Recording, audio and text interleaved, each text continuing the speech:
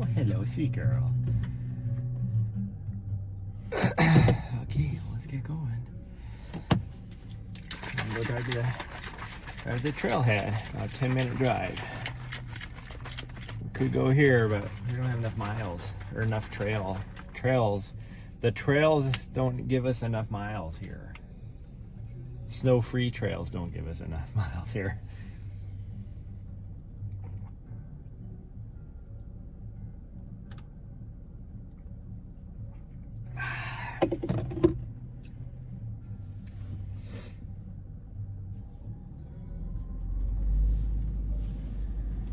Yep.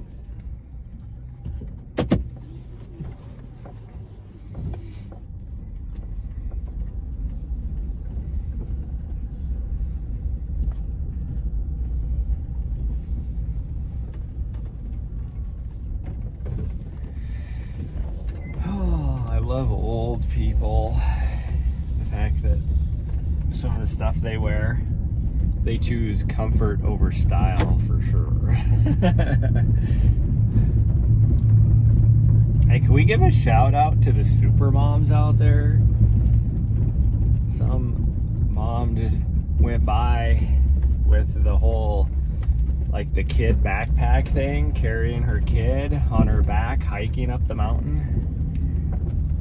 And you see that quite a bit down here. You never see the dad doing it. You always see the mom. So shout out to them moms, I tell you what. And she was going faster than if I was just power hiking. It's just nuts. But we got about a oh man, I am tired, everybody. About a 10-minute drive probably to the trailhead. Maybe a little more than that, because I think we're going to go to the far trailhead. And so essentially we will be starting at the middle of my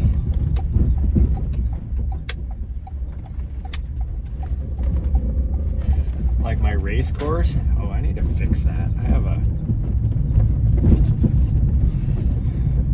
oddly enough, I have a tire running. Ooh, that's a new fence. That's kind of crazy. They have a new fence put up here. There used to be a trail that went kind of bypass. I think they're tired of people digging that trail. Let's get out in front of this guy. I hate when you start to go and then all of a sudden somebody speeding comes whipping around the corner, and it's like, you know, you don't want to slam on the brakes and slam your dog's forehead into the dashboard because some jackass is just going 45 and a 25.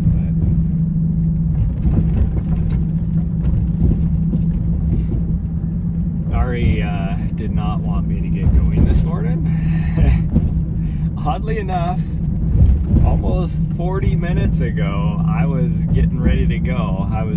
We watched the sunrise together, and then I was like, okay, I wanted like the rush hour traffic to go by, or, you know, to be pretty much done, since we have to like basically cross town. Yeah, we gotta cross town. And as soon as I like started to go, I think she actually heard me talking to one of my friends who was like, oh, when are you gonna go for your run? And I was like, here pretty soon. I think she heard me say that because she got up and then climbed over onto my lap and laid down like, no, how about you just let me sleep for a little bit. And I finally had to just be like, gosh dang, I've been here for 40 minutes now, we just gotta go.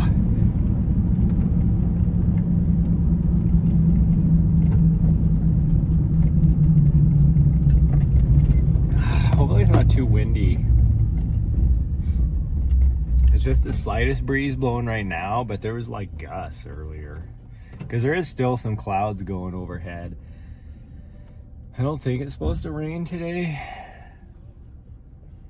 It's supposed to be fairly warm, so we'll see. But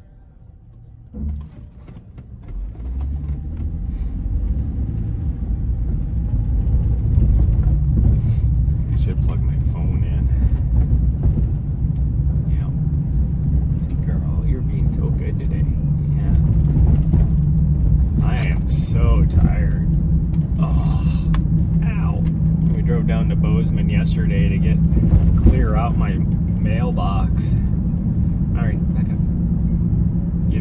up there. Come on.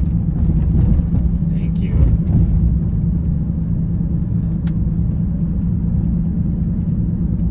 And then I really didn't get much of a run in yesterday because I just did a lot of cross training at the gym because it was just so super windy and cold and rainy. I tried to go for one run yesterday. Will you stop? And as we were driving down to the trailhead, it was sunny. And then, like, we got maybe a quarter mile down the trailhead and another storm blew in, and like the rain was coming down sideways, and it was like, well, it's a little too much for me to take. So yesterday was a big fail. Yesterday was supposed to be my long run. Actually, that was the second time we tried to go for a run. So I don't know why this is all blocked off, but whatever. Because we tried to go for a run yesterday morning, and I was going to go live if the weather was good. We drove out. I didn't go live as we were driving out to the trailhead because it was not looking promising for me to be able to live stream while I was out there running. But I was going to try it anyways. Ooh, we might actually get some weather. There's something coming over the Continental Divide right now, but we'll see. Sometimes it's deceptive because all the clouds build up coming over the top of the Continental Divide, so it looks sometimes more ominous than it really is, but we'll see when we get out there. Hopefully the network is good out there, because it is. In the past, it has been very good. On this route that I'm trying to do, it is. We do have a few times where we drop down into these little drainage areas where the signal isn't the best, but usually it's like pretty fast, you know, for us to get through there, so we don't really lose a lot of, like, so I don't really drop off a lot. But the last two times we were out here, for whatever reason, the network connectivity, actually I've noticed this now in this whole area, it has been kind of crappy. Mari, back up. Because we're like up at Mount Ascension the other day. We didn't have, our network connectivity was shit. Where else did we go? We went somewhere else, and the network connectivity was shit.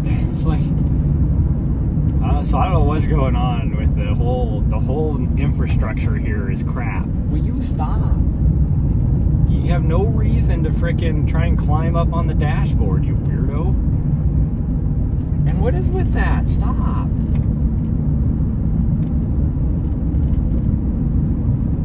Talk to chat. Sarah chat. You don't need to be a butthead.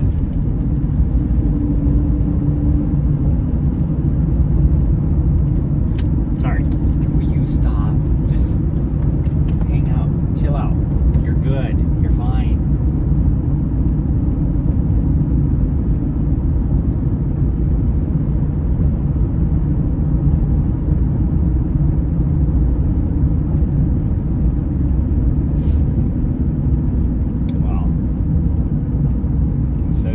About 10 minutes to get to the trailhead, but I didn't know they were going to have lanes blocked off on this road, and now I got the freaking railroad vehicle ahead of me. It looks like they might be going straight. Yeah. What are you doing? Because they were doing 25 on a freaking 45.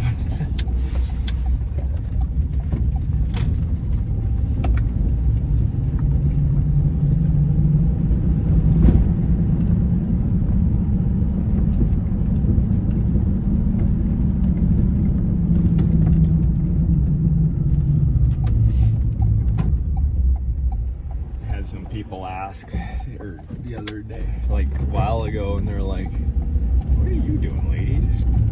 I don't know what you're waiting for." She was the person that got here out of all of us at the 4-way stop. She was the last person to go, and it wasn't like she had to wait for one of us to turn or go straight or anything. We're all going different directions than her, and she's still sitting there until all of us went.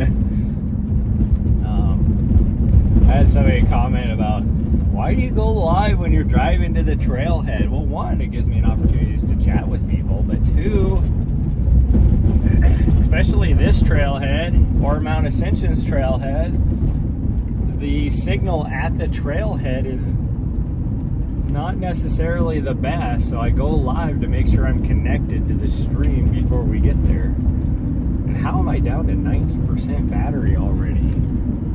This is not going to be good, because I don't have enough battery to... I'm going to try and plug this in really fast. There we go.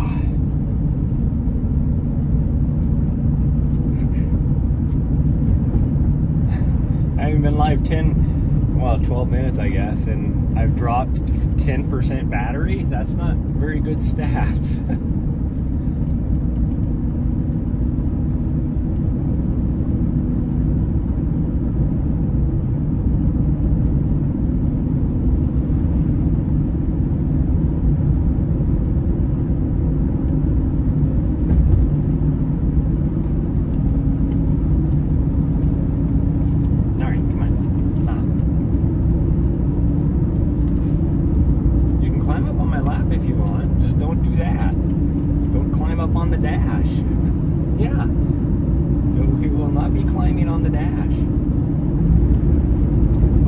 This road, people are going really slow, and it's 45 on this road too. Oh, we're almost up to 45 now, please. It only took us a mile and a half.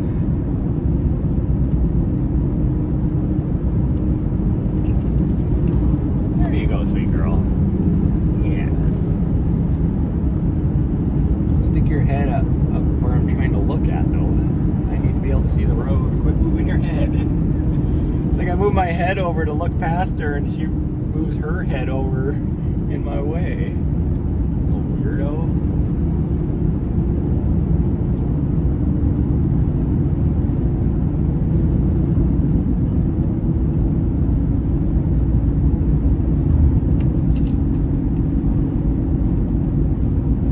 Everybody's turning to go towards the military base. It's kind of an odd time for people. What are you fucking idiot? Gosh dang, dude. Dude, it's not like he has a stop sign or anything. He came to a full stop to turn left, and there's like, I get it if there's traffic coming and you have to freaking, yield to the traffic coming from the other direction, but there was absolutely no traffic, and that dude all of a sudden like freaking slammed on his brakes to come to a dead stop. Dude, what the hell? I agree. See, my dog is even like freaking out because of it. Yeah, no, you're just freaking out because you're an idiot. That's all that is. I don't know why she gets so anxious about freaking driving anymore. She is like just freaking nuts. Well, this right now, she knows where we're going, so she's getting a little excited about it, but she's also anxious from driving.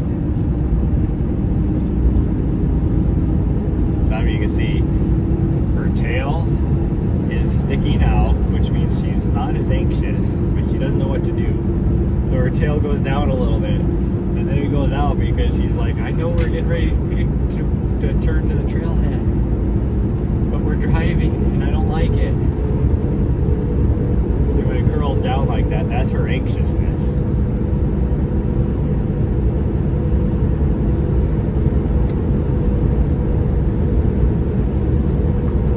No, get away from the dash. Alright, come on. Back up. Yeah, you're okay. And whenever she gets anxious, she tries to climb up onto the dashboard, and I don't get it. It makes no sense.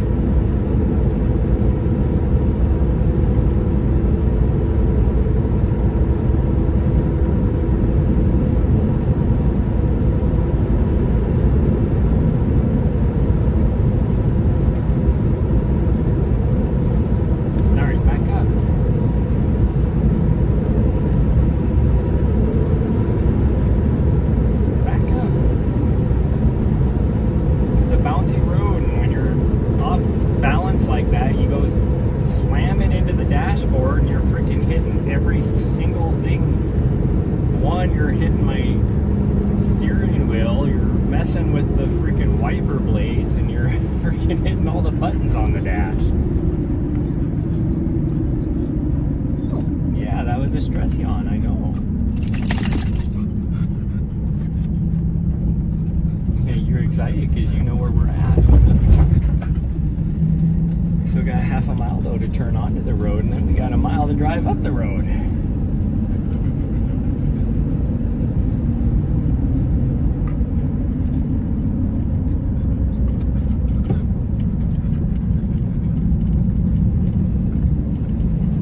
So I think what we might do is maybe run the course in reverse from the halfway point. Which means the climb up on top of Scratch Gravel Peak is gonna suck, but because that is the worst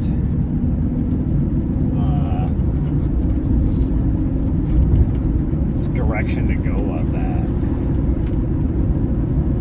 As well as I don't think we want to go in. Oh, right here's our road. See, that's why. Stay away from the dash, you weirdo. You get yourself off balance because you're stretching out, reaching for it. And then I barely touch the brakes and you're freaking slamming into it because you're off balance. You're overreaching for the dash. Yeah.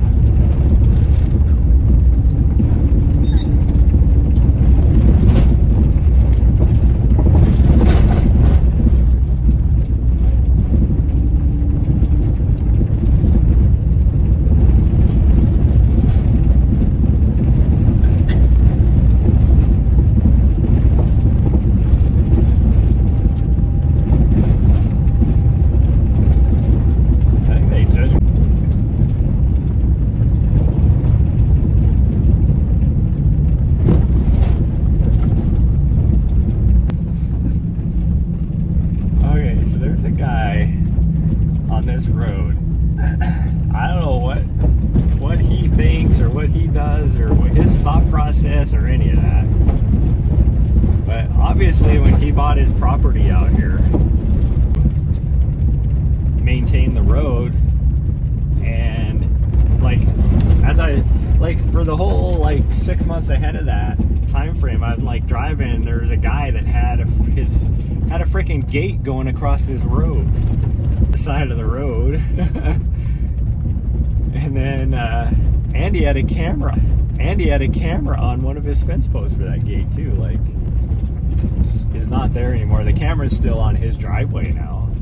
But and then actually a couple of people out here. That's unexpected. I don't know why they're parking down there, but whatever, you do you. But I just drove by now, and he has on his garbage can now, because he has one of those big garbage cans from the county, and now because he has one of those big garbage cans from the county, and he has 48 act, so we'll see.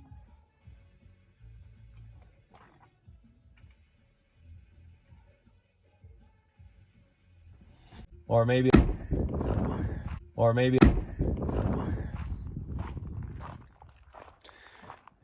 yeah, there is something coming over Continental Divide behind me there. You can see it, but I think it's gonna miss us, whatever it is. And it's probably dropping snow up on the high peaks, but I think we'll be okay down here. Hey, hold on, let me get you dressed. Yeah, because otherwise I won't know where you're at. I won't know where you're at. You need to put your bell on. Yeah. Because I need to fill up the waters. I need to fill up the waters. Oh.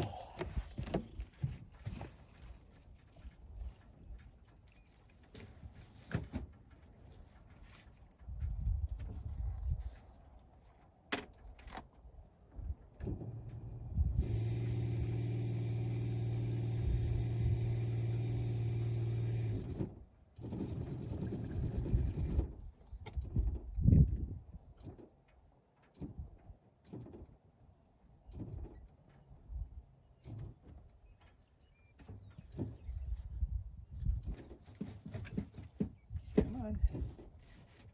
Come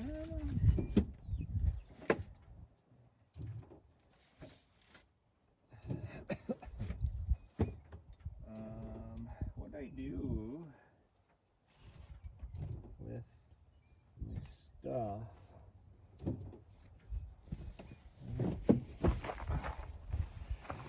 I gotta find my mix. Oh, it is actually a little bit chilly now. Now that I'm out here.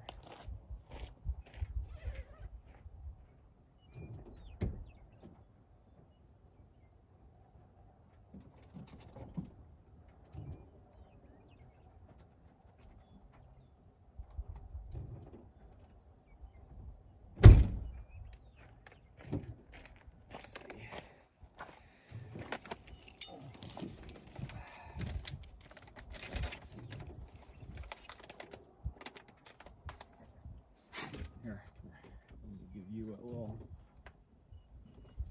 something before we get going.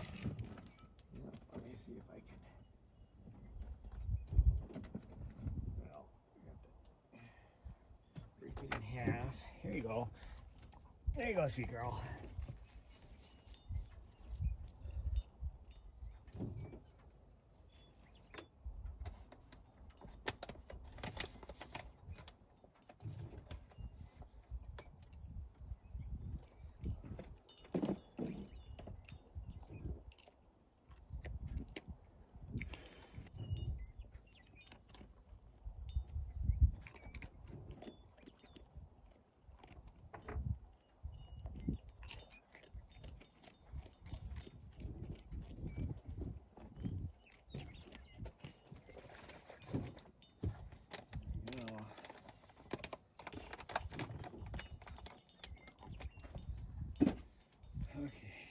There's that. Why are you wet? I think the lid's on there again.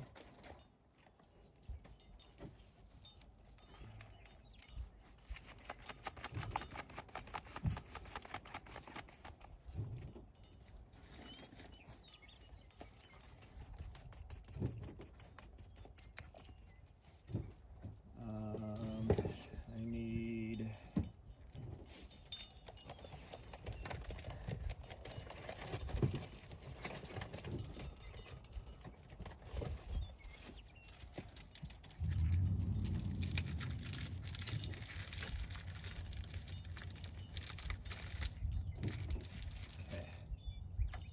good there.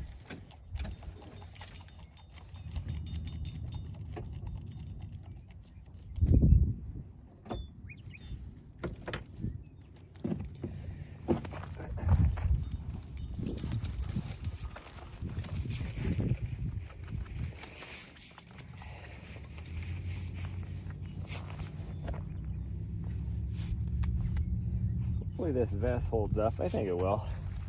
I do have my new vest, but I just haven't transferred everything over yet. So hopefully it'll be okay. I kind of want to grab a freaking hat, a beanie, just in case. So this one right now, I'll throw this one in.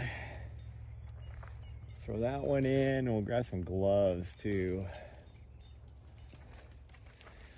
Cause it's a little chilly out here.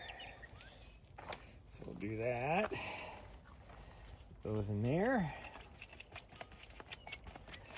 And then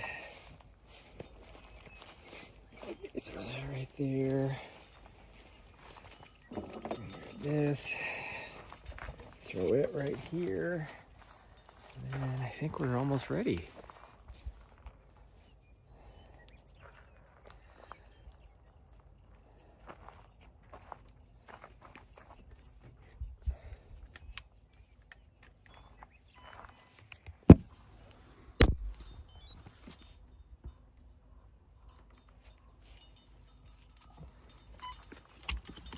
Oh, let me. Oh.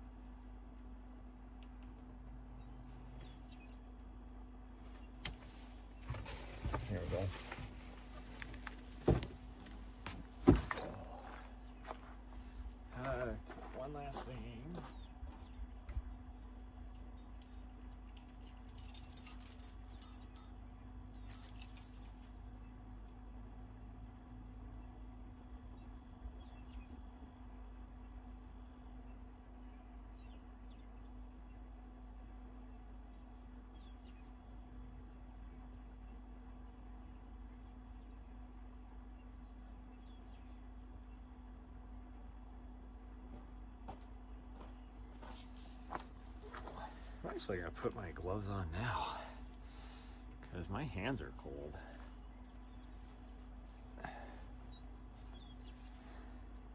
Oh, sunglasses.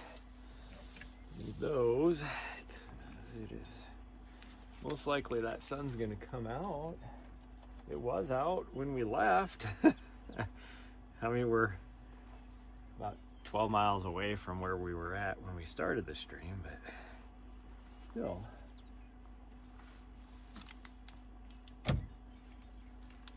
Add a mirror. Okay, are we ready, sweet girl? You ready? Where you at? There you are. Okay, yeah, well, she is ready. She's so excited now that she knows we're going to the trailhead. Look at that, she's off already. She's like, boom, let's go. Let's go, huh? Okay, wearing new shoes today, so we'll see how these work. I wore them pretty much all day yesterday to kind of break them in a little bit because they were so stiff. So we'll see. I'll probably have to adjust how they're tied, I'm guessing, as we get going here and actually get some climbing miles in them. But so far, I like the feel of them. The problem is going to be how they sit. Now the upper is completely different. The way they tie is completely different. So, I mean, pretty much they redesigned the whole shoe. Has a different midsole in it, type of foam. The stack height is pretty much the same, but they're a lot lighter. They're like, oh geez, like 2.5 ounces lighter than the previous version I had. So we'll see. I'm thinking these will probably be my shoes for Cocodona. The problem I had with the older version is the way they tied and everything, and I have such a narrow foot that it would rub on top. I actually have the toe if my feet will move around a lot. Yeah, see, there is something coming over the top of the divide, but it's hard to tell if it's anything to worry about.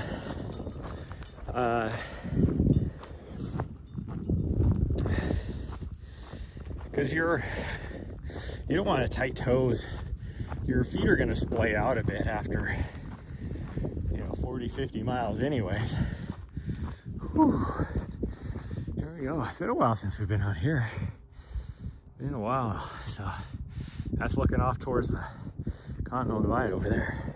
In fact, the big mountain underneath the cloud cover is the Continental Divide, and then the big far one over there is the Continental Divide. You can't really see it really here. I mean, if you know what you're looking at, you can tell where the Continental Divide is, but it's hard to tell. But let's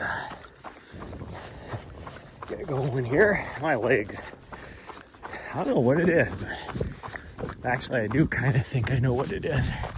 My legs have been just dead the last like 4 days, and some of that I think is because we've been sitting in the van so long putting miles on,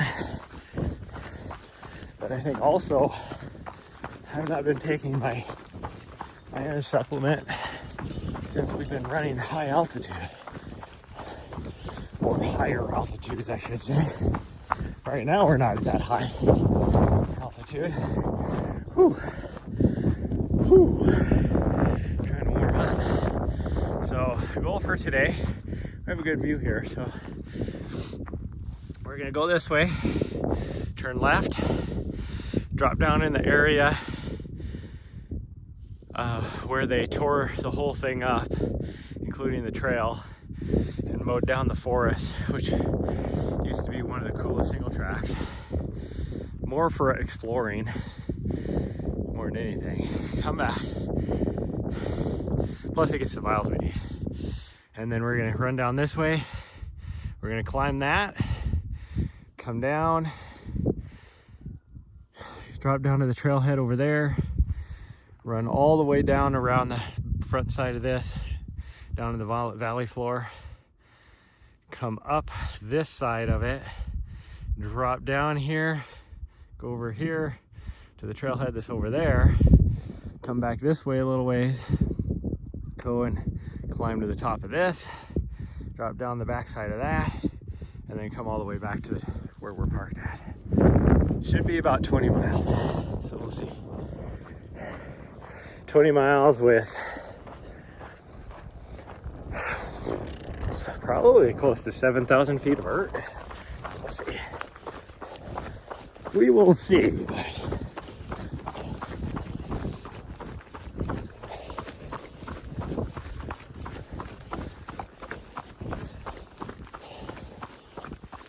the nice thing about the reason why I wanted to start here in basically the middle of my race course I'm trying to get permitted is because if I'm not feeling it, it's a lot easier for me to come back to this trailhead, like cut it short, versus if I'm start at the actual start finish line. I think my dog can still see me.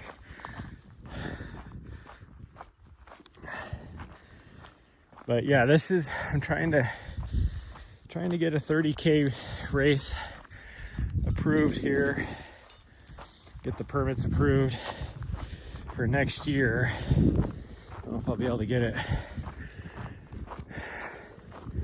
because now I'm like 6 months away. I don't know if I'm gonna be able to get it off this first year. I might have to wait a year. But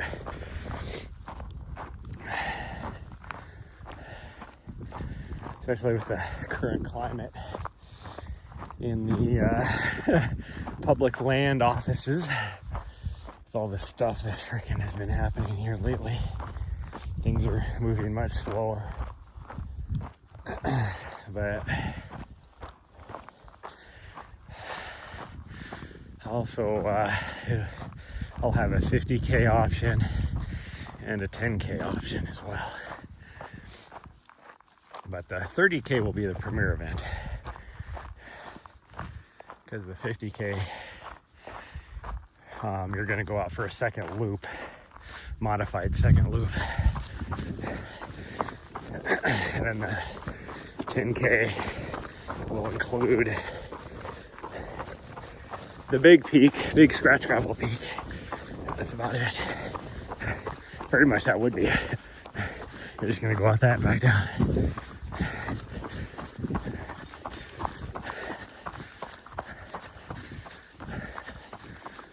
Yeah, single track. You know. See, she knows. She's ran this course many times. Yeah, legs are worn up. Still think it's funny. Looking, now you can see kind of over here in the other valley, on the other side over here, and people that live in Helena, which is, well, you can't see it, it's right on the other side of that whole Helena Valley over there, have no idea that this valley over here even exists. Because there's no, like, even if you're driving somewhere, you ain't driving that direction. Even though you can go off this direction and get up to Lincoln, Montana, but even the people that are going to Lincoln, you know, in the winter time to go snowmobiling or whatever they happen to be doing, they're not going that way. They're going the other way.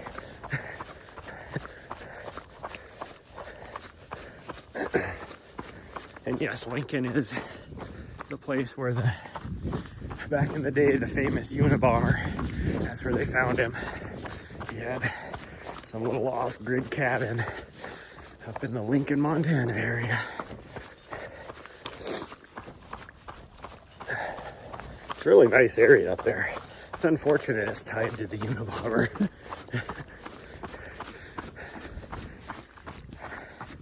Like if I could own a house up there, that's where I'd live. It's a nice area. I mean, there's a couple areas I would live other than here if I could afford a place. You got like Lincoln would be cool. Ennis would be cool. West Yellowstone would be cool. I mean, Bozeman would be cool, but definitely can't afford there.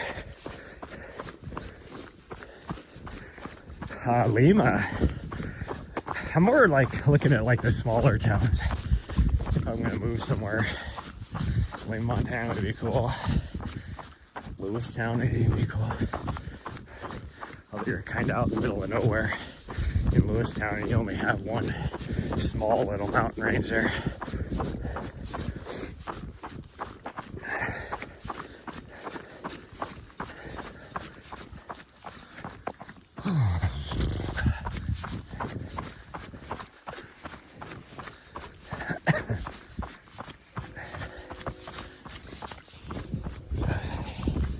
I'll have to charge my gimbal a little bit as well partway through this, but let's see.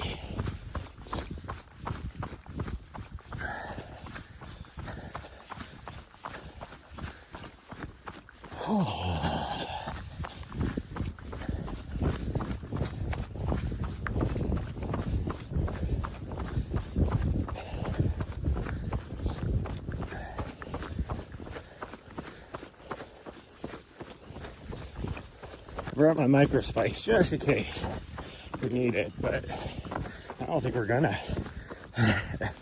Based upon that, even like right here, there's zero snow, so I think we'll be okay.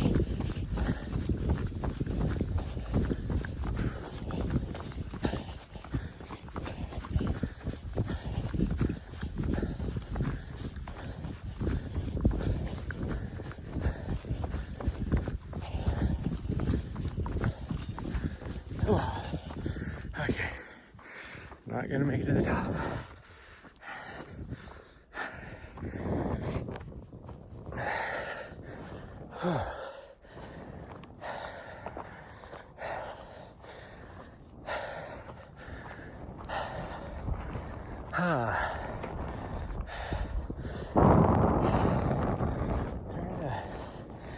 Bit of a breeze, but like I said, it's cold, but it's not frigid.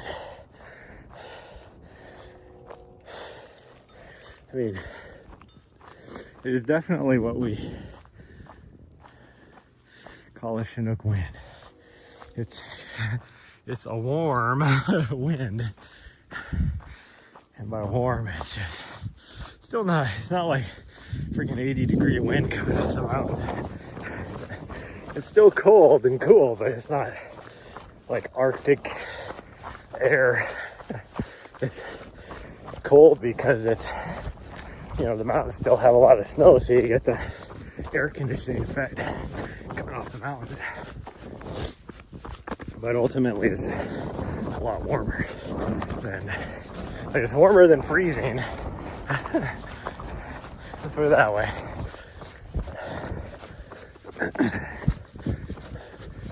A little bit of muddy here.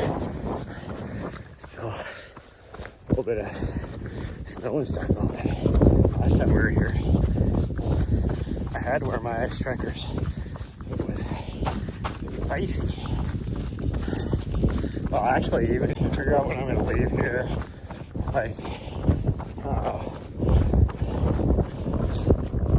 I think I'm gonna leave here on Sunday. I'd like to leave here earlier, but I think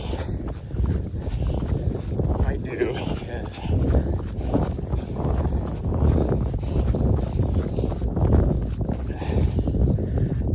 because I'd like to go in the backcountry a little bit. And the way this week is looking, I should be able to. And by backcountry, I mean over here in the wilderness area. Wow, my camera battery is just freaking dying fast. Well, there was a slow first mile. 18-minute mile, but that's what you get when your legs haven't warmed up yet and you have to climb right away. Well, I guess I started my watch early too. I had it was probably closer to a 15-minute mile than, or maybe even a 14-minute mile. I had like 3 or 4 minutes of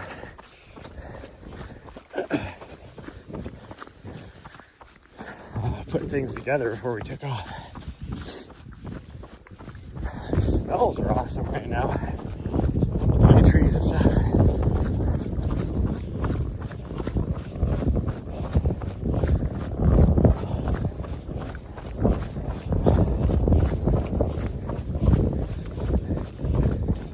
Anyways, I think one of my friends would love to go back there in the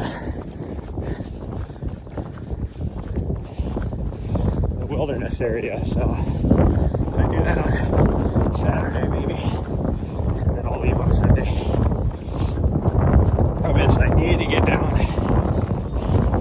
I will be busy working that first weekend, and then I have to leave to go to California, so I lose about a week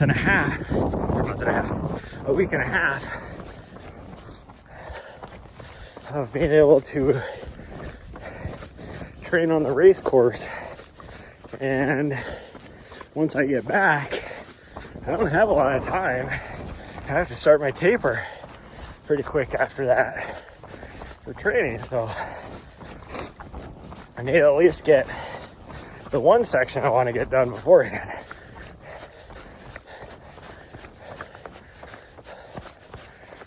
Ooh, geez. See, this used to have mowed down. You can see some of the remnants of it.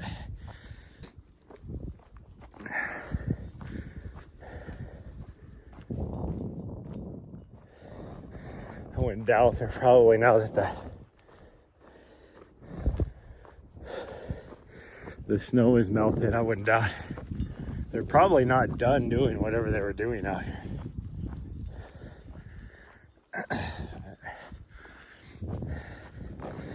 And like fuel reduction, but it's like it wasn't dead trees. It's not like, and they were young trees. They got rid of all the young new growth.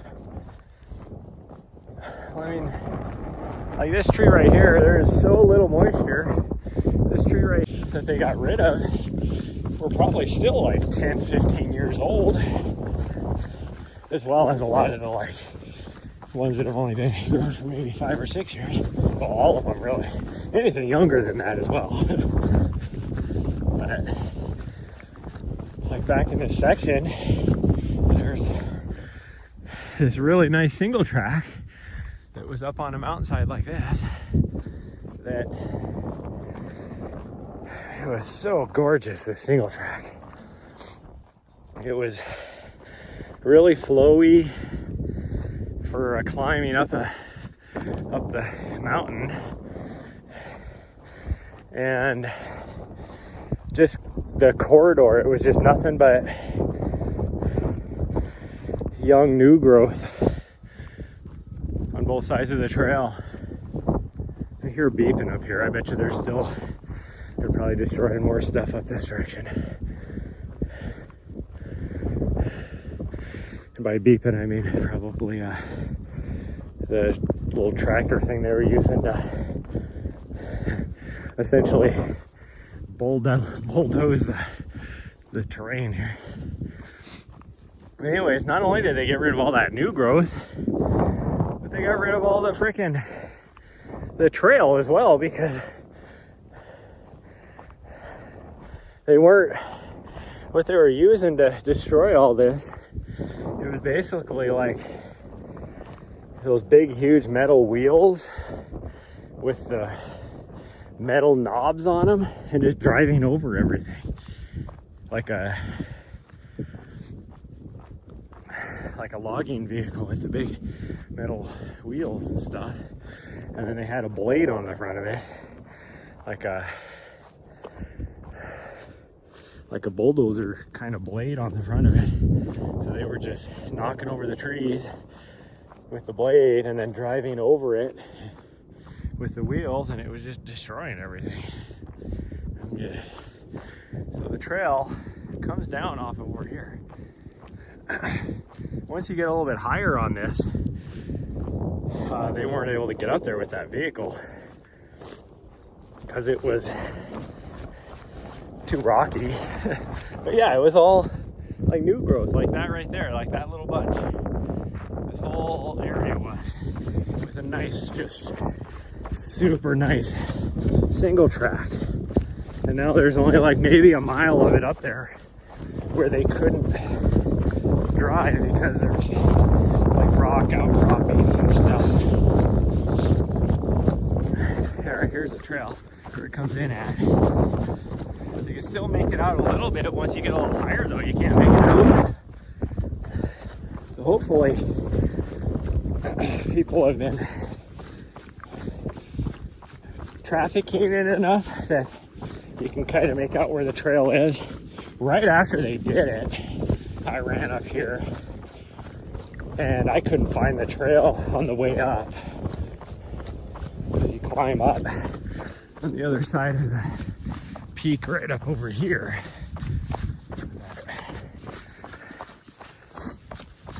Let's find out.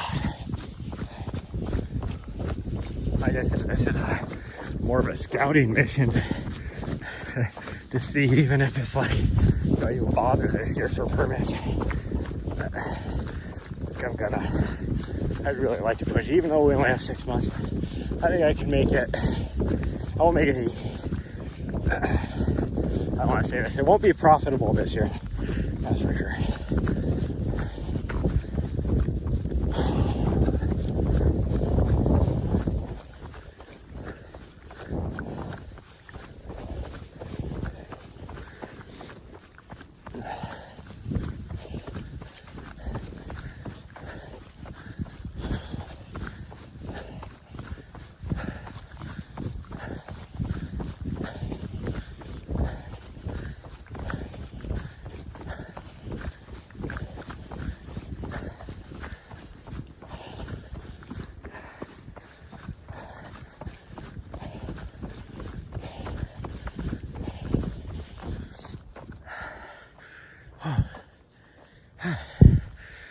I mean, oh, look at it. This is all uphill, as you guys know.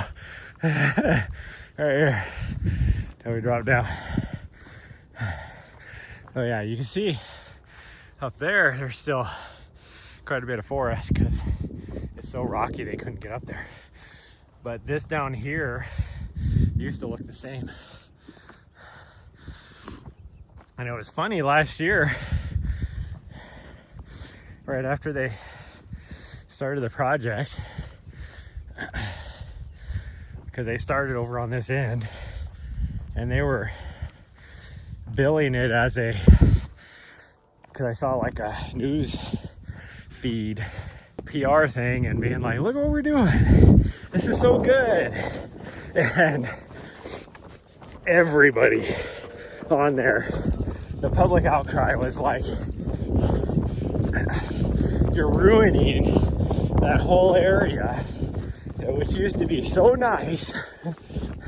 And you guys basically just tore up the super nice trails and destroyed the nice forest.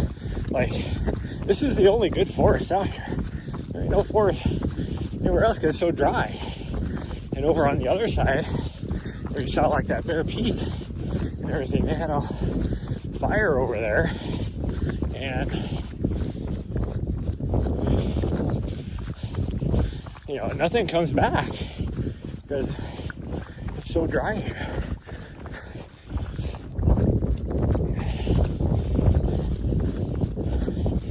Which then, again, you're like, well, if it's that dry, then of course they should do some sort of fire mitigation. But the last fire we had out here, one, it's not that, because there's not a lot of water. The forest isn't that thick, and there's not a lot of dead, underbrush or fuel down on the bottom and all that kind of stuff, because there's just not a lot of growth out here. Two, the last fire we had, only fire we've had out here the last like 20 years or so that I know of, was man-made. Somebody started it with a freaking campfire, a legal campfire, I think. You're not even supposed to have campfires out here.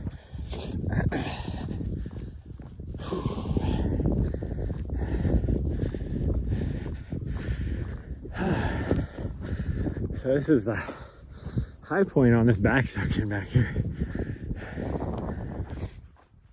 And you can see how wide open it is because they destroyed the forest.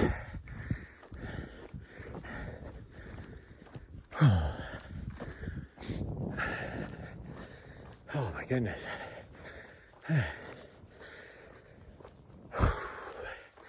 This isn't even that steep. Why am I struggling so bad?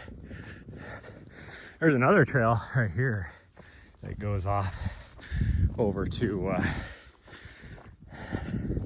where we come up at from the bottom.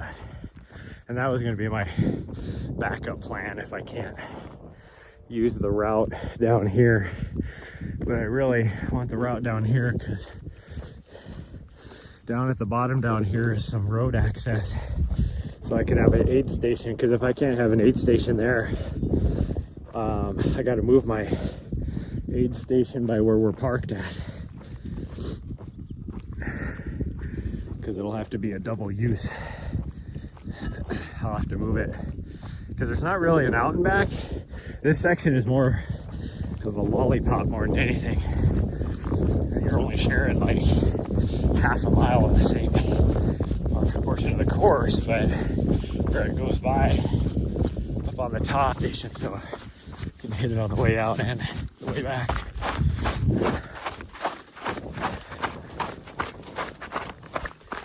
There's still a little snow and ice back here.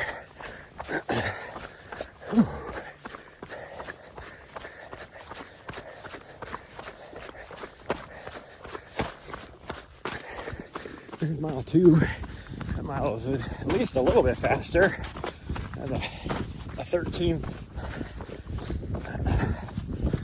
Because we're just going to take our time, or else I'm not going to make it through.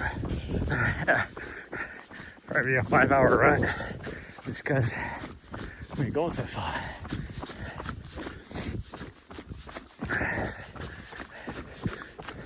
Yeah, all this back here used to be thick new growth.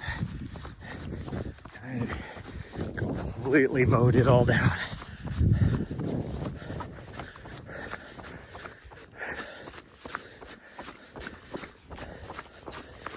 And I will say, at least here they didn't do as bad as they did up on top of McDonald Pass, because they literally mowed down the forest there. That was thick lodgepole pine. And they just took I don't know what kind of machine they used, but I just envisioned like this big ass mulcher or something that literally mowed down the whole forest. Like, they didn't leave any trees. And it's right on the Continental Divide Trail. And like they essentially followed Continental Divide Trail for like 2 miles and destroyed the trail. You can't tell where it's at all. At least I saw Wild Montana is going to get up in that area, it looks like, because I showed one of the people from Wild Montana video of what it looks like up there. And that dude, he was pissed. And I talked to the lady that's in charge of the forest district here, and I was like, what the hell were you guys doing up there? And she's like, oh, we had to do it for wildfire mitigation. I'm like, well, you could have done it on either side of the trail. Why did you just follow the trail? Like, because then the people that are through hiking, they have that route closed, and your only way to get around it is off of the pass. So either way, direction you go, which I think they had you going towards west. I don't know. Was it west or the other direction? Either way, I mean, there's two ways you can go, but you're still going 10 miles down the pass. Maybe not quite that much, at least 5 or 6 miles, down a freaking super busy US highway to then jump onto a Forest Service road and have to hike along that road for about 7 miles before you can jump back up onto the Continental Divide Trail. So you basically have to go 15 miles out of your way instead of being able to just go 2 miles. On what used to be a pretty cool trail too. Like, I spent a lot of time on that trail. It's not like there was dead trees or anything. There was a little bit of beetle kill, but it wasn't that bad. Actually, when I was taking that video, there was one through hiker that just said F it, and he was like, I'll just freaking off trail it through this section because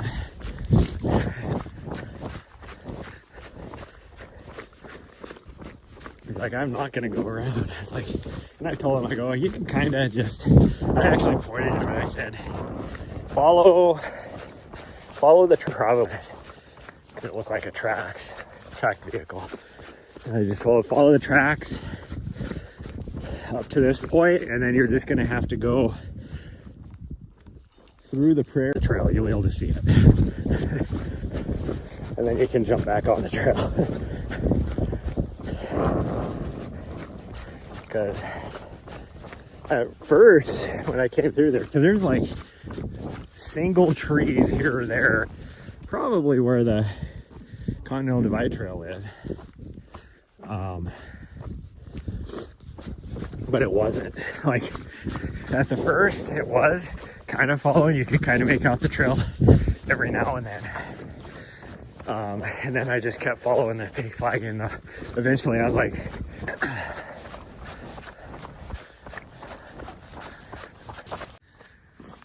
we definitely missed it.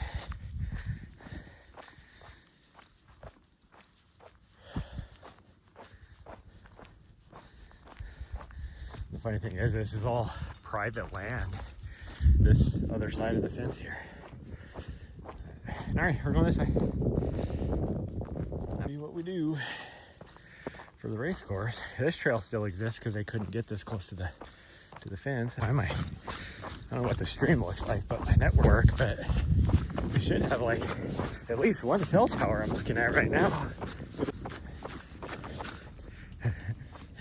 How old is your dad?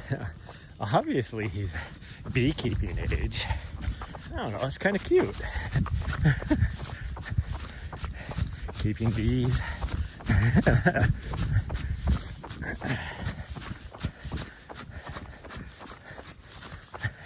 All right, I want to F your dad. Oh, really? There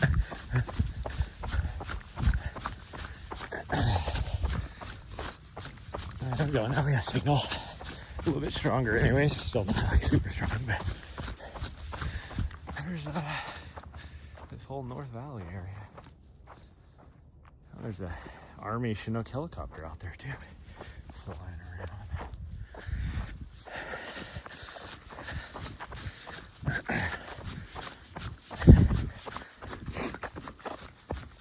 Looks like it's on this section where these people that live right here. This guy that lives right here. Yeah, see, it's private property, no trespassing, and there's a gate.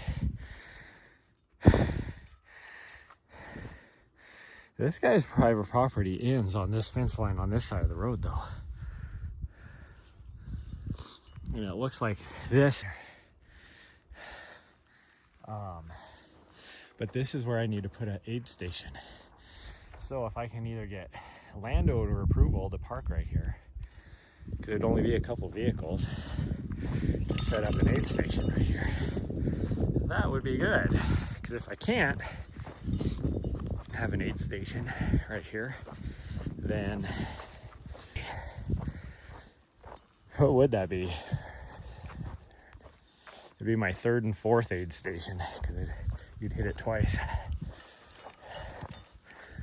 Okay, well, let's see if anybody has been taking this trail. I see footprints, so that means possibly people have been wearing a path on the actual trail again.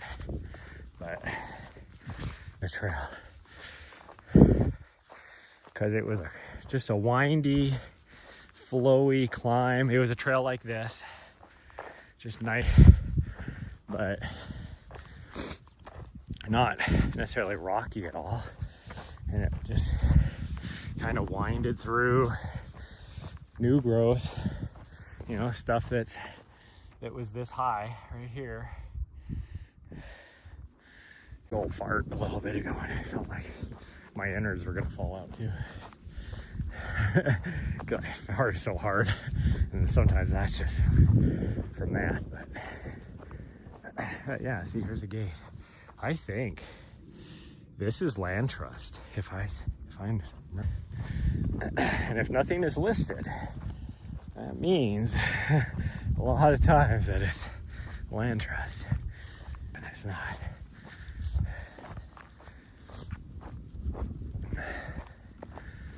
Okay, this is where it used to be so nice.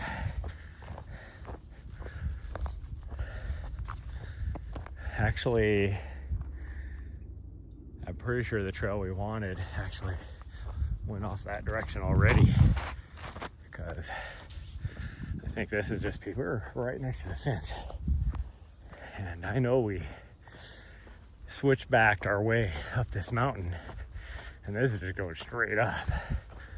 So I guess that's how everybody decided they were gonna go up now, I guess. Which, if I need to, adjust my race course, I can. At least there's a trail.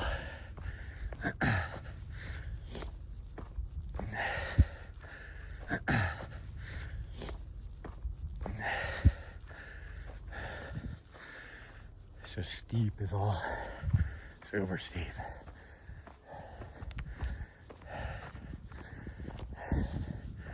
Unless we gotta somehow connect back to the other trail up here, which, like I said, because it's still super rocky, yeah, this used to wind over. Oh well.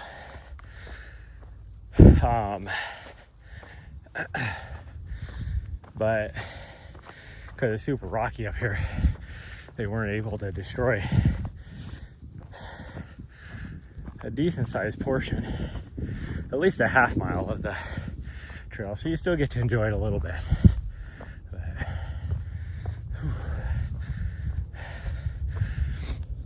this is not a sustainable trail because it's so steep. That's the other thing, is because of all the tree growth and everything that used to be in here, it was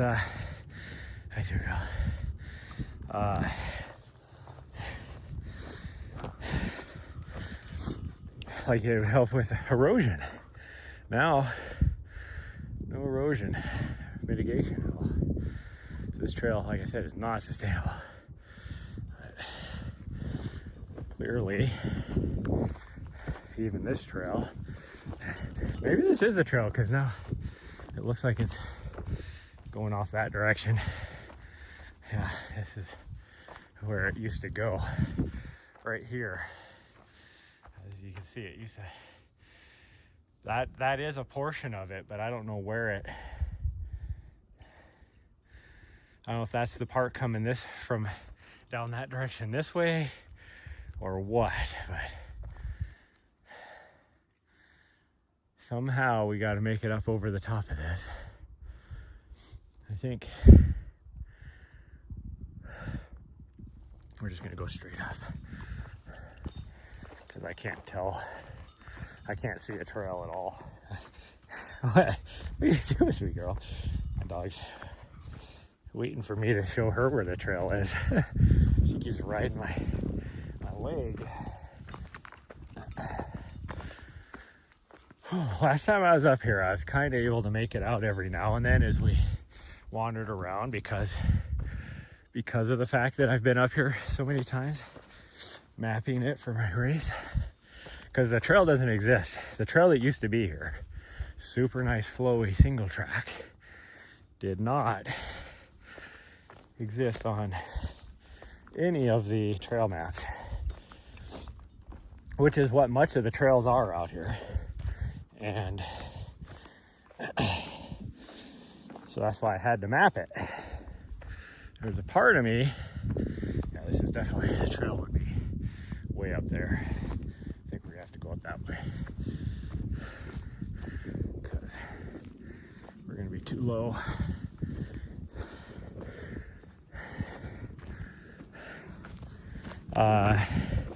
Part of me wants to just spend like a few days and retread the trail, bring some tools out here and just do it without permission.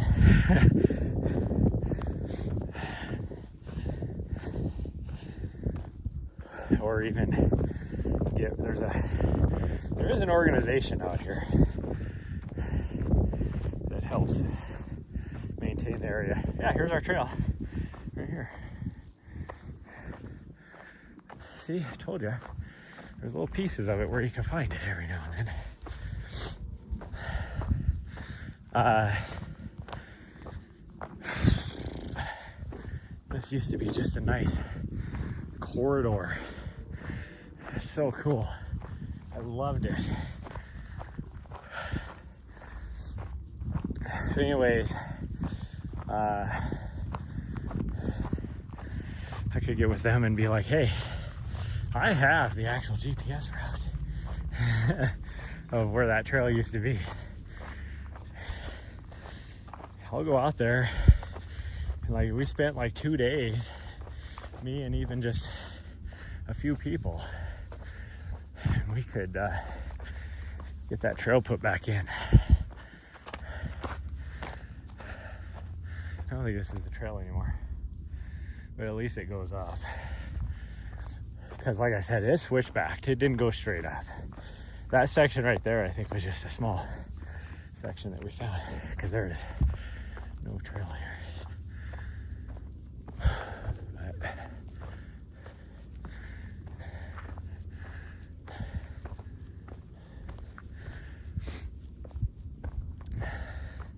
Once we get up here, then last time I was out here, I was able to find it because it's the only way through. Like I said, it's all super thick, young, new growth, and so it's the only break in the trees. So it's pretty easy to find the trail once you get up here.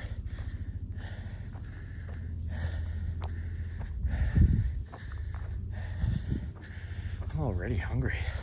What's up with that? I haven't even made it that far into the run. Made it that far into the run, and I'm already hungry. And I had a healthy. I have bad mouth. Oh, the mountain bikers all the time, but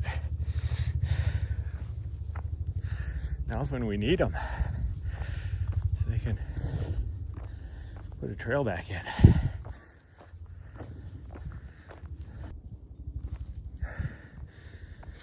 See, it was thick like that over there through this whole section.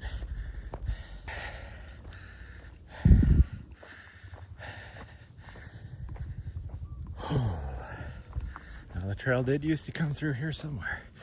You see where people have been coming walking through here. This was like a vehicle track, I think.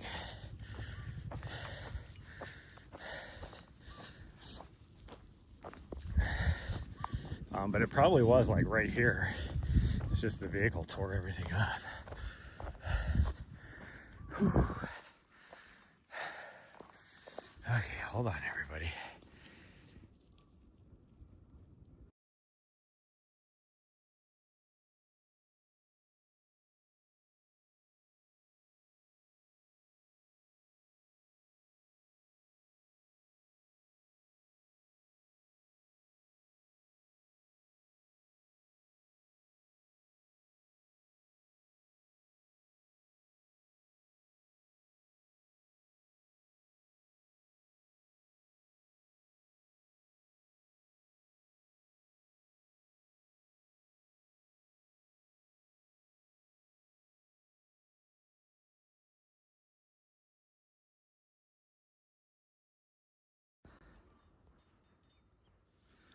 There we go.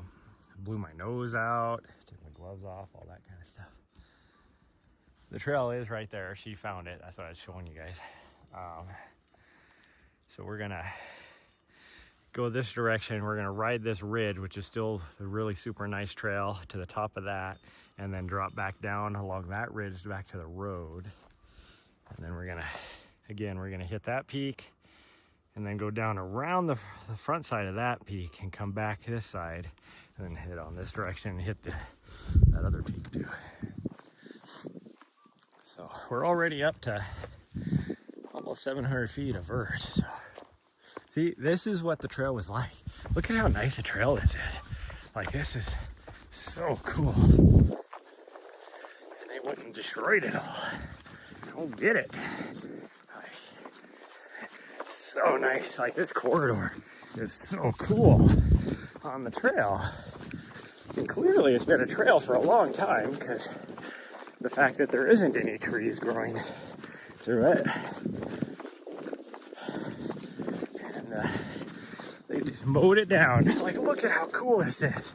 This is what that whole climb up on the mountain was like. From down there at the road, and they destroyed it.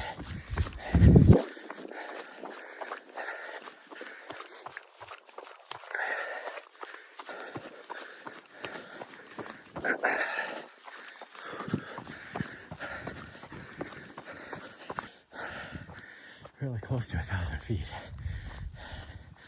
and then we still got that next peak is easily 1,000, and then we drop way down, and then to climb to that other peak is like at least like 1,500-1,600, and then we got another peak that we climbed that's probably about 800, whatever that total is. If you think it's my race course, I would remember.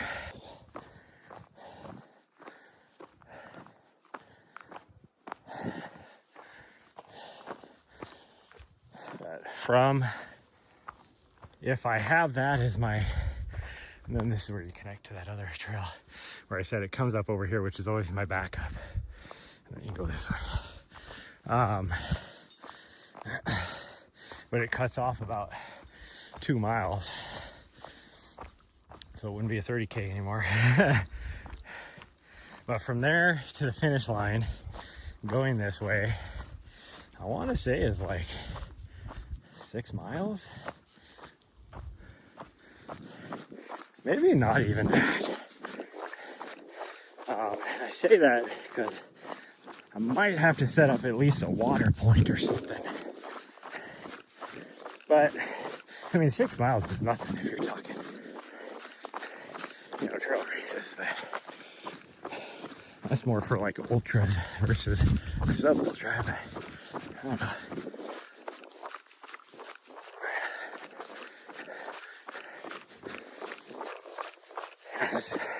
I mean, look at this. This is so cool. And as you can see, there's a little bit of like deadfall, but for the most part, there's not a lot. A lot of falling on my head.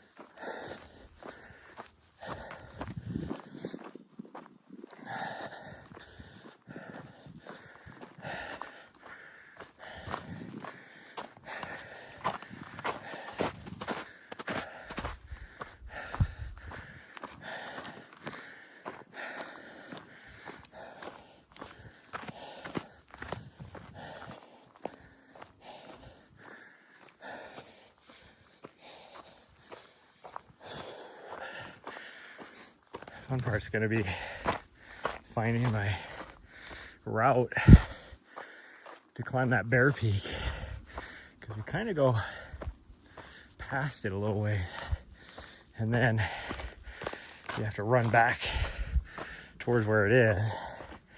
But we could just go this other way, because here's the deal: if we're not close to our distance, another good thing about going this way is once we get about half a mile from where my vehicle is, we can always just take a different trail to run back to get more distance if we need. But we're just have to see how we feel. Again, we can always bypass a lot of different things, and if we're not feeling it today, to get back to where we're at. Where if I was on the other side, like I said, at where the start line is, I wouldn't be able to do that, because once you get away from there, there's only two ways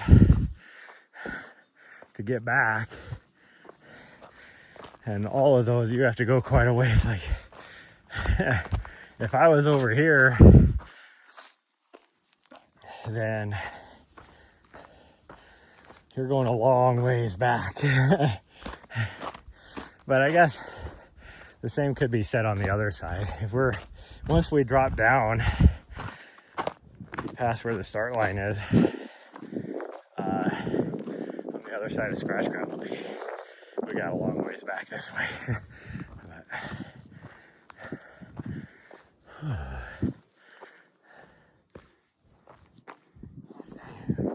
See, it looks like the weather's moving in. There's a rainbow. It is clearly snowing on top of the Continental Divide.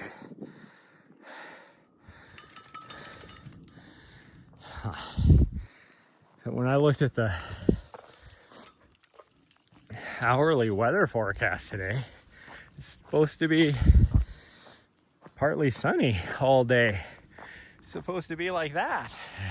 Not what we're seeing over here, where it's complete cloud cover almost.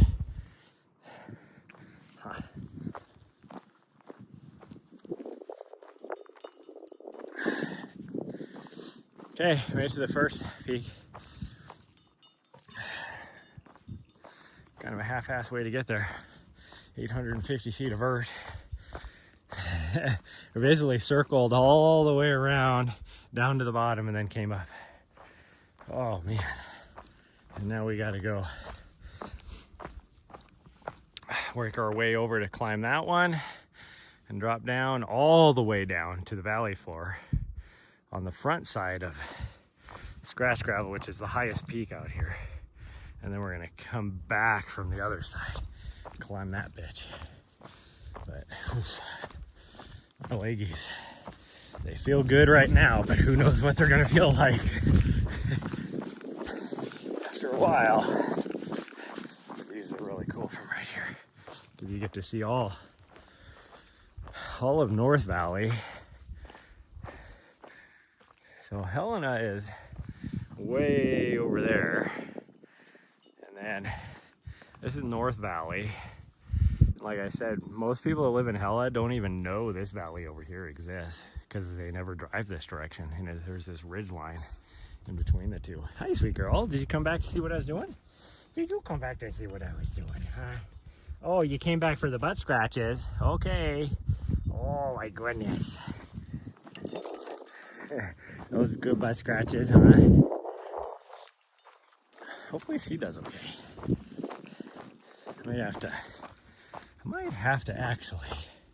I gotta be done to go let old Riley dog out. My friend asked if I'd be able to let her dog out at lunchtime because she's working today.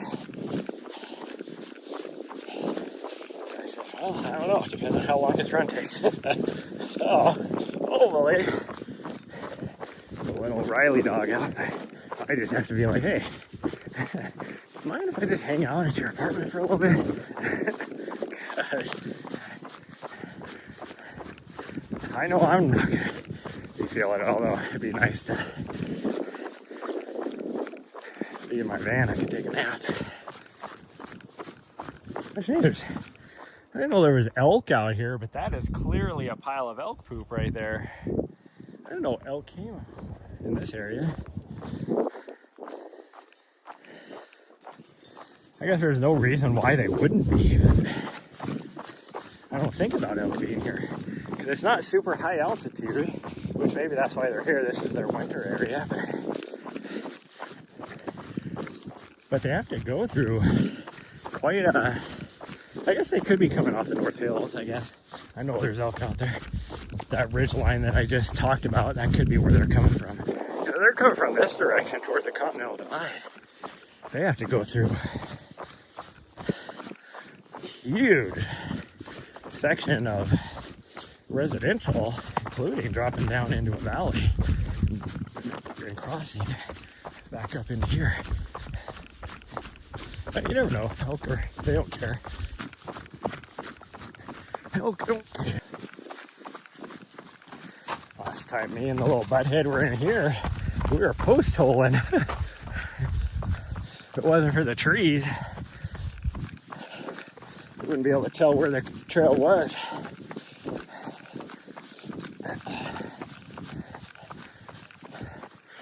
And I say that because there's, there's an obvious corridor going through the trees.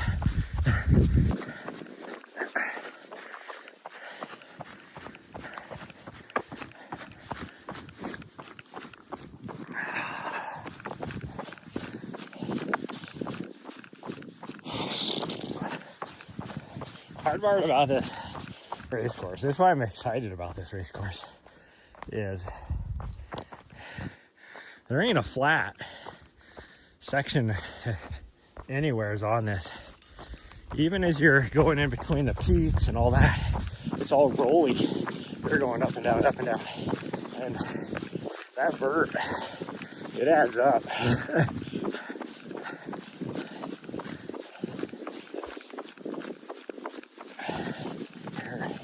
You're either going downhill or you're going uphill. Even when you drop down, there's a scratch gravel where there's, you're down on the valley where it's flat. It's still going downhill or uphill. It may not be 10-12% grade. It's still at least 4 to 6% one way or the other, either downhill or uphill.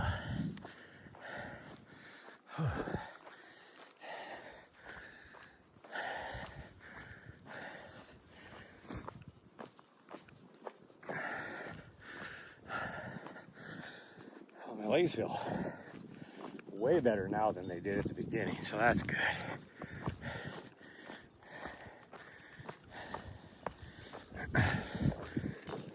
Now it'll be interesting to see, because when I came through here and you get out into the area where they mowed everything down again, I couldn't tell where the trail went because all the snow.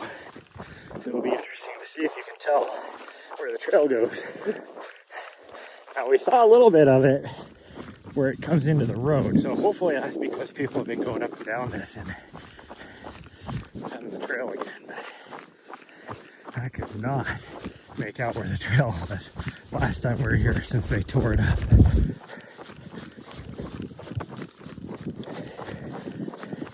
Yeah, see, I would have thought it went across this little drainage. But according to these people, it goes over here, which is probably true. This does look like a little section of the trail. And even right here, we're almost to the road now, so let's just cut way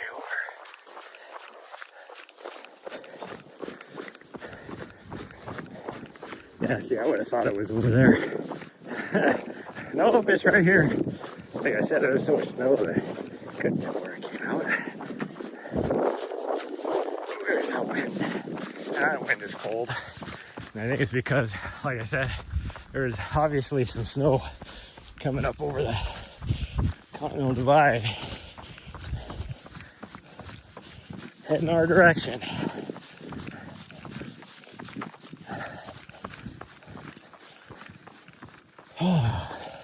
So this little stretch right here for, I don't know what it is, maybe 3/4 of a mile, is where you'll be passing each other on the race course. It's part of the why I say it's more of a lollipop. I definitely need to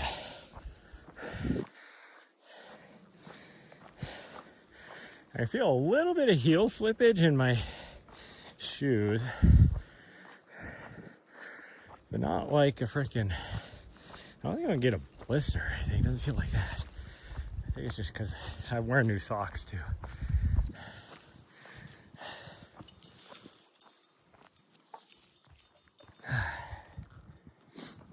Hoofed us. Well, 900 feet of vert so far. I'm gonna eat something. Have a piece of it. It's a lemon waffle. I don't know if you like. I am taking a lot of liquid calories right now. Gosh dang, I can't get into the fucking thing. What is going on here? There we go.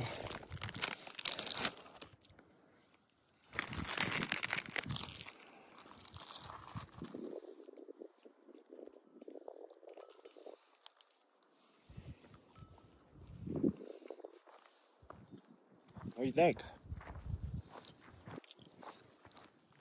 Let's keep moving while we eat our snack, okay? Doing quite a bit of running. When I am running, we're doing 10-minute mile pace.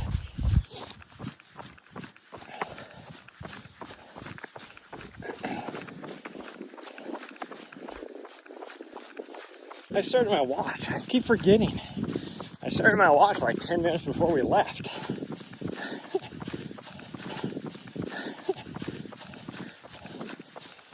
But even then, that's still like 15-minute mile pace. I don't know. Who knows? I mean, that last mile right there, where we were climbing up, that one took a little while. That was like 22, 23-minute mile pace climbing up that thing. But it wasn't a full mile, so I don't know. And we did run a little bit of it too.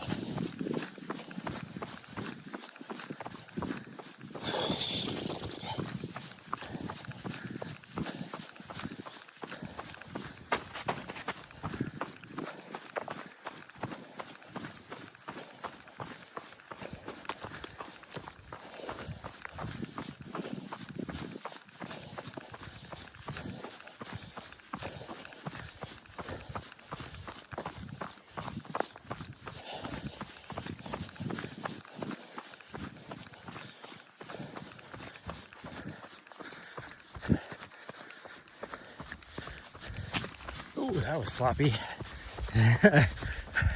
Ran right through that.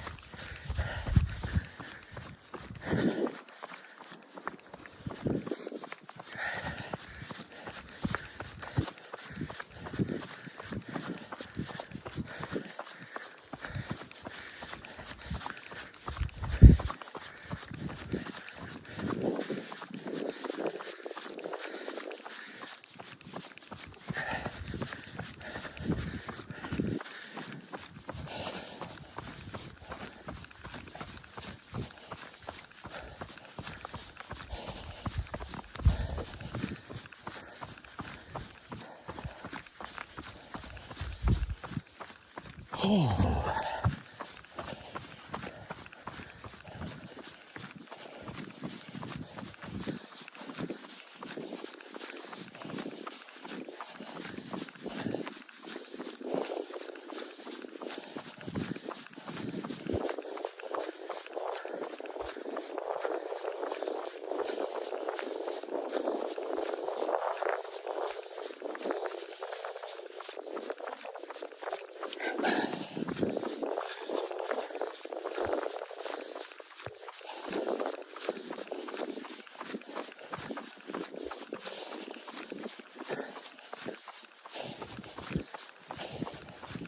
I didn't check and see what that mile pace was, but it had to have been pretty freaking fast.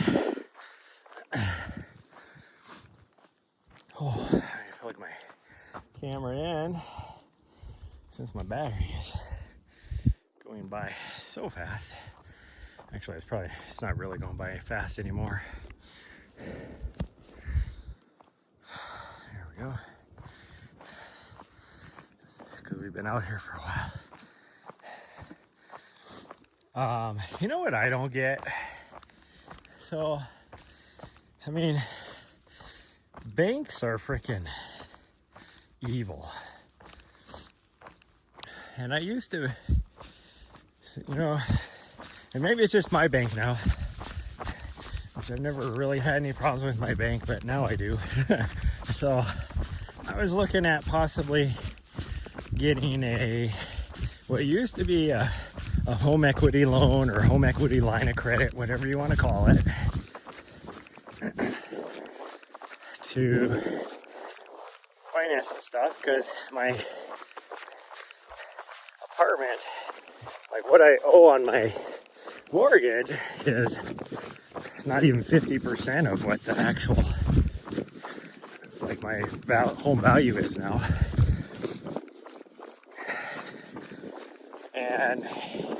And so you're paying off, you know, your previous mortgage, and then you get to take out the cash to use for whatever on everything else. It's like, that's a loaded crock of crap. Like, most people that are going to have equity in their home have been paying in for 10 to 15 years on a 30-year loan, so they're like halfway done with it. And now, so like a home equity like line of credit was nice because, you know, you just paid until it was gone. Whatever the interest rate is for it. And now with like that cash out thing, it's like you're doubling now back to a 30-year, you know, whatever. And like for me, I got my loan back when interest rates were great. So you're going to make me refinance to a longer term. What are you chewing on? Huh? It's like, don't you go about yourself. Anyways, so now you're just like a 30-year term for whatever the interest rates are now. I know it's a guarantee it's higher than what I have on my mortgage. It's like, it goes towards the principal versus interest. You've like pretty much paid all your interest off.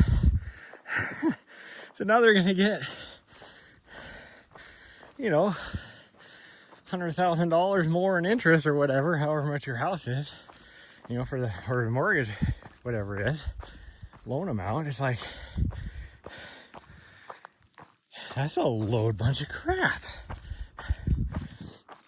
So I might, but we're gonna go over here. We're definitely climbing this mountain real east. I'm gonna see how the Lakeys feel and how I feel. The Lakeys feel great right now, so it's more, I think, my motivation more than anything. Which is funny because I'm motivated to climb the mountains, just not to do all the extra miles required to do it. Like if I could just somehow transport over to the base of the mountain, yeah, right now, climb it, I would. And then once we get to the top, teleport down to the base of the next one.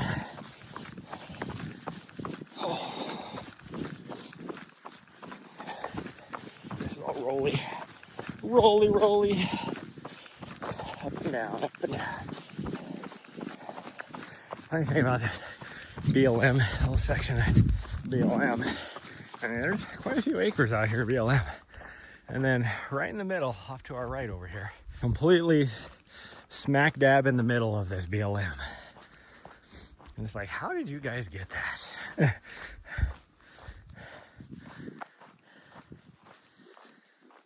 Yeah, I'm coming. This is just a little too much uphill for me right now. Yeah, I'm coming. Don't you worry. I was hoping we'd find some. Ooh, I'm gonna have to keep an eye on my water too. That might be my limiting factor. I was hoping to be able to find a puddle out here for her to get a drink so that I could steal her water. Now, if she finds snow, she can eat snow. She might have already been doing it. I have no idea.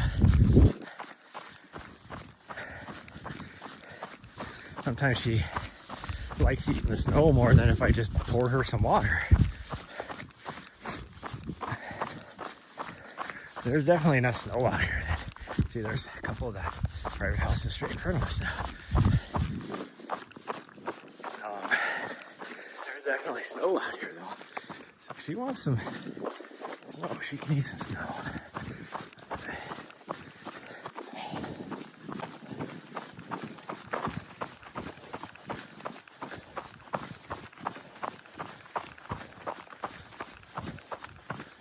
Mary, don't eat the horse poop.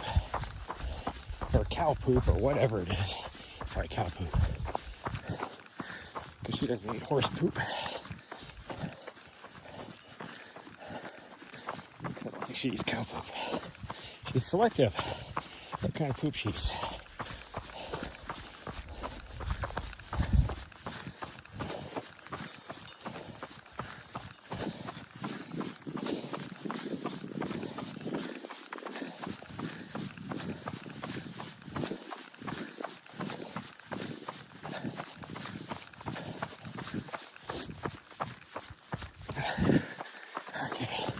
So if you want to take the quick way,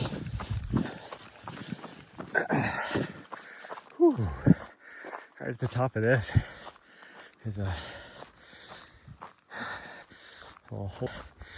Otherwise, we gotta go a ways past it and then come back, which is the race course, just because I.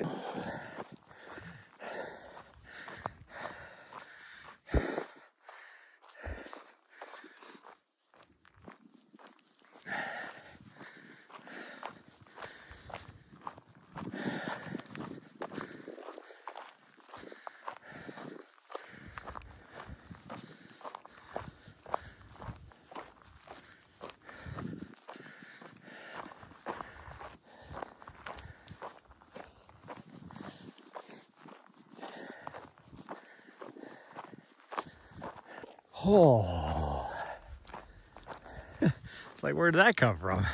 It didn't go over the top of us. Look behind us, it looks like it's, oh, there's still stuff coming up over the Continental Divide. Some sunshine right there with a rainbow. Oh, look, a rainbow.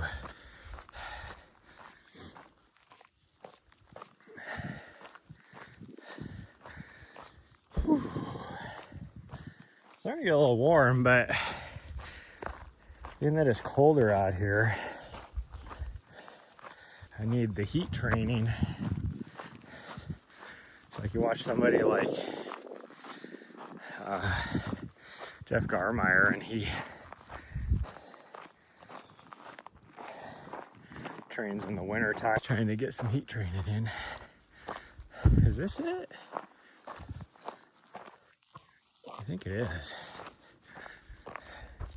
Yeah, because we're past the private land now. Yeah, I think this is it.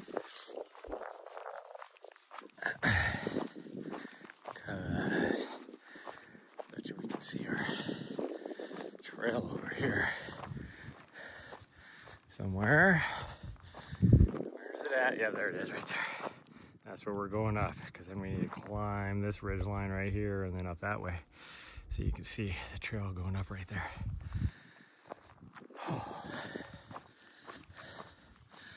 So this is the other way, which will be nice because I can map this on Cadastral. Hi, sweet girl.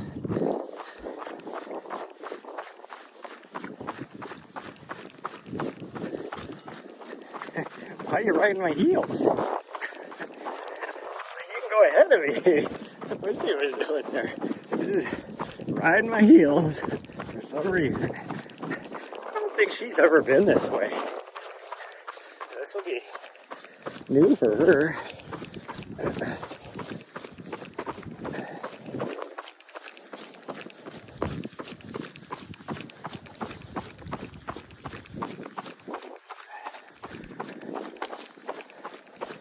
If I wasn't live streaming, I'd be practicing my poles today, especially on these next mountain, especially because it is so steep.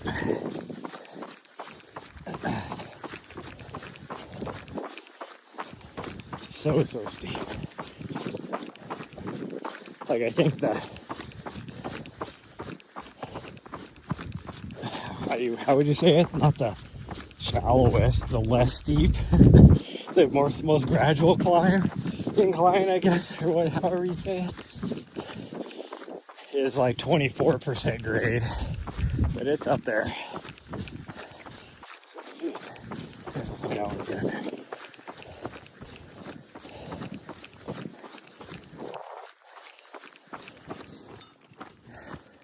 Now it says please close gate, so this is still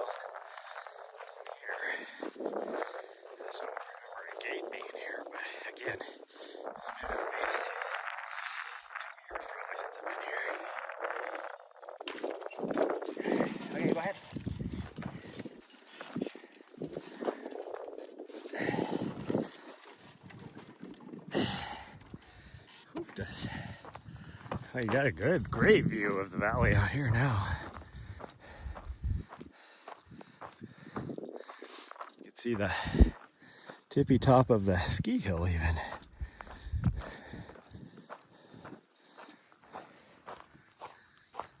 Whew.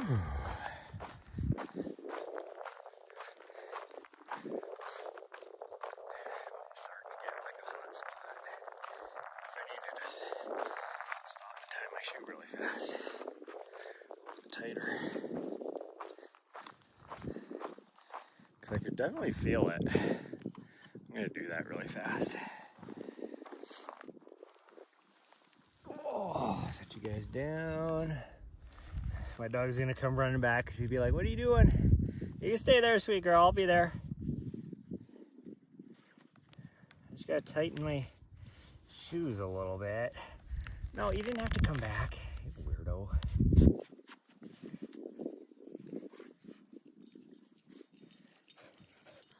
You were fine. I'm just retying my shoes. Yeah. I'm just retying my shoes, you sillies. Yeah, you're a silly girl. I told you were good. Yeah. I told you were good. You didn't have to run back. Okay, let's see how that goes.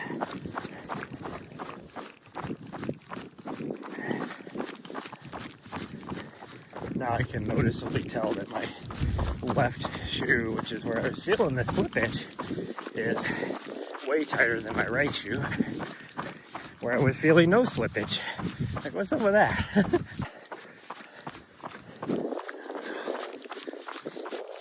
I don't know.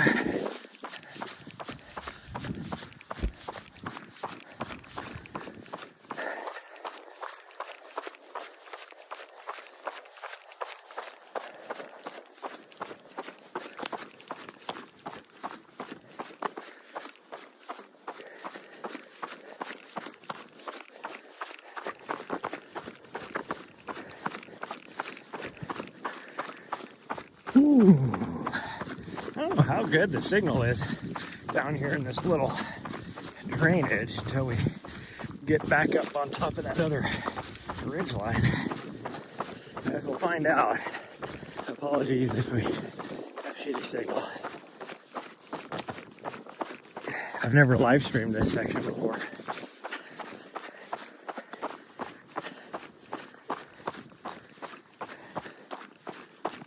Like I said, there's a cell tower out over here.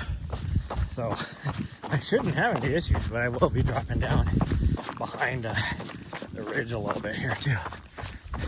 Because we gotta go that direction a little bit. Once we get down here to the bottom, right about where she's at. Oh, there's some water. You need a drink? Obviously not. Okay, here's our intersection up here.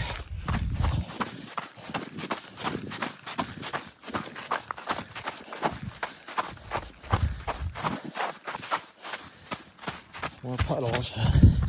We're gonna drink again.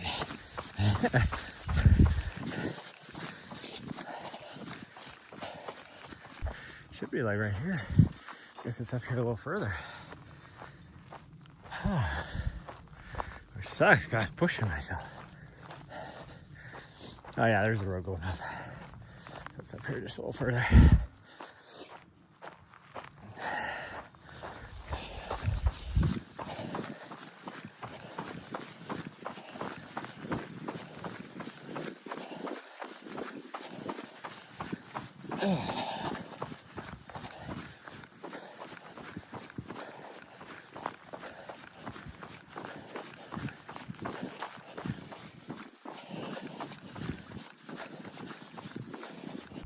Well, this is steep all the way to the top, so oddly enough, I see tire tracks. Who was driving in here? There's no driving on these roads.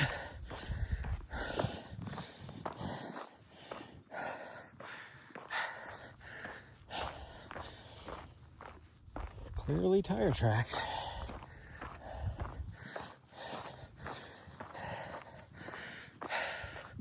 Like the people that had the contract to tear up the forest over on that other end, they were able to drive in here. Okay.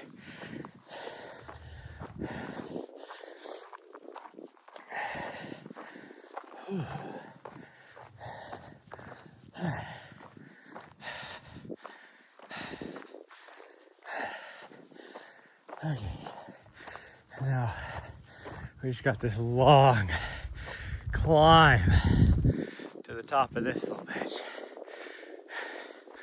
And we're gonna take the spur, I guess you could say, that goes along the right here and up that way. Because that's the toppy top right there.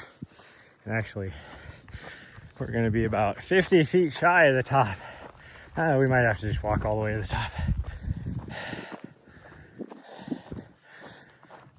This is mostly going to be walking up this thing for, I don't know, how long is this? Probably 3/4 of a mile? More than half a mile, that's for sure.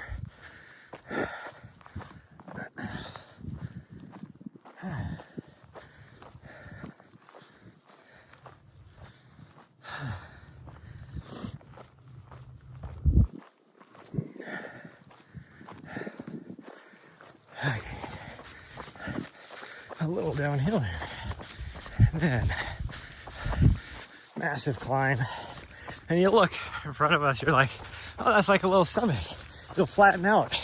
Nope. It does not. It is a false summit that indeed does not flatten out at all. 24% grade all the way to the top, but it peaks out at like 42 or something like that.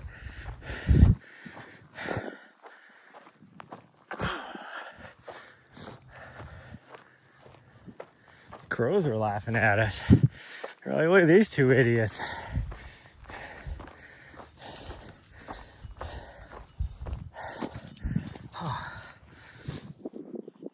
Well, that sun's clear, or the clouds are breaking, that sun's coming out.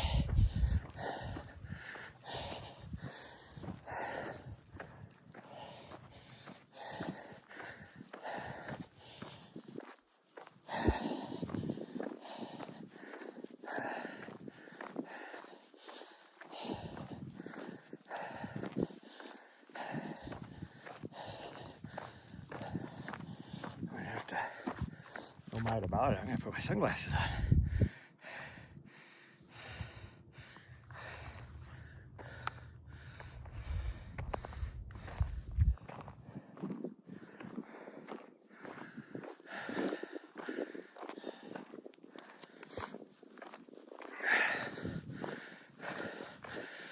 Oh, you don't see hardly anybody come up this way.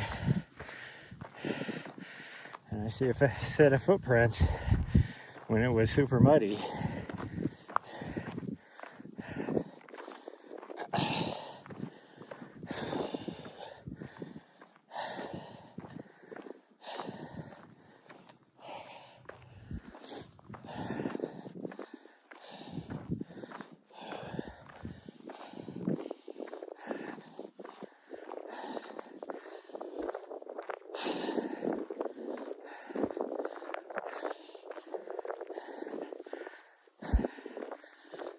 Actually feels good. It's starting to get super warm.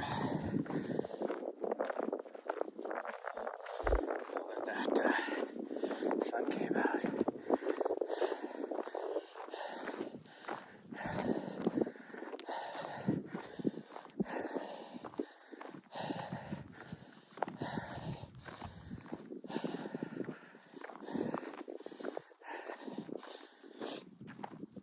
Oh man.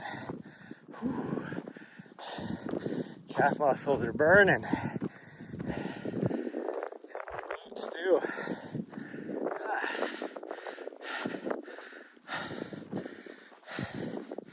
Really sucks is I look at this now and it's like, oh, it's downhill. It's not. It's just not a steep uphill. Whew. Actually, I forgot about this little section. This is probably about just a 4% grade. My leggies are freaking tired after that. See how they feel once we get to the top of this. Run down's gonna suck, but it's okay.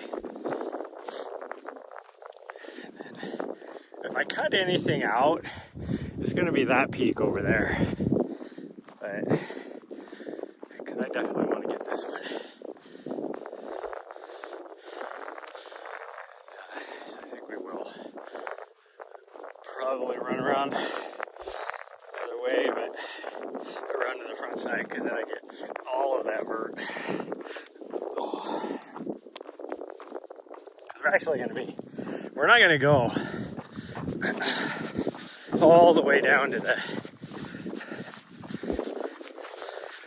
where the start finish line is, because out and back we'd have to do no reason,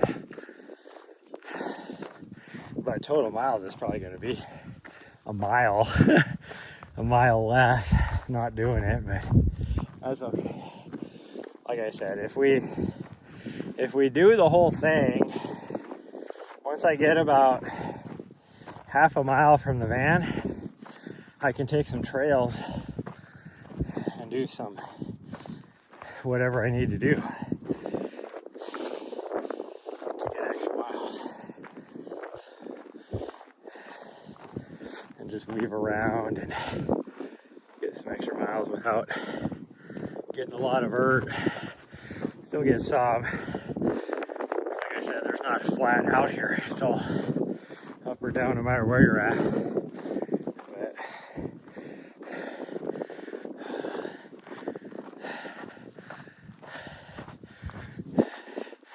you wouldn't think in Montana with all the snow and cold weather. But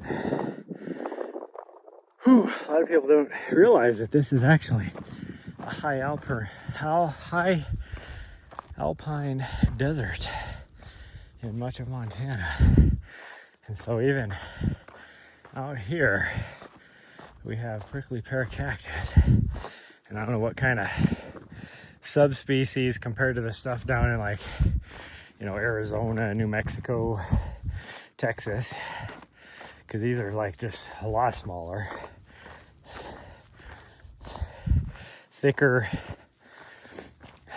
cactus leaves. And smaller. But it is prickly pear.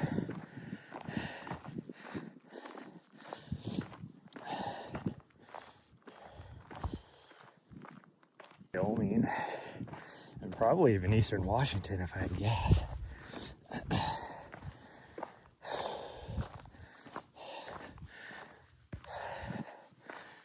Stepping on it because on an exposed hillside like this is where it's at. It's not so much in the where there's a lot of trees and stuff. Right here where it's like rocky and grassy. That's where you see it. Whew. This is kicking my ass. This is the steepest climb we have. Not all of it. Huh. My calf muscles are burning. Calf muscles are burning. Woof. We still got a quarter mile to go, probably. Maybe even a little more than that. It's very deceptive because you're like, oh, we gotta be almost there. But then you look over this direction and you see the ridge way up there. So you know once you get up to the top here, you still got a long ways to go.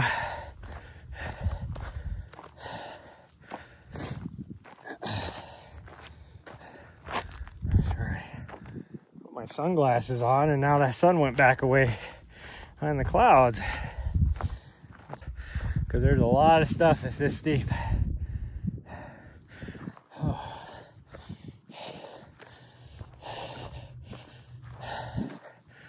The view is definitely anything. It's pretty dang good. Overall, I would say it's probably one of the best views. But you get to see all this direction. The only thing it doesn't show very good is towards Helena because Scratch Gravel Peak is in the way. I don't even know how well the elk horns show up, but it is definitely the best views of, well, second best views of the wilderness area. Because the peak over there is probably a little bit better. I don't know, I don't think that peak's any better. It's probably the same. But everything this direction, it is the best views. More mountains coming, or more clouds coming over the Continental Divide.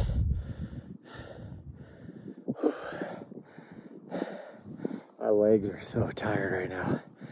Gosh dang. So tired. I have no reason to be.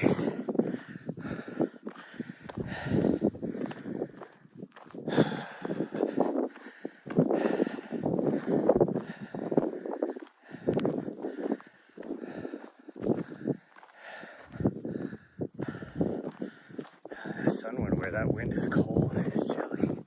Kind of sweating so much. Dogs out there looking at me. God dang, slowpoke, let's go. Well, I am about 4.5 times your weight too. There, now you can see the ridge line up there. Like I said, down there you're like right around where she's standing. You're like, oh, that's gotta be the top. Nope. Like I said, we still got a long ways to go. I mean, from here we probably have a quarter mile. So, a lot further.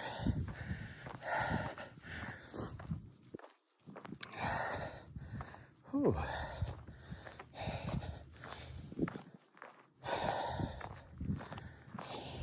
Gosh dang, there's a bunch of elk turds up here. That's surprising. That's shocking. A lot of cactus right here too. Gosh dang. But it is rockier, so of course. It is everywhere here. I guess I go, yeah, dude. Look at it all. Some right there. It's just everywhere out in here. There. Nari, don't eat that. Nari's eating the elk turds. Come on. Nari, come on. I don't think she was actually eating it. She was just sniffing it.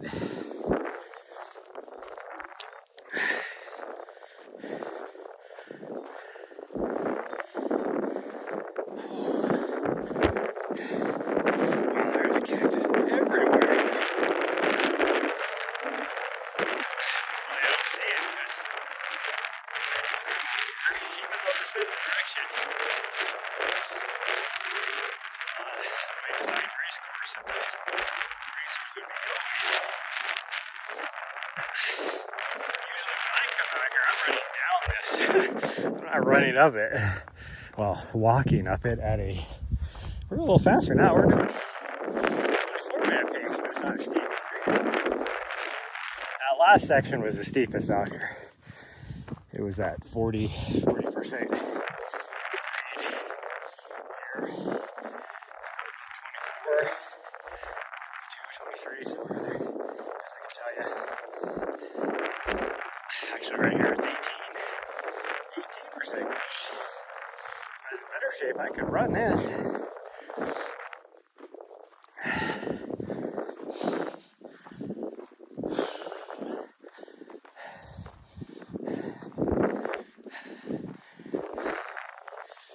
How you doing, sweet girl? Are you good for another 10 miles? That's about what it'll be if we do the entire loop.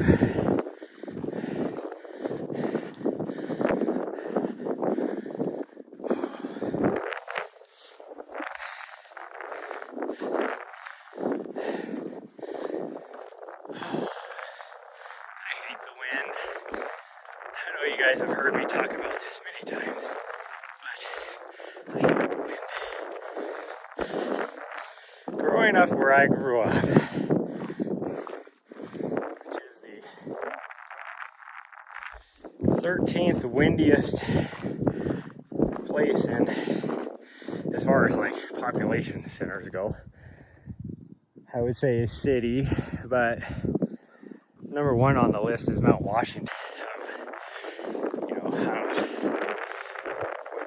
Population.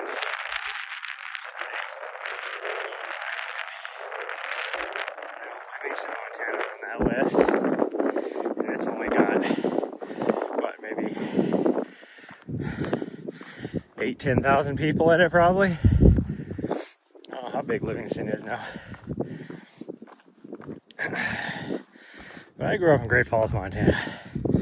Back then, it had like, I don't know, almost 80,000 people in it.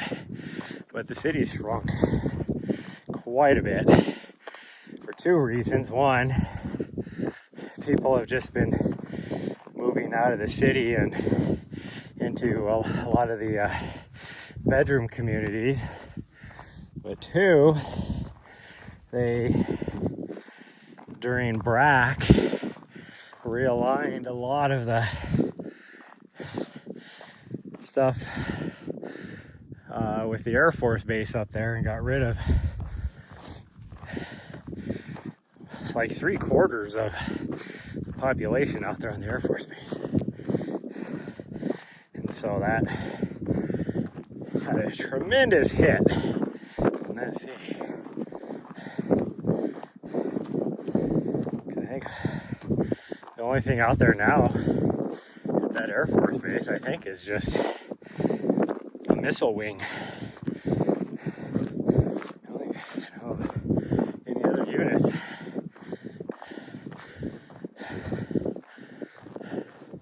And they have to have that because they can never get rid of that one because there's so many missile silos around here. All over the state. My goodness, I don't know what missed us. All that went around us, but look at over there. That was what was coming over the Continental Divide like 45 minutes ago. It just went a big circle going around us. Thanks, your girl. Let's go on the other side of this fence. Or you can just go under it.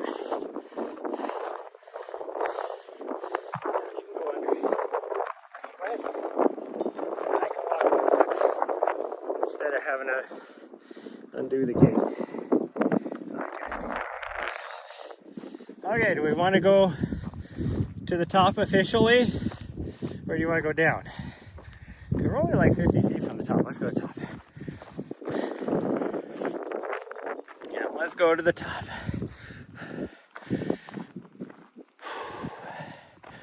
I'm going to have to put like some sort of punch or something up here so people go all the way to the top during the race. Like they have to punch their bib. All right.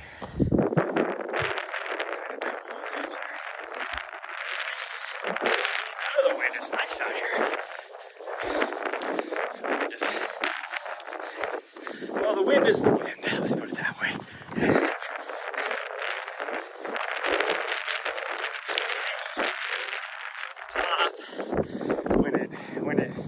Is it windy? Is awesome. Yeah, so of course you can't see.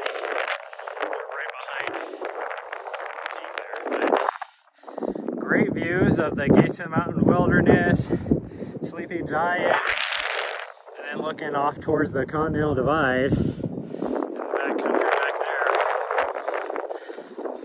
Awesome. Now we get to climb all the way down. How you see that road right there that goes around the front, that's what we're going to hop onto. And the start finish line is actually left down the path. We're going to go around this and climb up from the other side. Hopefully it's not as windy.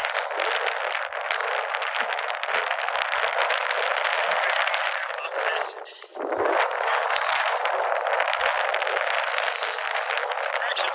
And I think we should be okay. Climbing that other.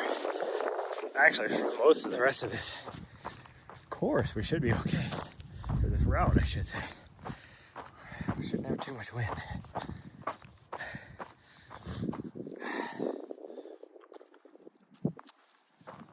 Can't tell how my dog's doing.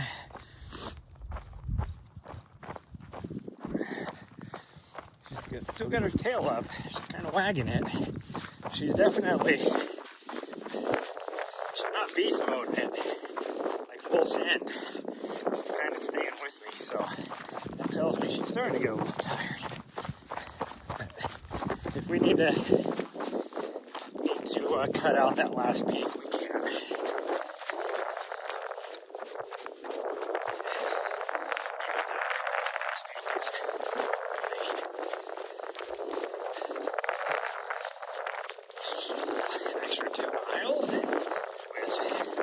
It's only like from where we would be climbing up, maybe 600 feet of vert too. And the 2 miles includes going on the other side.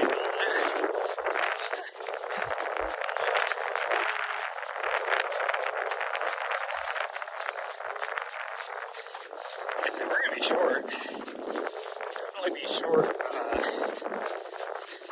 the 30K because we're not doing the entire course. It'll still be a long run. We'll get whatever we get. If we're good at the end, if we're good at the end, we can do a little extra.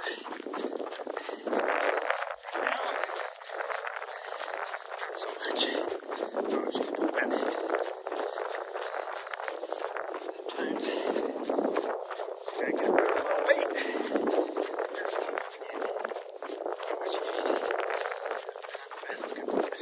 Yeah, we'll take this way. This is not the way the race course goes, but I want to go signal, because I know I will. So we'll take this way. I could put this.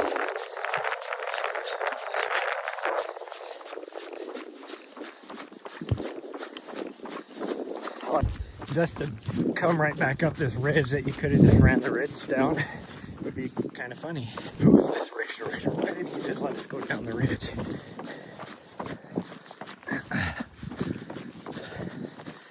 Well, one, there's not really a trail here. You can see I'm kind of following a trail because people come this way, but it's not an actual trail by any means. Which maybe this means this would be way more fun.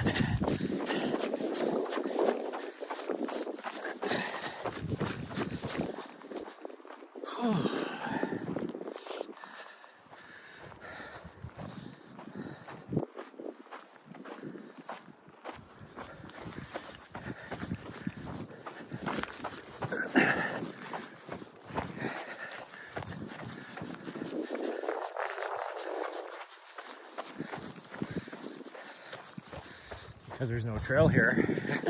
Oh, I guess she was kind of on a little bit of a trail. It's kind of a make your own adventure until you connect to the actual trail. Oh, what is she chasing? She's chasing a fox or a coyote. Nari! Nari! That's not your friend. Come on. Look like a coyote.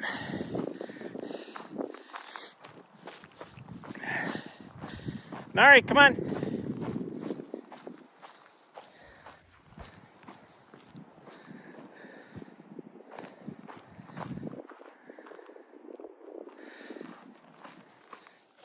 There you go, good girl. Yeah, it wasn't a new friend to try and chase. Okay, now we're back on the main road again. On the road again. Ooh doo doo doo doo doo doo doo doo. I always wonder what she would do to a coyote. We've been out here, there's tons of coyotes out here, but she's never seen one. That was her first one. I don't know if she was chasing it because she wanted to play, or if she was chasing it because it was just a wild animal that she wanted to chase. I have no idea. Eat some snow. If you're actually thirsty, eat some snow. Or I can give you some water. Oh, okay, well, let's drop down off of this and get back into some good signal, which we should be back in good signal. Why am I not back in good signal? Because now we're facing the entire valley and there's like numerous cell towers out there. Which I probably am in good signal, it's just network connectivity is not the best.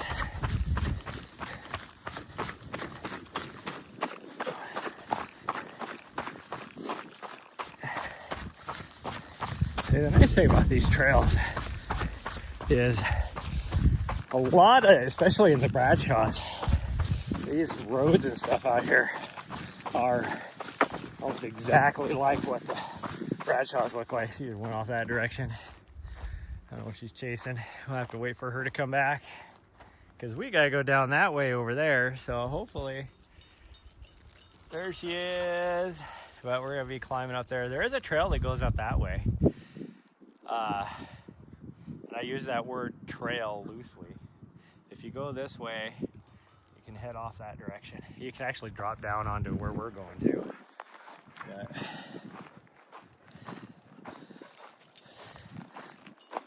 I really want to incorporate that into my race, because there is a trail that goes down over the top of that on the other side. But as you go towards the trailhead, there's a fence, and you can clearly go underneath the fence. I don't even know why the fence is there, because on the trail we're gonna go down, they cut the fence. It's the same fence, but they cut it on this trail, they didn't on the other trail. And maybe it's because you can just go right underneath it, but the fact that that fence isn't closing anything in, it's like, why is the fence even there? Because clearly there's a big hole over here on this side. It's even the same fence once we get over on the other side. Kind of on the like around the corner over here. That fence doesn't exist either. But and being that you can just walk right underneath it, it's not like it's gonna keep any cows in or anything. I don't get it. If anything, I could put like some flagging there just so people. That'd be my worry, especially if it's at the finish of the race, which is what it would be on. I'd be worried that you're gonna freaking explain yourself or something. But also, I'm thinking for my, if I do the 50K, just having that as part of my 20K loop, and maybe the start of the 20K.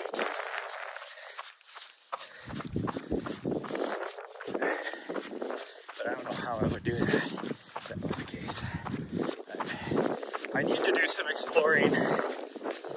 Supposedly, the trail that goes off to the left over here, it's mostly a road, like an old road, and it goes all the way down to the end of this ridge line and then hits basically the railroad line. It's an old railroad line, it's the main one that works anywhere. And it circles back all the way around this way. That alone right there would damn near be a 20K loop if I had to come up over the top of this, drop down around that.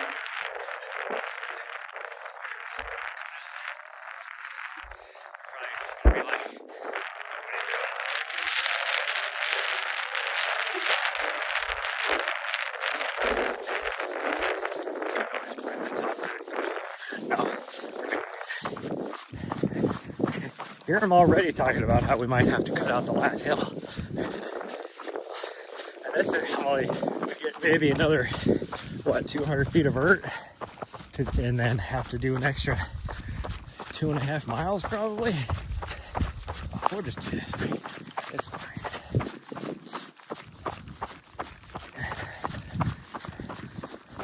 Hopefully, these look like a bunch of old people coming out, so she doesn't push them over. She's excited when she sees that there's people. Well, keep going. Keep it going. Oh, maybe it's not old people. Could just be some recreational hikers out here taking their time. Nothing wrong with that at all. Nothing wrong with that at all.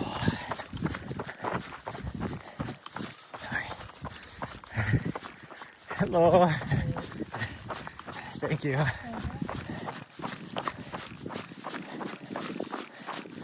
Yeah, they weren't that old. They're just out here having a nice hike. Or maybe mid-30s, early 40s.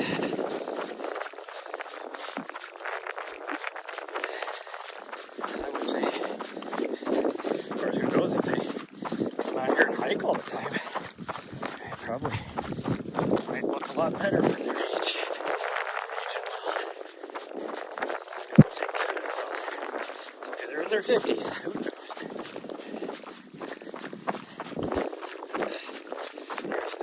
But I think she thinks that we're almost back to the man. We're not, free girl, but she keeps stopping.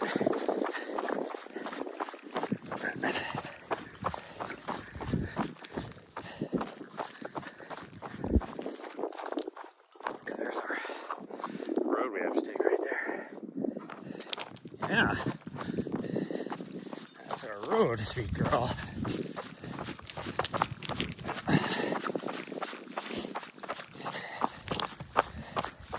Problem with that road is about a mile down it is a bunch of dead deer that she finds every time. So I gotta keep her on task. That might be in my best interest to put her on a leash or something, because she will probably roll around in it.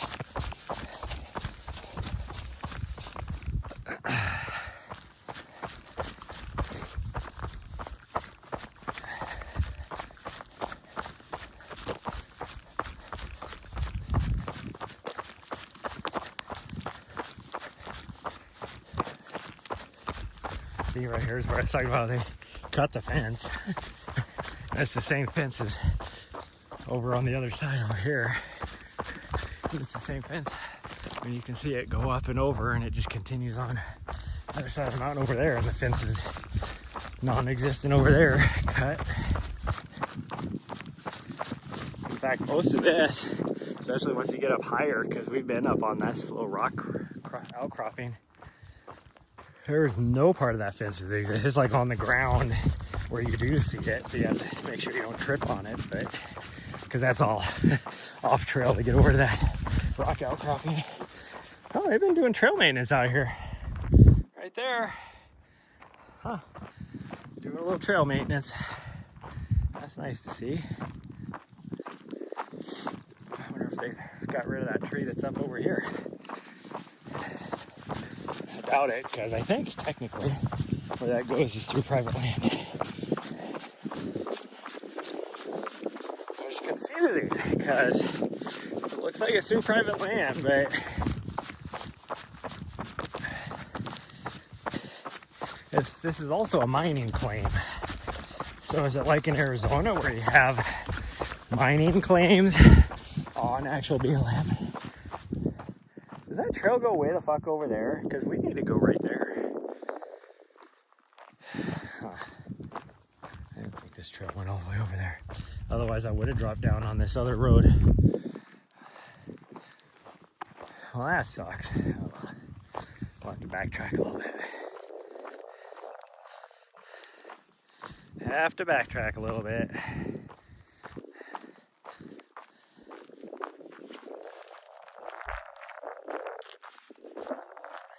here we'll have another snack. Although she can't have my next snack.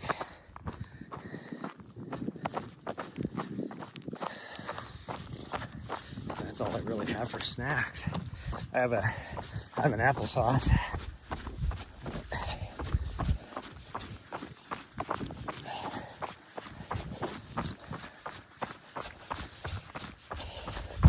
I'm hoping to save that for the end.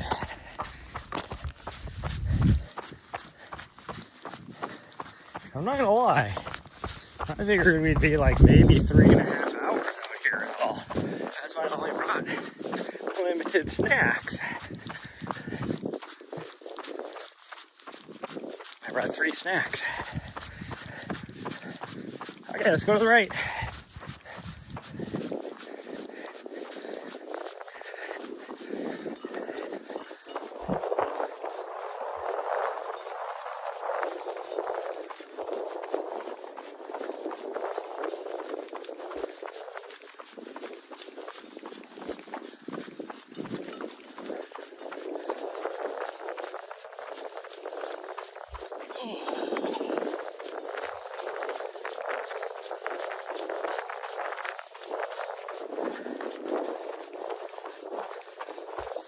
Could take the other way. I'll go this way. Because we could just go down to the fence and take the road along the fence.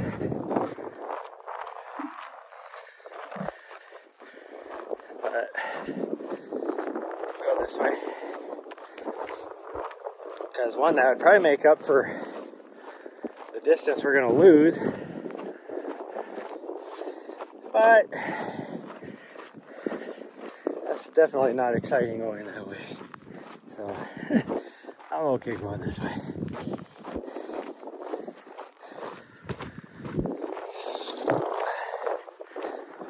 Actually feeling the wind down here. I think we would. I thought we would be out of the wind.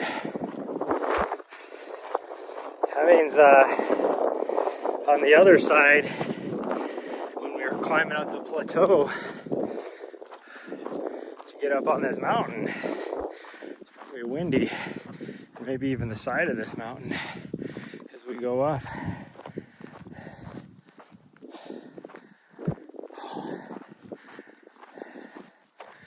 Okay.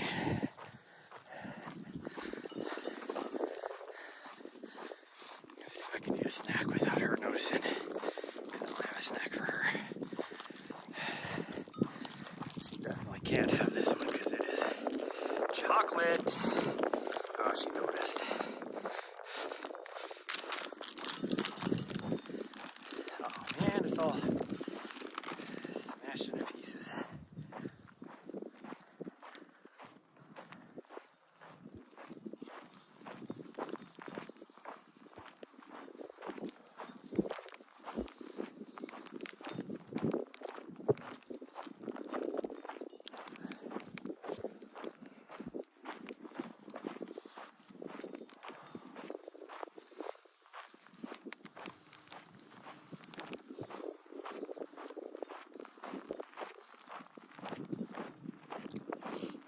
She is intently following behind me, waiting for me to give her a piece of this, but I can't.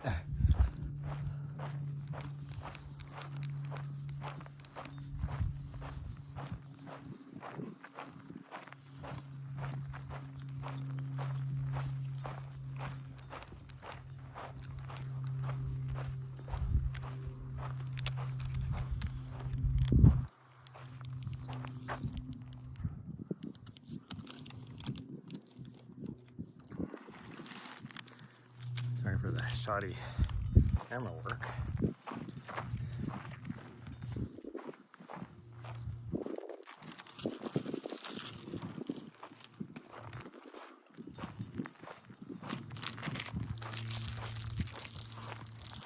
I have one hand.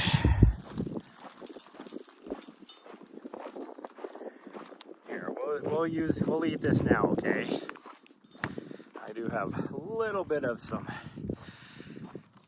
Nerd gummy clusters that I can have.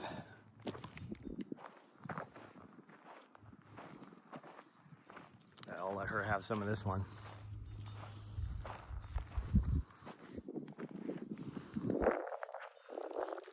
Oh, she'll like it.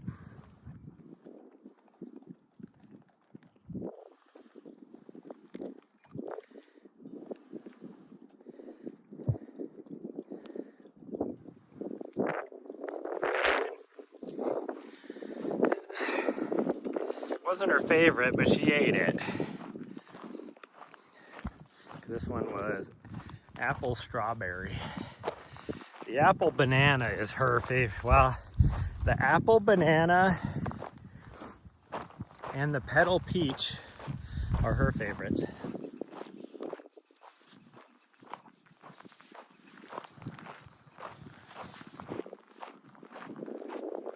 Apple banana because it's apples and banana. Both two things she really likes. The petal peach because it has sweet potato in it, which is another thing that she really likes. Those are definitely her two favorite ones of those. Well, she likes the apple too.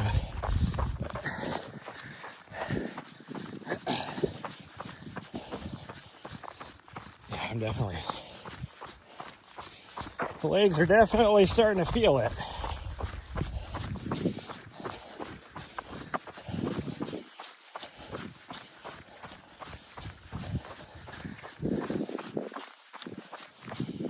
There's your girl.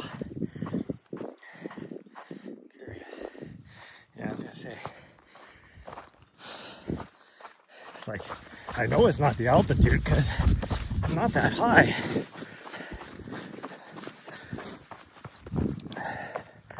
Like right here, we're at 4,300 feet is all. It looks like the top of this, I'm pretty sure the top of this is only like 5,800, if even that. I think it's that tall. It's less than Mount Helen. Mount Helen, I think, is like 5,875 or something like that. So it's probably like 50, maybe 5,400 here. So we'll get a good, I think, right around 1,600 feet of vert on that next climb. Might be a little more because we're going to drop down actually. Another, nope, they didn't do anything with this tree. We're going to drop down another, I don't know, probably 200 feet before we start to climb up. So.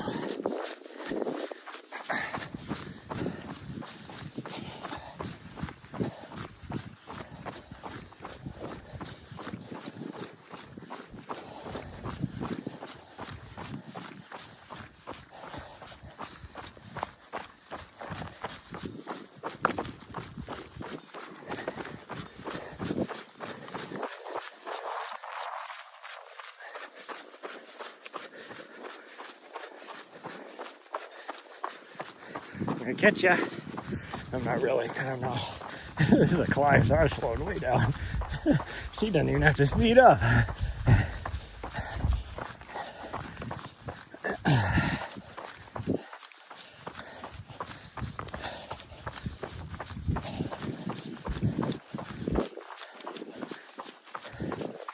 Oh, I just heard a western meadowlark. You know what that means? It is on the verge of springtime here in Montana. Those are my favorite birds. The reason why those are my favorite birds is because out where I grew up, there wasn't a lot of nothing. There were 0 trees out there. And the only birds we really had were,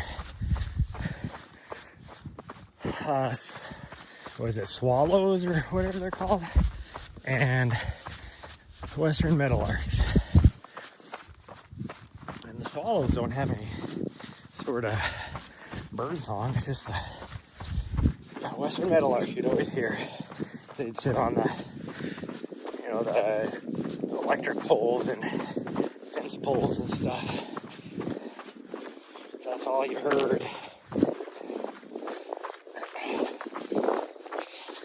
Occasionally, like depending on where you're at, there's like a few kind of marshy areas, seasonal marshy areas that would have cattails that would be growing, and so you get some red-winged blackbirds in there, and so you hear those every now and then. But closest one from where I grew up was like 3 miles away for those type of areas.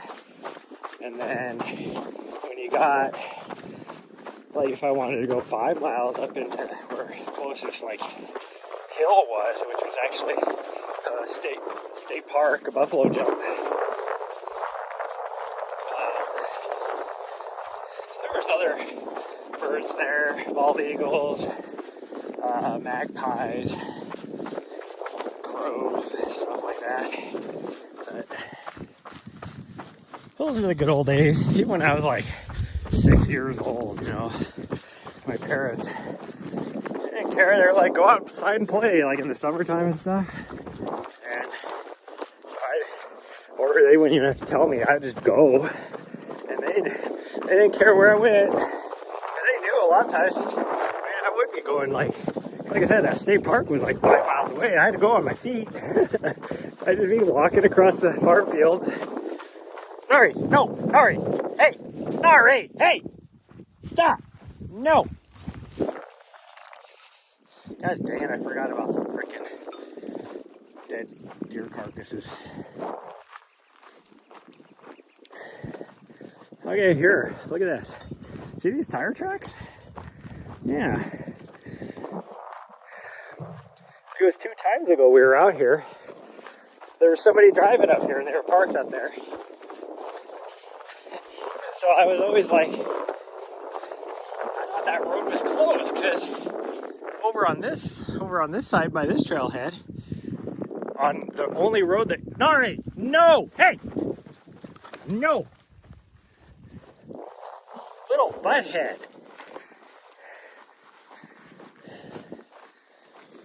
I thought the other one was back there for, I didn't know it was further this way. Oh, frickin' butthead. I don't know why she likes to roll around on dead things. Nari, stop!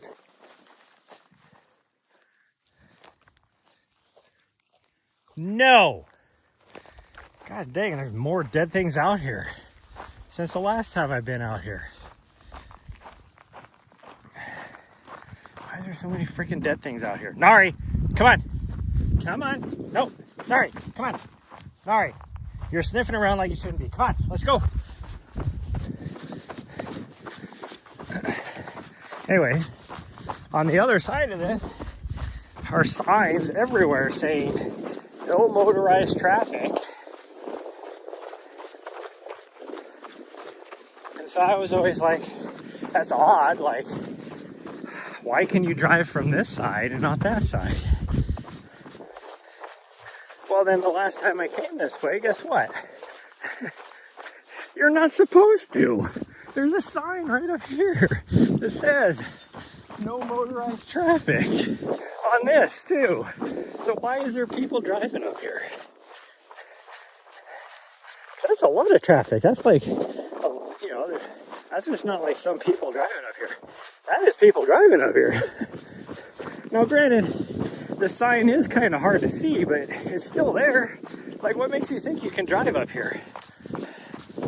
When you know, like this, you should know, all is BLM, everything is no motorized traffic. But granted, like I said, the sign is a little bit hard to see. I think somebody purposely like knocked it down. But here it is, right there.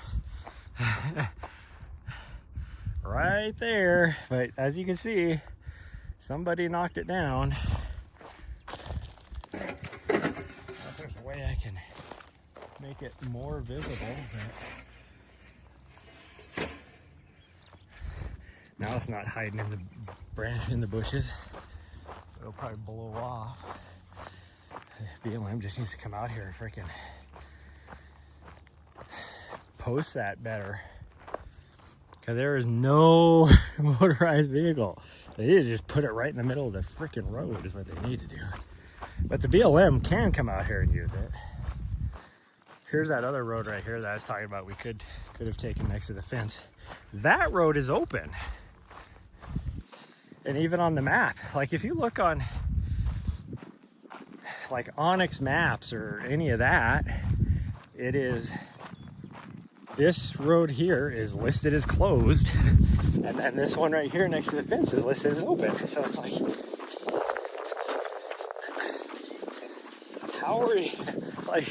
how are you coming out here and you're just doing your own thing? That's what I don't get. Whatever. Why does she insist on rolling around on dead things? And then she is so stinky, I guarantee it. If I smelled her right now, she'd be so freaking stinky. And the worst part is it makes her harness stinky. And you can't wash it off very easy.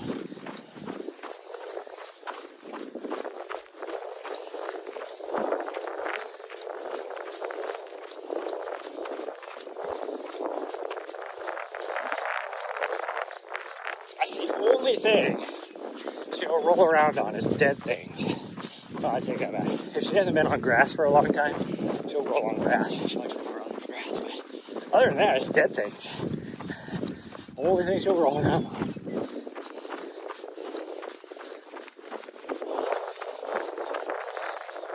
if you guys remember, the last time we were out here, I'm Sherman, we parked over here at this trailhead. And when we were coming back, I mentioned that, gosh, hey, it smells like frickin' natural gas. Yeah, it's because they cut through the gas line. They actually did. They had the fire department out here, and then the whole time I'm like, should I be worried? Like, am I okay to frickin'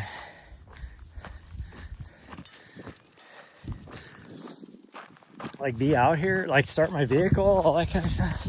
So I was just looking at this other road. I was like, trying to figure out where it came out at. So I didn't have to go all the way down to this trailhead, but I don't think I can get through the fence.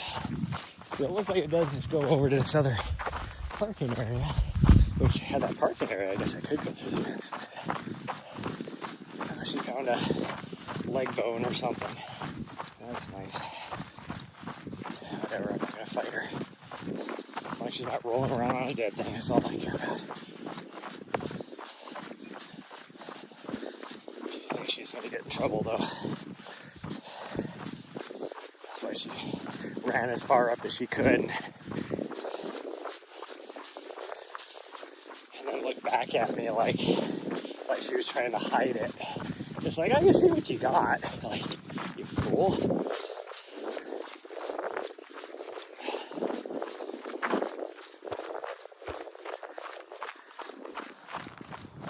Oh, there's actually quite a few people out here.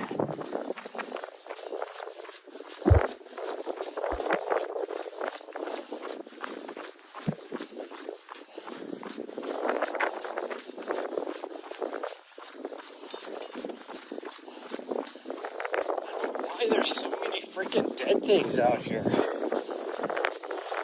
people just like poaching stuff and then using this as dumping ground or what? I have no idea.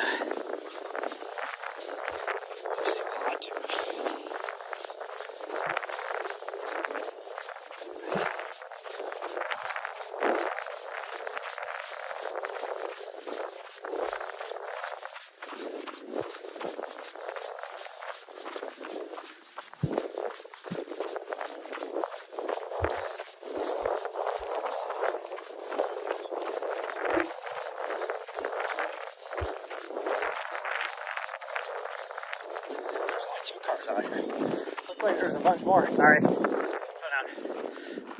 Let this person who just got here. I saw this person with their dog, so I was like, I glanced up and I was like, I think there's a lot of people out here. Are they going where we want to go? Looks like it. Just give them some time.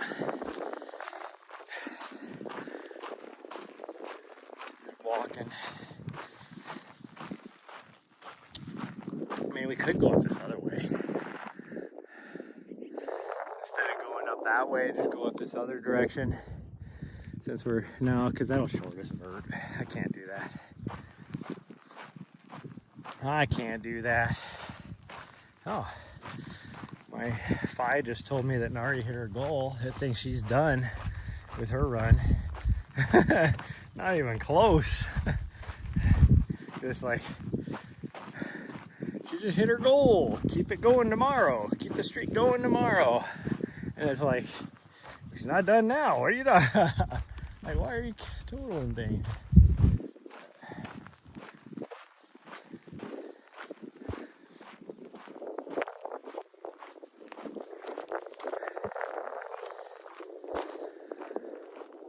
This people will, maybe she's going to go up here and then turn to the left, to the right, hopefully, instead of climbing all the way to the top. She doesn't look like a big, I'm going to hike up a freaking mountain type of person.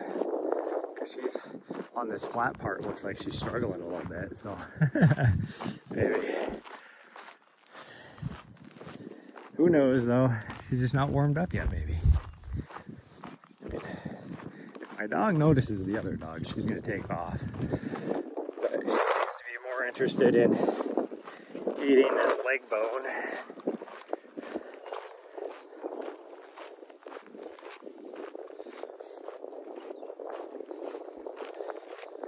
If she turns off to the right, then we will start running. If she doesn't, I'll still start running, but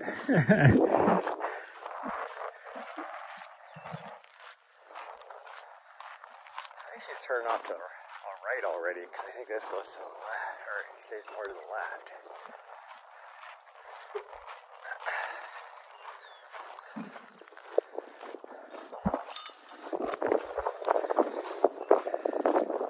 There's that wind, and now that the sun is out, that wind actually is hot. That is a warm wind. Not like what we had at the top of that other peak, where clearly not warm, it was frigid.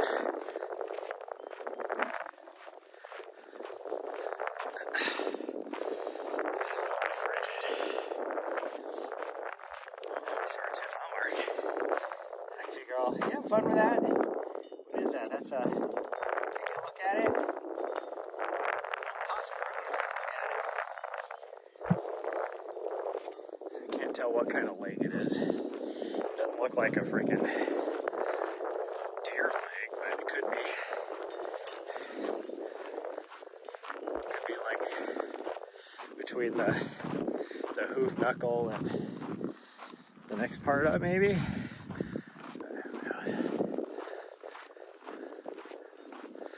I lost a lady. I don't know where she's at.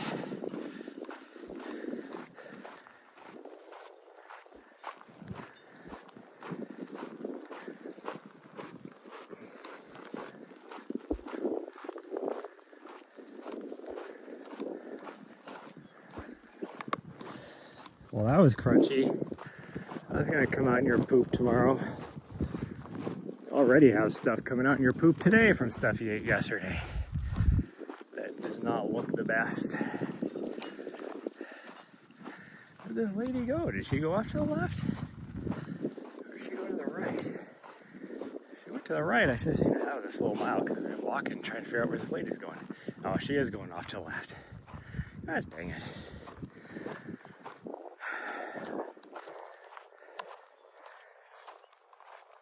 Oh well, we're just gonna go for it.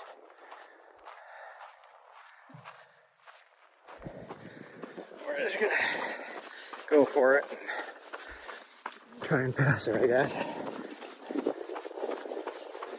people don't go up this way. That's why it's a little strange. Most people take the other way because it's not as steep. This way we can see everything. I guess if you're just gonna do like a loop and not climb all the way to the top, this would be a good way to go.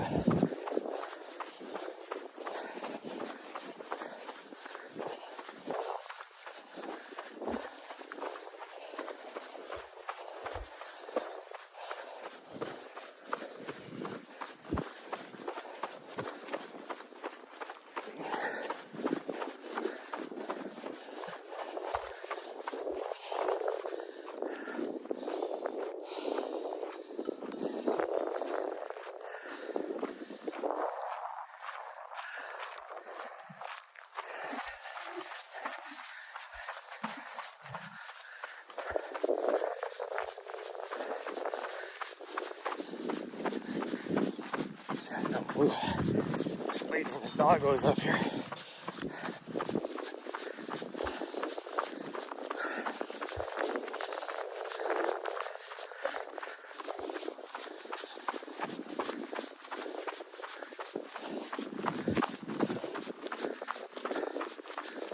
She to the left. Here. I can't tell.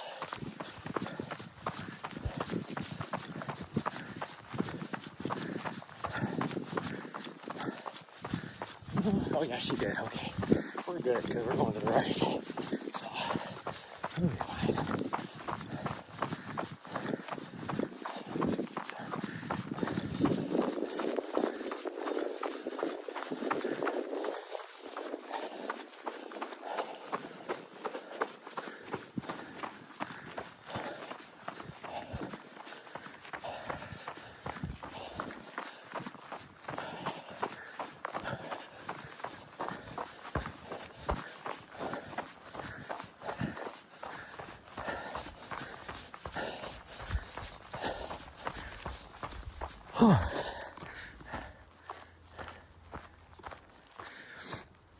That makes sense because, like, she does not look like. Come on, she. There you go. Like I said, she doesn't look like she's up for hiking steep things. The way she would look like she was struggling just going up that little flat area, even though I still. That was still like an 8% grade. Compared to this, though, it's flat. Because that's as high as she would have gone. Because now she's circling around to the left. And then she's going to come back along the fence line.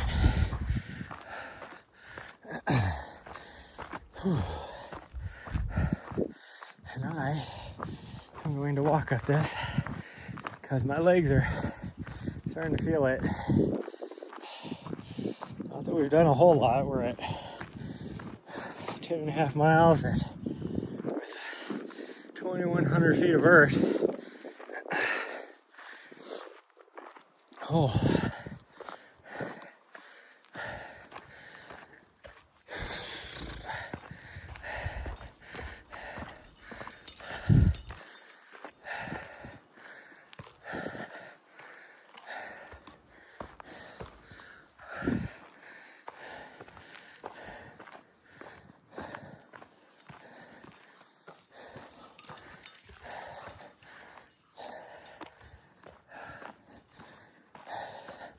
It has noticeably gotten about 10 degrees warmer.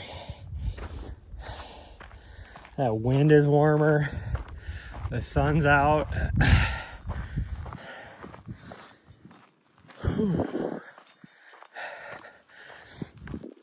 The sweat is just pouring off of me now. This little ravine going up though I like it. It's really pretty, really. Ooh. I can tell my legs are tired just trying to step up onto a rock. It's only like 18 inches above my foot was hard. Hard to lift my leg up that high. The actual step up wasn't hard. It was getting my foot on top of the rock.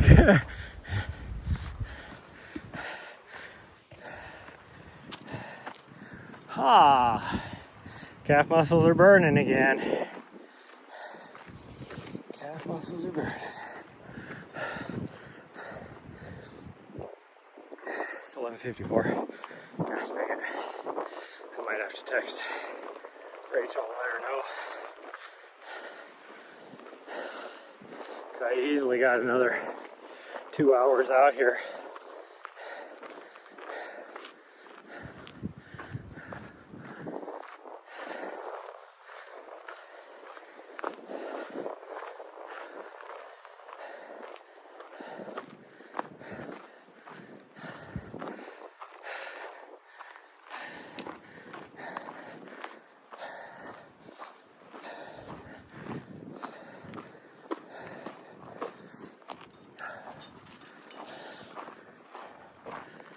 Why is it so late? There's only been not even 3 hours out here on the trail. Did we get started that late? I guess so.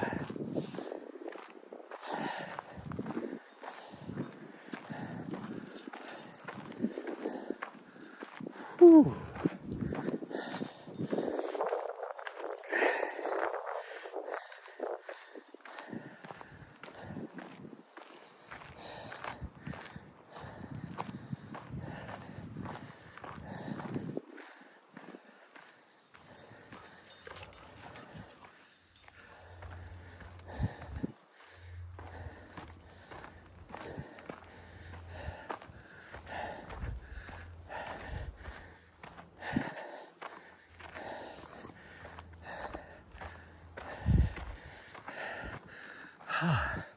How's it go? Ooh, we came out this, what was it, like a few days ago, wasn't it? And it wasn't,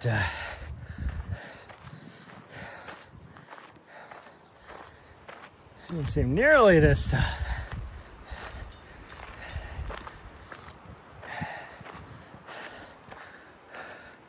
There's definitely way less snow as well. Oh man. Oof. Oof does. We still got a bit of climbing to do just to get on top of the plateau, which isn't really a plateau because you're still just climbing. It's just not as steep or anything until you get to the base. And then even the base isn't as steep as this climb. Or the mountain itself. Because of switchbacks. There ain't no switchbacks on this, it's just going straight up. I've got another, I don't know, 60 feet of climb. Or a bench. It'd be more, probably a bench would be more represented.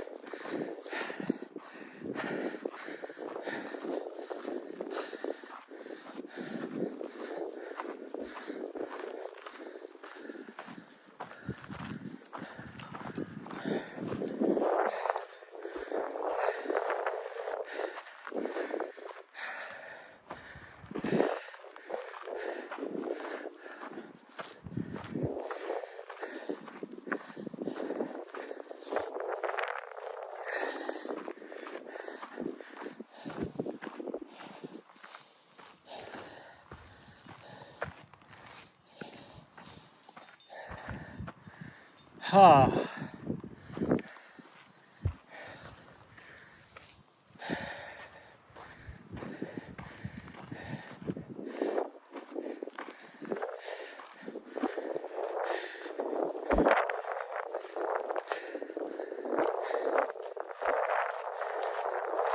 I can feel that full wind for at least the next mile.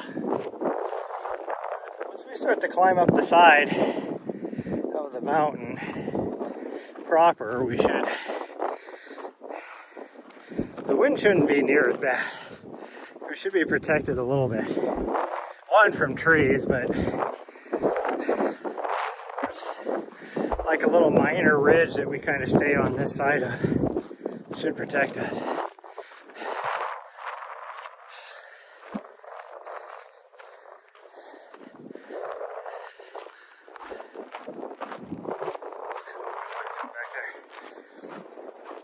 She made a noise and looked at me. Or she made a noise, and when I turned around, she was looking at me. Which usually means, when she made the noise, she was trying to get my attention to do something she wanted to do. I don't know if she wanted to go to that other peak or what, but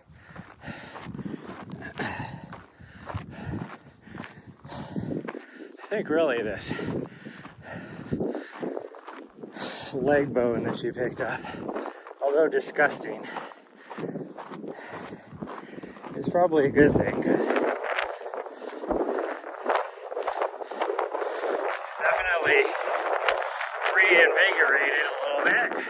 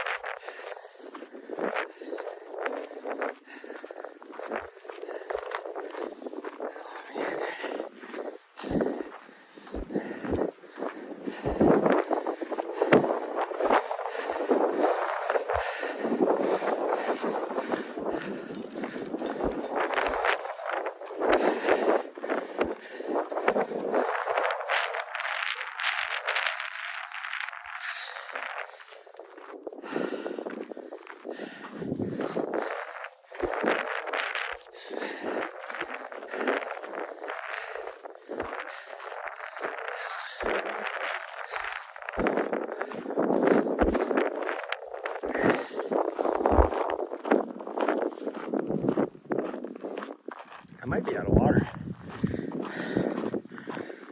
Oh, by the time we get to the top of this thing, which means I'm not gonna be able to do that second or that last peak. Definitely steal some from her.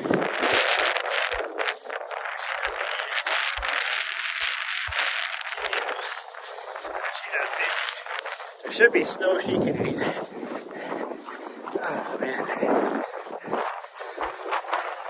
I hate the wind.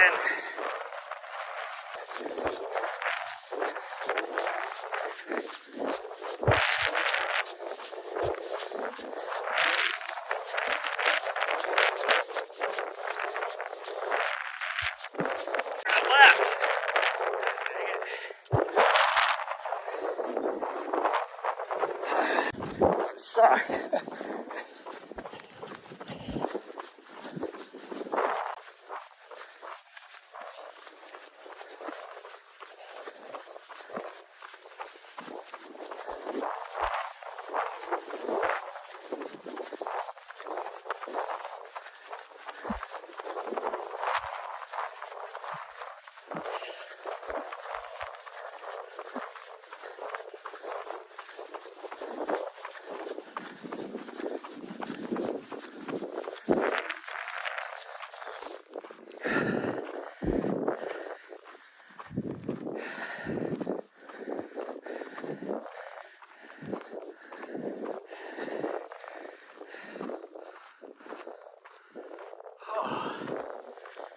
Once we're out of the wind on this, we'll climb up this little knob.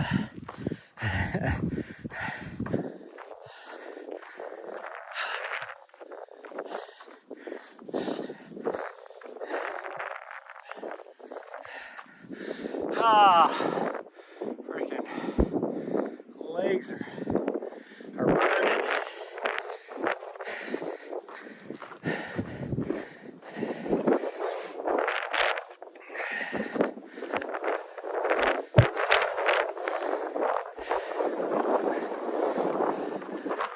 Man, that wind shifted direction too.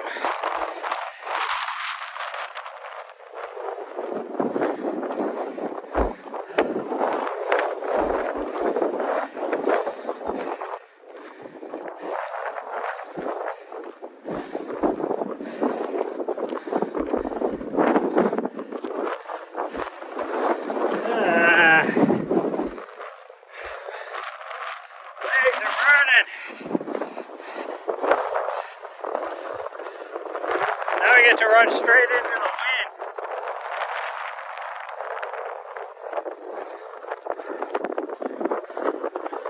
Once we get into them trees, it shouldn't be as bad. There'll be a little bit up there in that burn area where we'll probably hit some wind too, but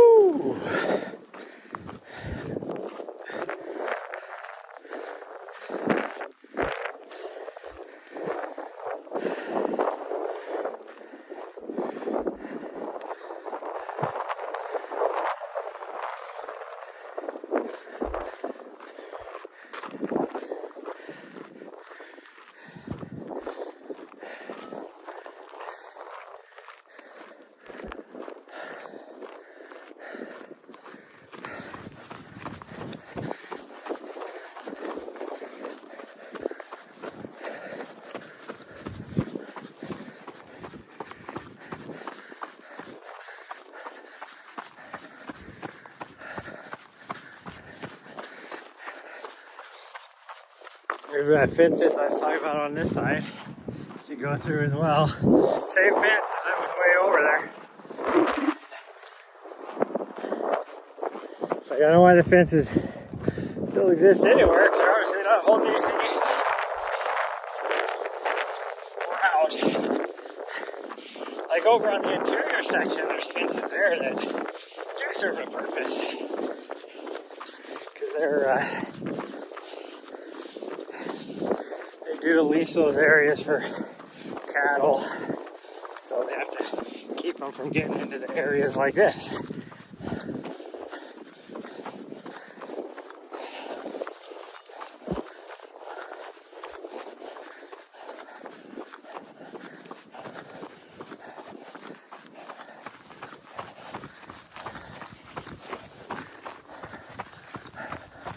I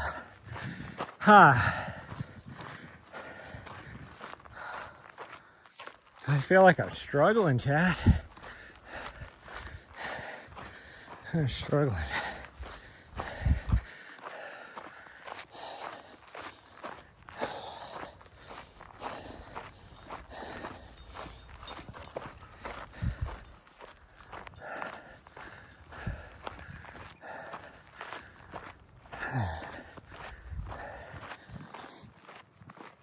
We're not even to what I consider the base of this mountain. I mean, really, technically, we have gone up about halfway up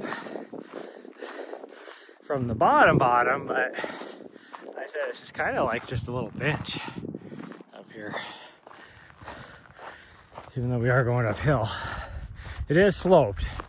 It definitely has a slope, but it's not until you get like right up there that it's really, you start climbing.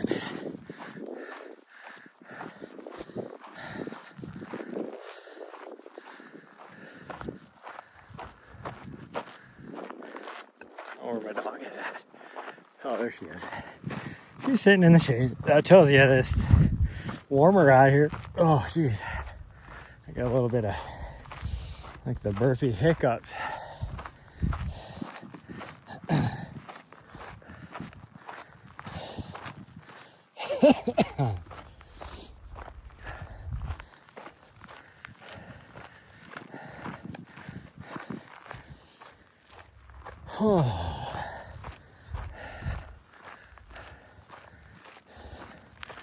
Well, this is not going to make for a nice climb. It'll take us forever to get to the top if I can't even run up this grade. Hey, we'll do it in short spurts. I mean, this will stretch right here until we hit the switchbacks. It's pretty freaking steep, actually. Ooh, I am stinky. I can smell myself when that wind's not blowing.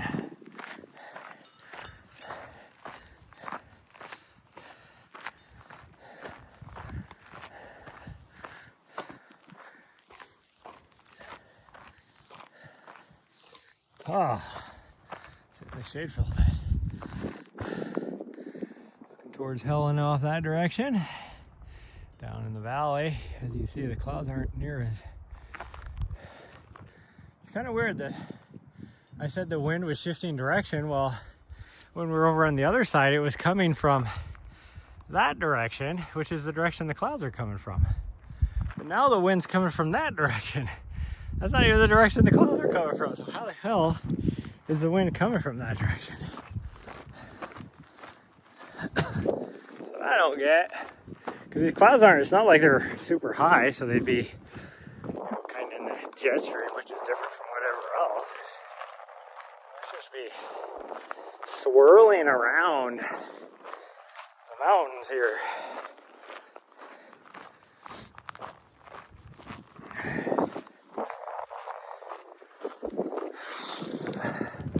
Well, we got at least 4 miles back to the van with a significant climb. I mean, we'll be well over 3,000 feet of vert by the time we get done with this. We're at 2,600 right now. We got at least probably close to 1,000 feet actually to climb.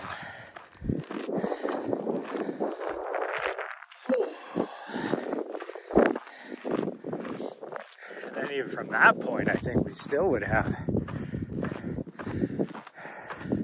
at least 3 miles. So I would guess and say we're gonna have at least, if we just went straight back, which I think we're gonna have to do because I'm gonna run out of water here soon. If we took the shortest distance back, we're still talking at least 5 miles probably. So we'll be at about almost 17 miles. Not too bad. So I think we would have been at 20 if we do that last peak. which I still want to do. It's just, am I gonna have enough water?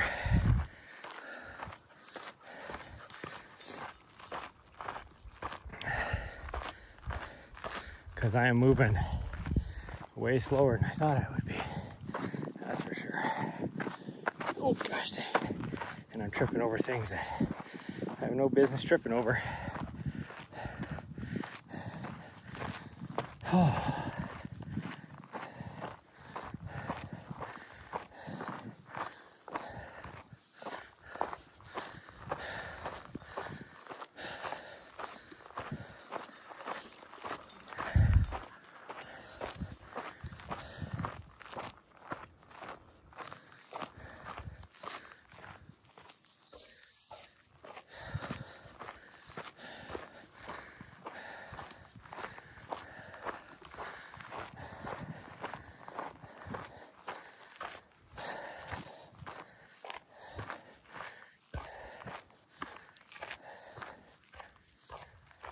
Sounds like there's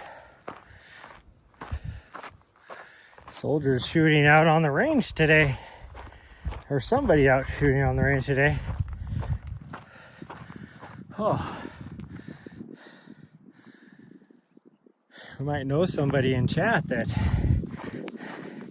would know for sure what they're doing out there. Individual may or may not be in charge of the ranges out there.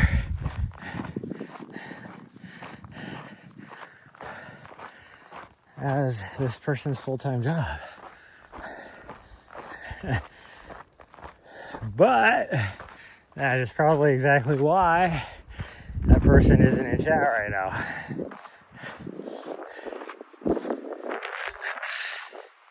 One, because she's working.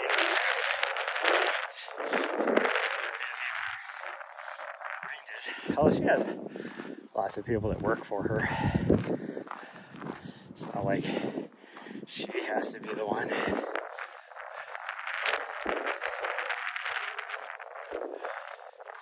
But I don't know. I've never done that job.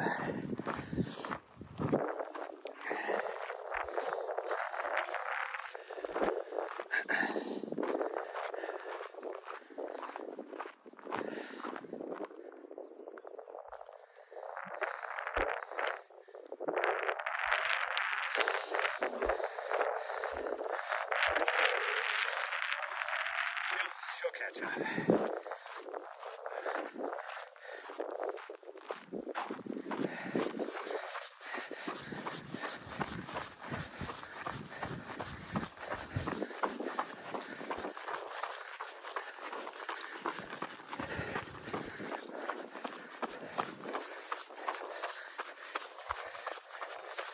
There she is.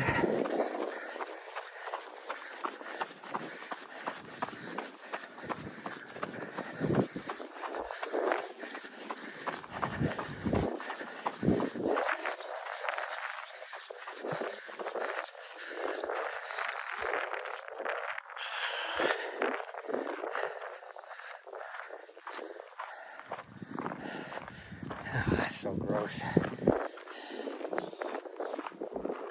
So gross.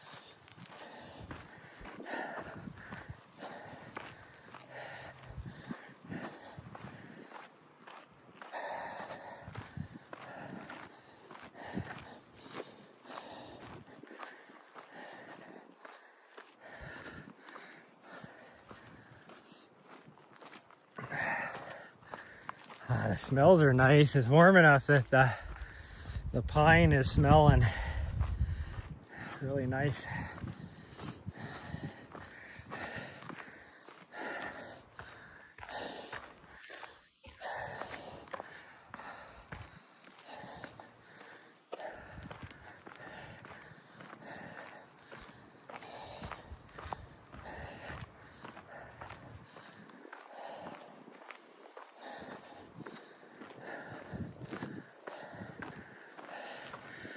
I climbed to the top. There's a part of me that wants to figure out where this trail goes. We're not gonna. There's the top. Way up there still. Oh man.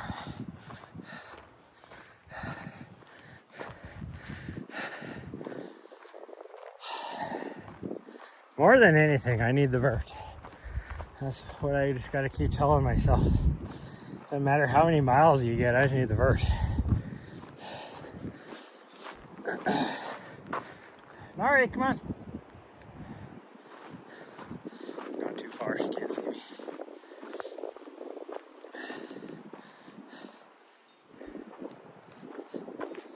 Good girl. Still got your bone? I can't tell. I've just been getting smaller and smaller as she goes, so she must still have it.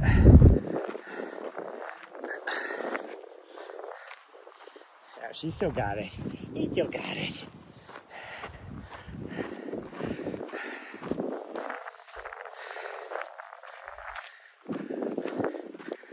I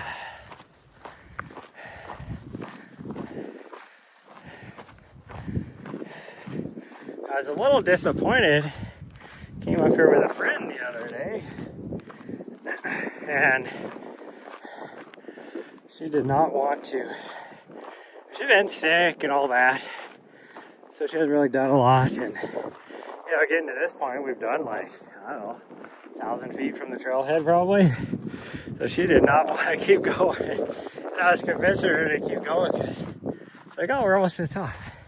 Even though really we're like halfway.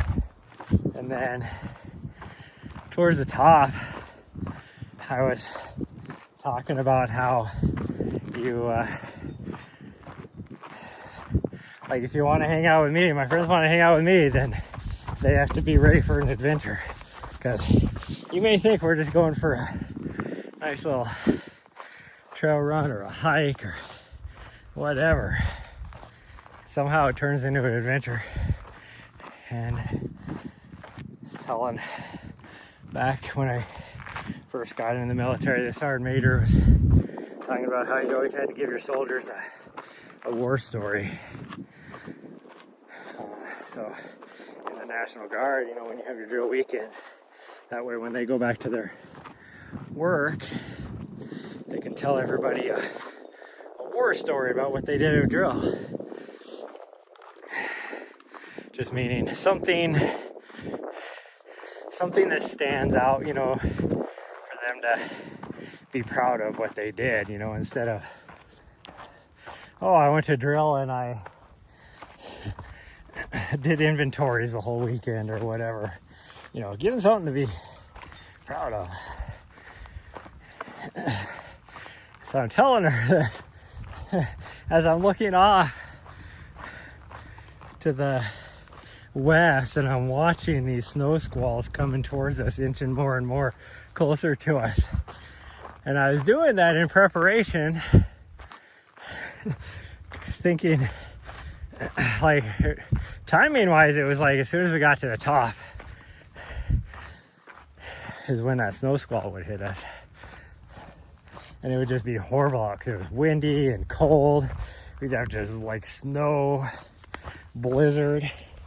But that'd be a war story. She could go back to work and tell her peeps that,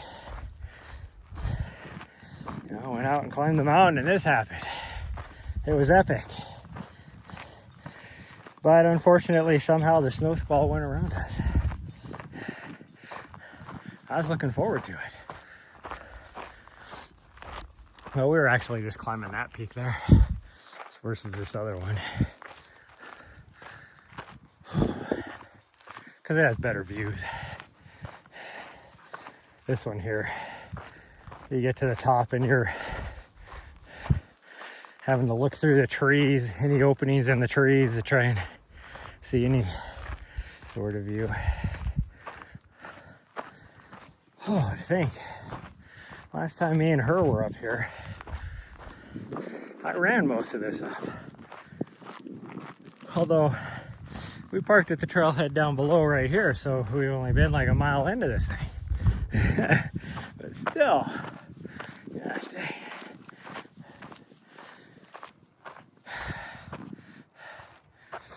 Goes back to what I was saying at the very beginning of the stream when we were driving. Shout out to those super moms out there that, because I saw one of them at the Mount Helena trailhead, and she had her little probably 2-year-old in one of those hiking backpack thingies, and she was marching up that trail faster than I'm marching up this one without having any of that on it. And I call them super moms because you don't see I never see a dad doing that. It's always the mom. Even if the dad is there, it's always the mom.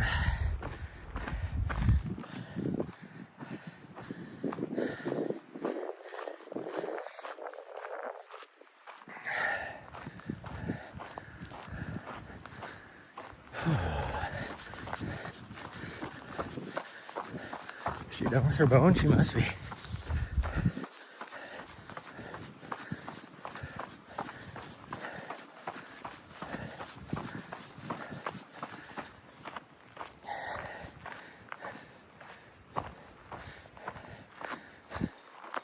Yeah, because she's not carrying it anymore. She must be done with it.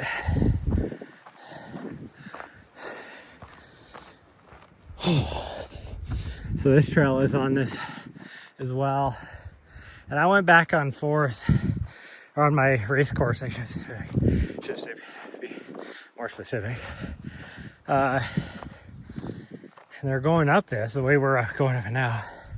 And I went back and forth on if we should come down it instead, because it is such a nice trail. But I mean, you could just cruise down this. Ultimately though, because on the other side, wow, the plane is so strong right here. Going down the other side is so rocky and steep. I was like, I'd much rather have a nice runnable up than, and then that down, you can just dance down the rocks, going down that old road, versus trying to climb that road and then being able to just run down this nice flowy road, or flowy trail, I mean.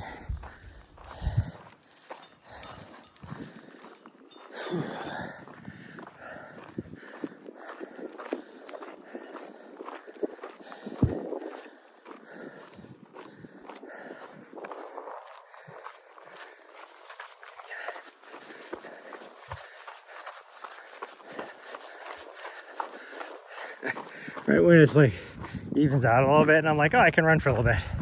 No, I guess really steep again. Well, again,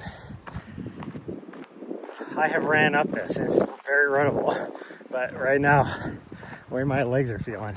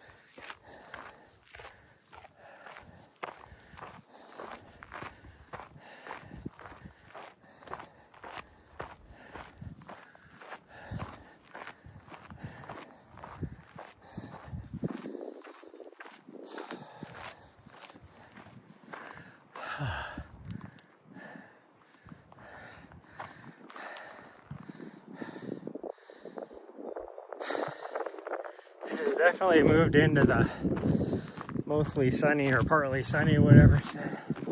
But it's funny because you can see the stuff is freaking stacking up along the top of the Continental Divide. And then once they get over the top, they just, you know, the clouds are able to cruise and they just open up and just cruise across the sky. But they get definitely jammed up trying to get over the top.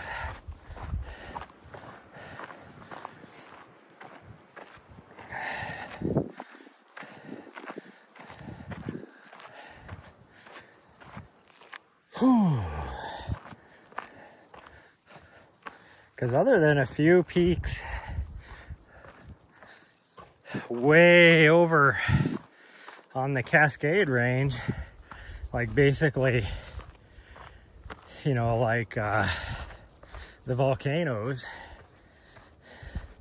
so Mount Rainier, Glacier Peak, Mount Baker, like all those other peaks aren't even as high, you know, like the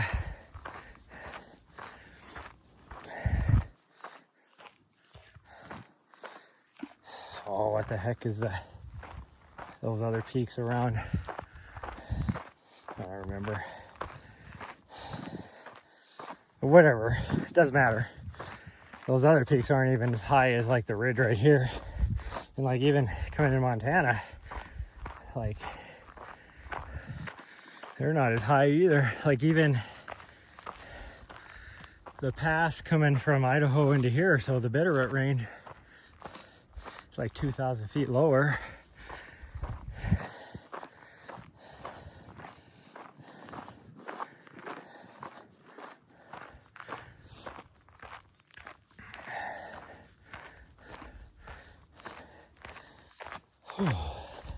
I mean, you have the occasional mountains here or there, but for the most part,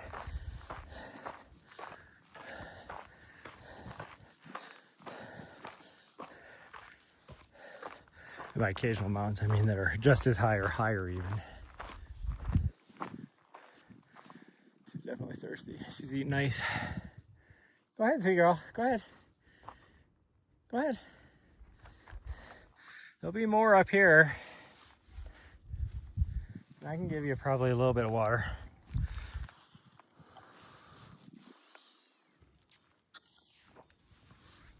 I have started drinking out of her bottle, so. But there should be a lot of snow up here she can eat. A few ounces out of it, if she needs it.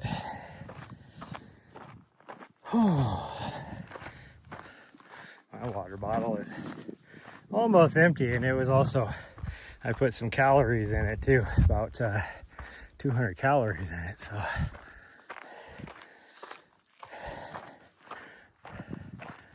Oh man.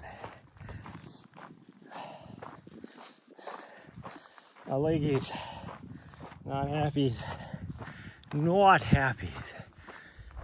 We got what, maybe another 200 feet of climbing over probably half a mile, maybe not even half a mile actually.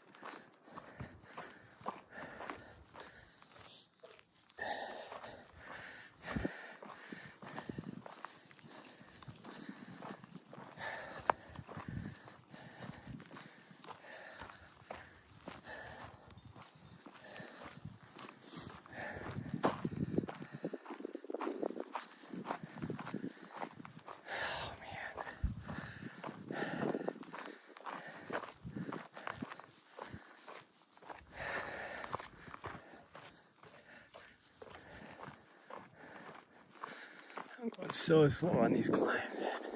It's ridiculous. Oh, there's more snow.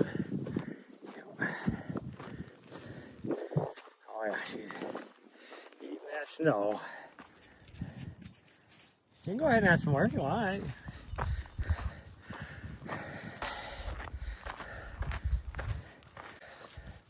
Wow, this was solid ice for a long ways a few days ago. It is like damn near all melted now. Oh, she's gonna go over and eat more snow. Or she's just sniffing, it looks like.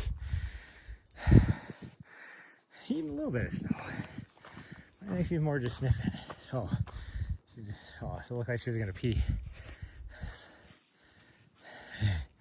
Hi, you girl. Hi. Oh, goodness. Yeah, you have fun? We got at least 4 more miles, depending on how we want to go back. But the shortest way is 4 miles. So.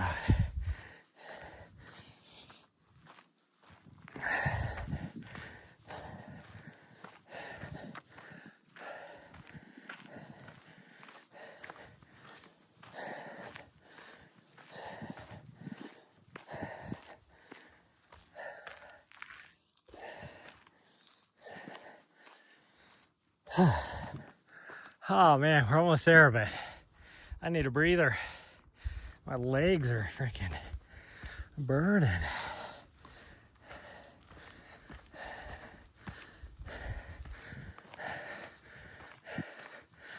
Like my heart rate isn't super high and I'm not breathing very hard, but my legs are burning. Oh, starting to feel my lower back a little bit too from all this climbing.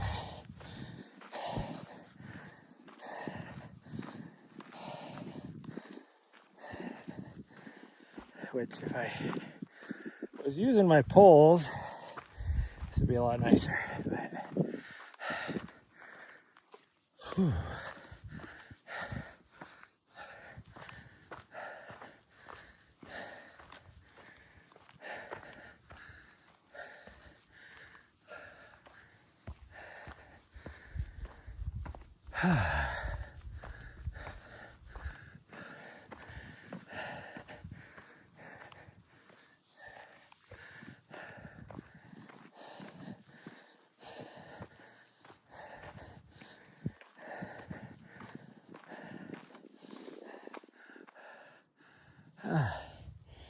Oh man.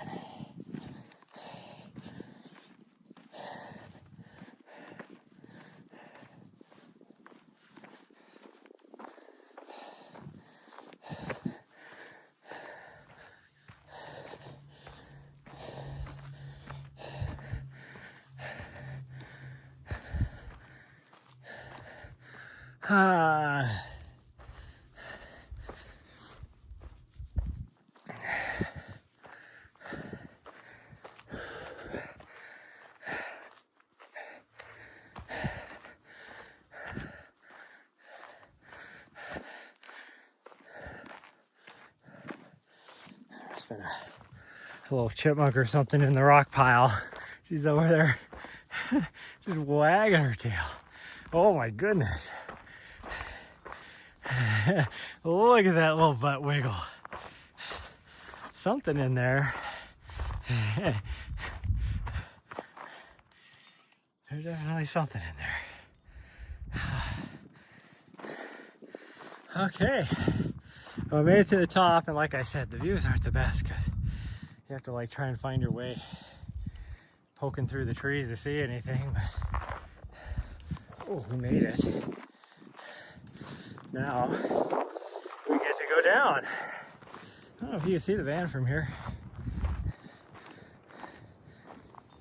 I don't think so. It would be off this direction actually. Oh gosh dang, tripping over rocks.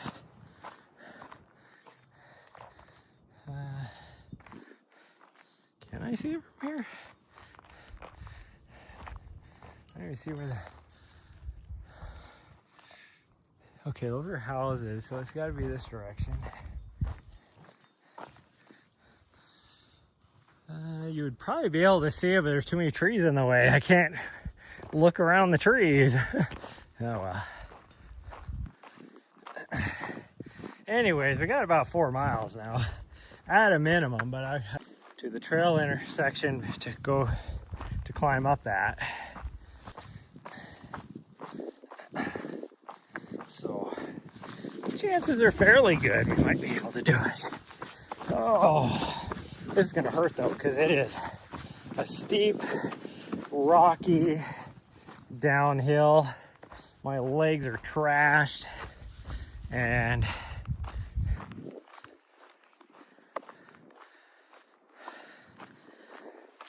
it's gonna hurt. Let's just put it that way. It's gonna hurt, but we'll give her our go. See how well we do.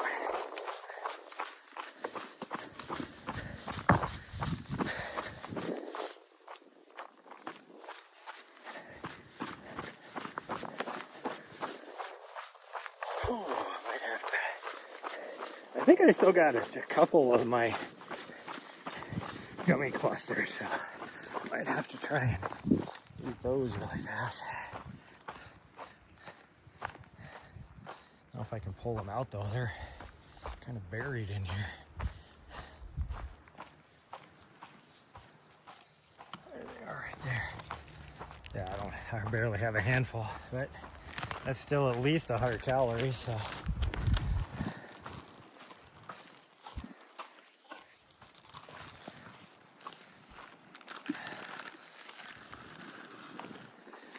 So sweaty that I can't get it out of the bag.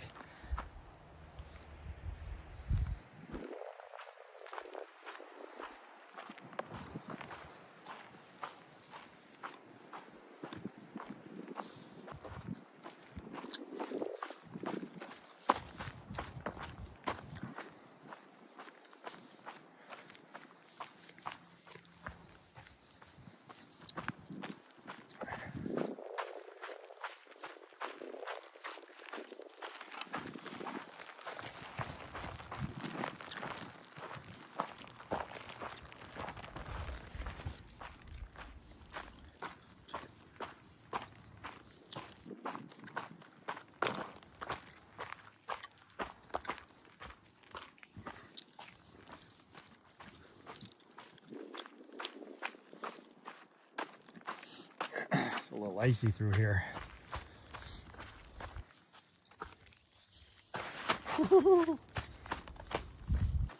We're just gonna slide down the mountain, I guess. No, you can't have these, sweet girl. And you just ate a freaking deer leg. You don't need anything else.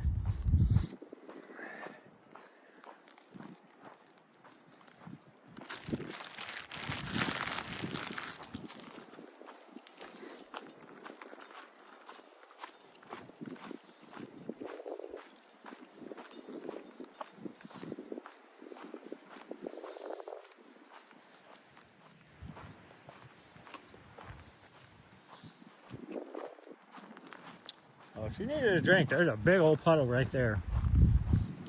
Still got a drink from.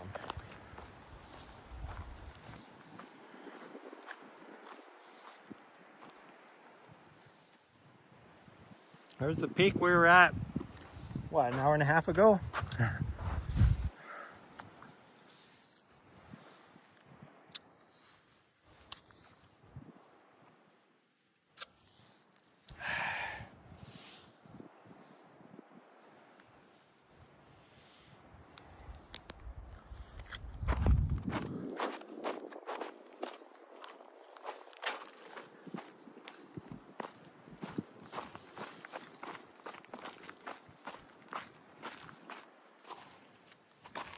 How about you get down through this? Try and take the rocks, I guess, off to the right.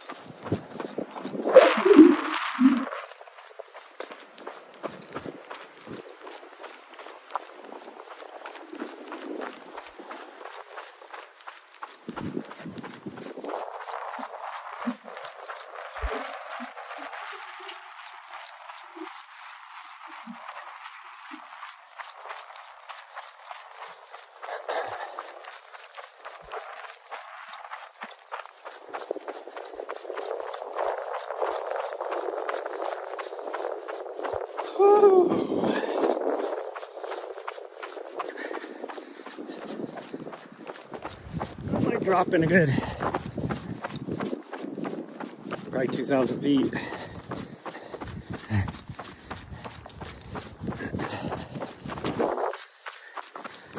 not be that much.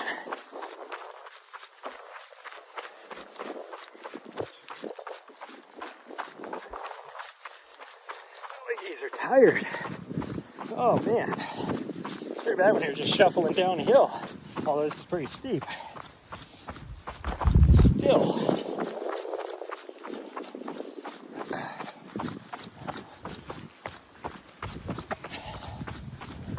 Barely able to do a 12-minute mile pace down this hill because my legs are so trashed.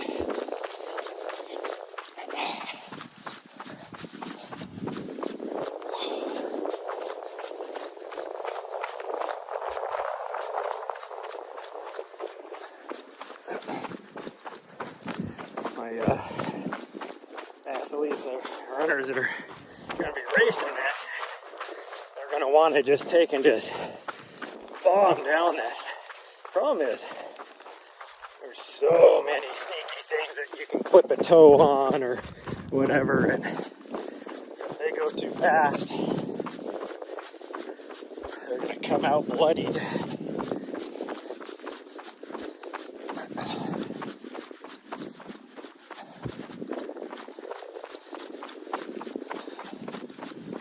So freaking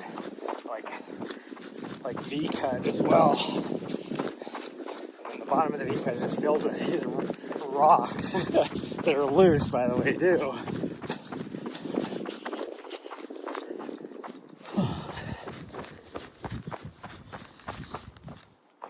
Once we get up here, a 23-minute mile.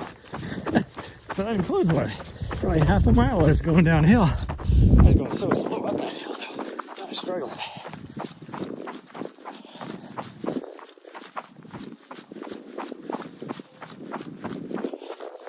We're dropping the elevation fast, though, because I have to keep popping my ears.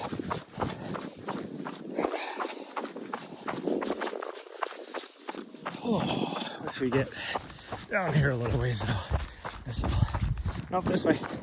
That doesn't go anywhere. Now it's not as steep.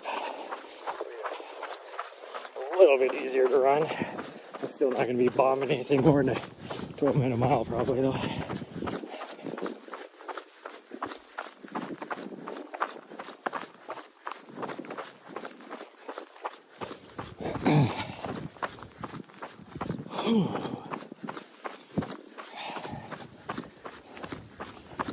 You know, you think I'd learn. It's going to be very similar to my last 20-mile run I did. And really, it's going to have about the same amount of vert. This will probably have a little bit more.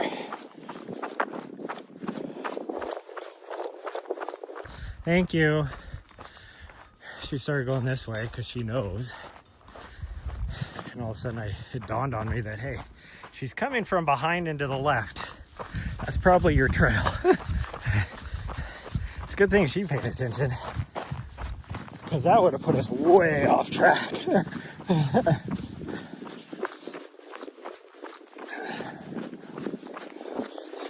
Anyways, like the last run, like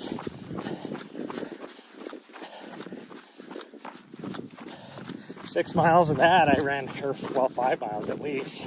I ran out of nutrition, and I only had like hardly any water. Was fully out of water in the last 5K. Well, I just had the last of my nutrition. We still have at least, depends on if we do this last summit or not, at least like 4 miles, I would say. 3.5 at least. Still have her water because she's been eating snow and ice. But I don't have all her water. I've been drinking it. But I have probably 10 ounces left. But today it's the nutrition thing that's going to get me.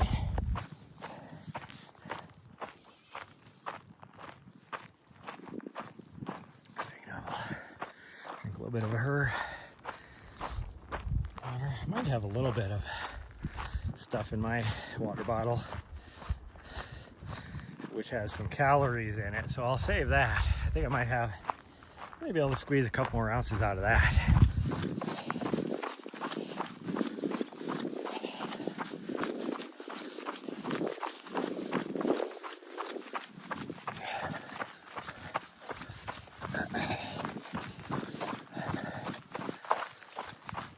Whew. It has definitely warmed up out here. Like, it was supposed to be in the high 60s, I think. And I wouldn't doubt it probably is that already. And yes, I am still wearing my coat because I am heat training. And I am warm. And I am sweaty.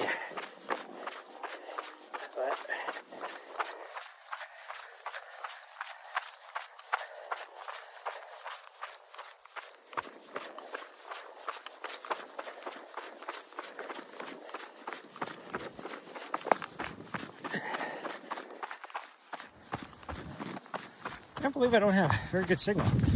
I got a signal, but it's not very strong. It says my network connection is shit. I can see all of Helena now. And there's, I see at least one of the cell towers that I use. It's about, well, from here would be about, 4 miles south of me.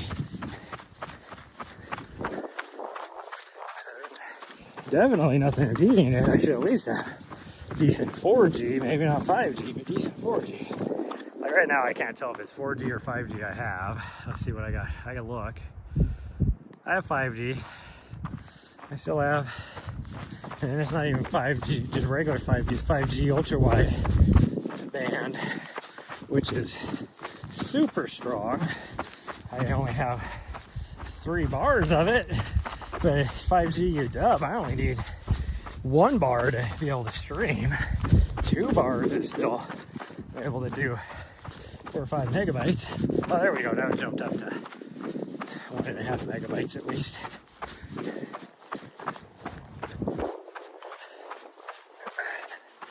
Oh man, my leggies.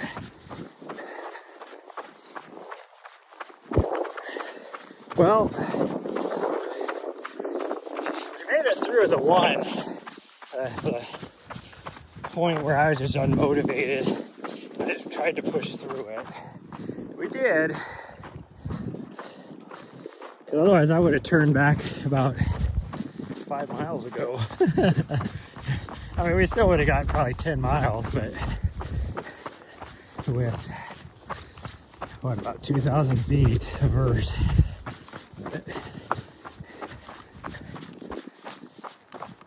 I was able to push through, make myself go around the front side of the mountain and come up the other side.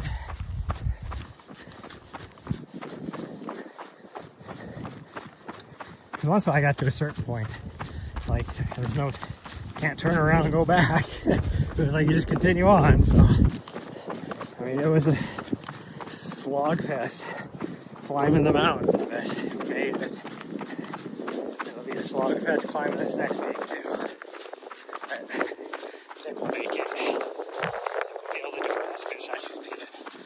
Been eating enough snow.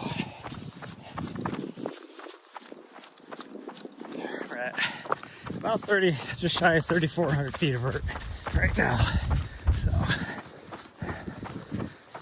we'll get maybe if that another 1,000 feet at the most.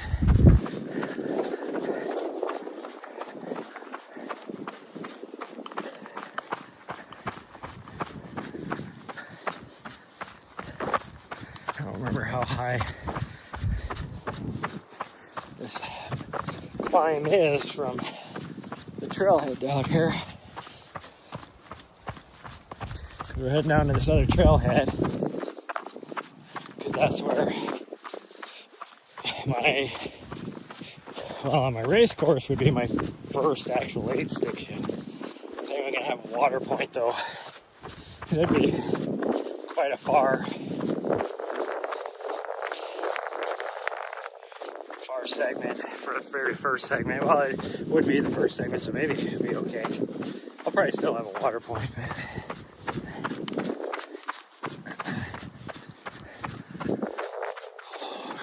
say it was like 6 or 7 miles to come here, probably. I don't know.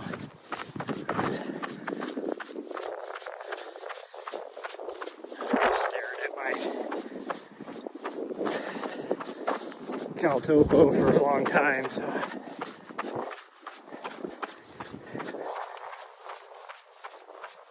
I smell either deer or elk or something.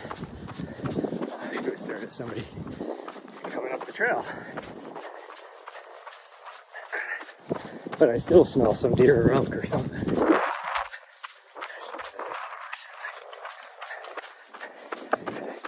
I be alarmed? No, you shouldn't be alarmed. After our time spent in Arizona, whenever she saw somebody, she would immediately start barking her ass off. Everything is like, person's fine. Why are you barking?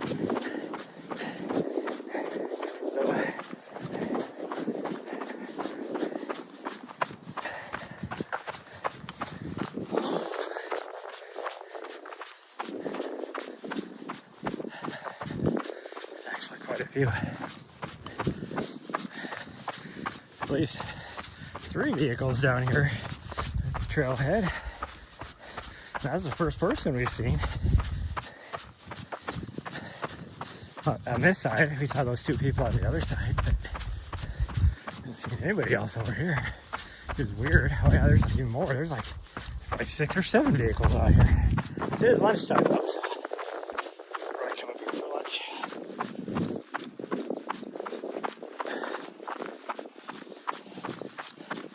I saw at least 3, but as we get closer, more and more appear.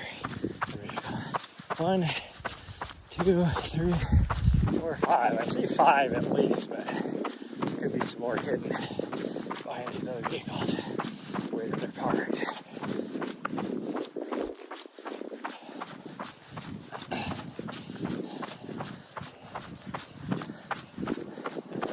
I think there's just 5.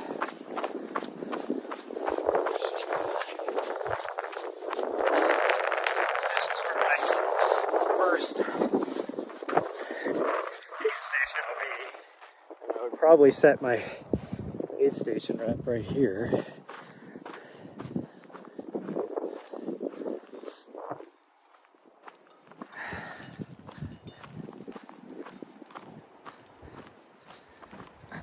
And I would make it a, crewable. I'd make all my aid stations crewable. Like, I don't know why you would for 30K, but no reason why you wouldn't be able to. We're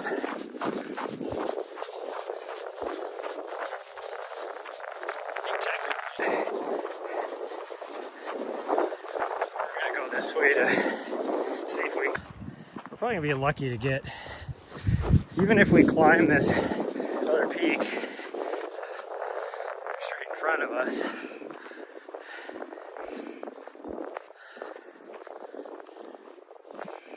Looking at 17 miles. We're almost to 14.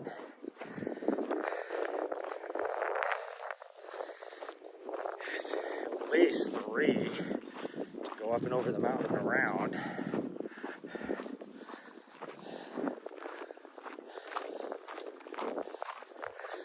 Should be 17. We might get close to 18 actually.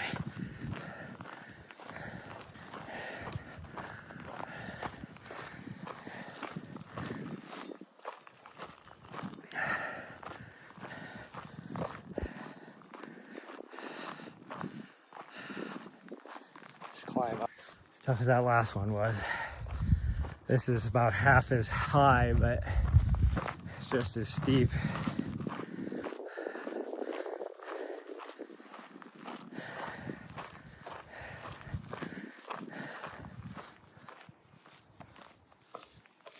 Actually, I think some places it's probably steeper, but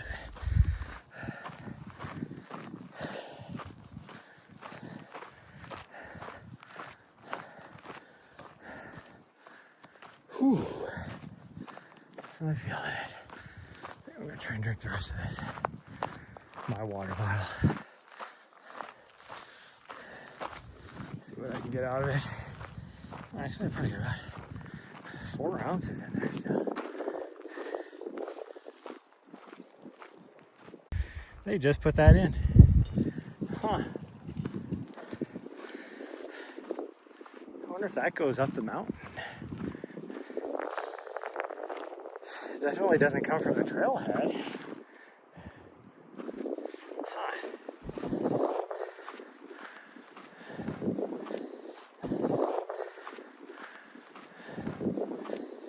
Have to explore that at some point.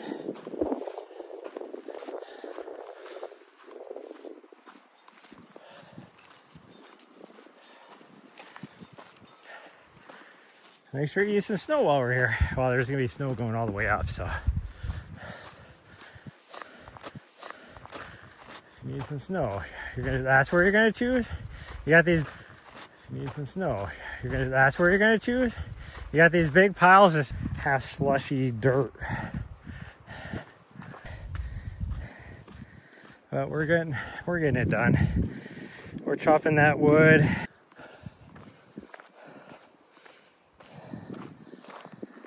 Even though I'm not really getting any cardiovascular out of this run, it'll definitely make my legs stronger, which is good. Oh, okay, we're almost to our trail going home. Whew. There's that wind. I hate the wind, but that actually feels kind of nice because it's so freaking hot.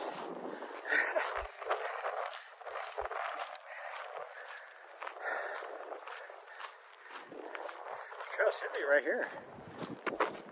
Is that our trail, sweet girl? Is that it? Looks like it. Yeah, it looks like our trail.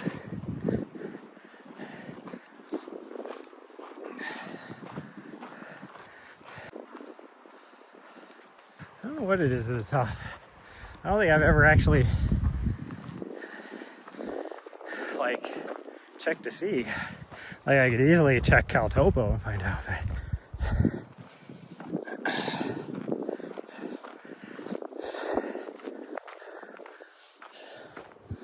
but also when I run up here, I'm usually running down this, not up it.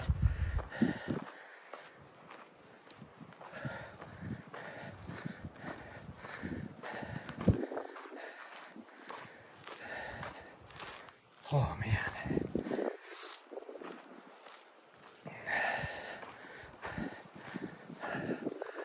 Calf muscles are burning.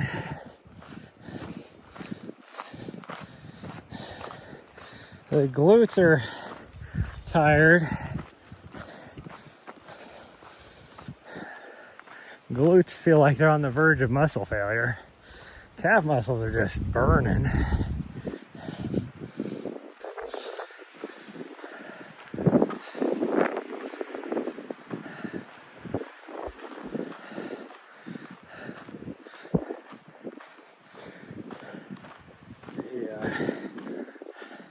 The wind is blowing the stink into my nose.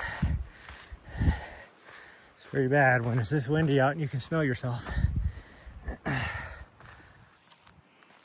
Oh man.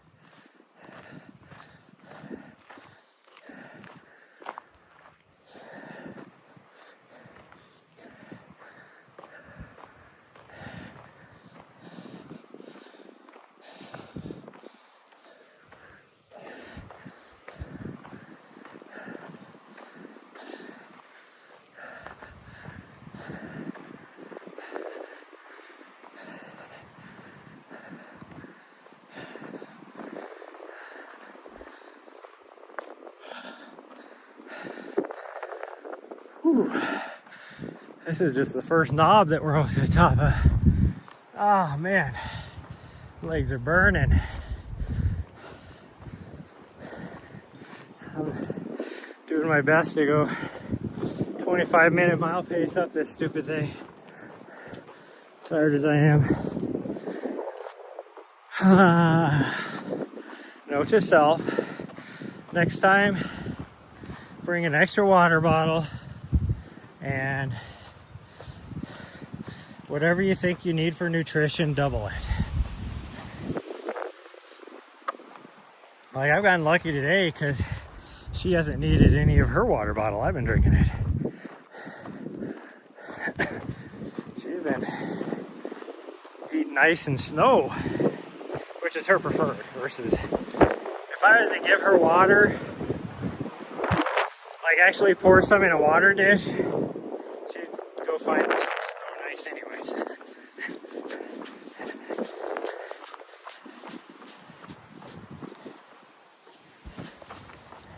I will say though, I do like these shoes.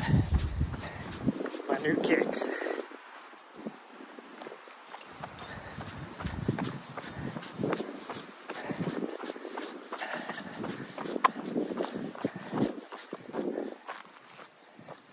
I'm definitely gonna trip and fall.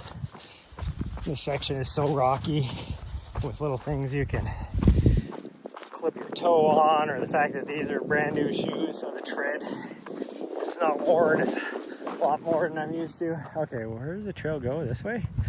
There's so much pine needles, I can't tell where the trail goes. Yeah, this is it.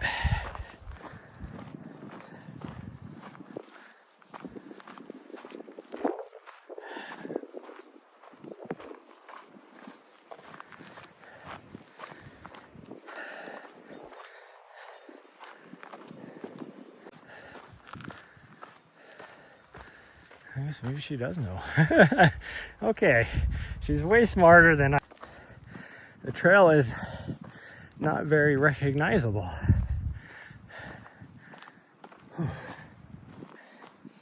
Like, even in the summertime, after people have used it, it's still not very recognizable because it doesn't get a lot of use. Mostly it's mountain bikes, which is the only thing that's been down this recently. We came down this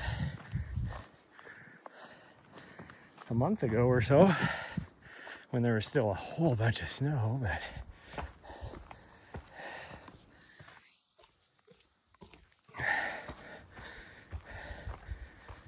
but there had been other people walking on it, so we could just follow the tracks.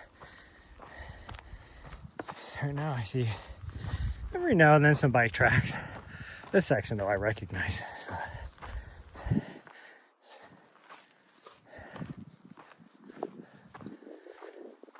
Oh, we're almost to the trail juncture up here. But then we still have more climbing.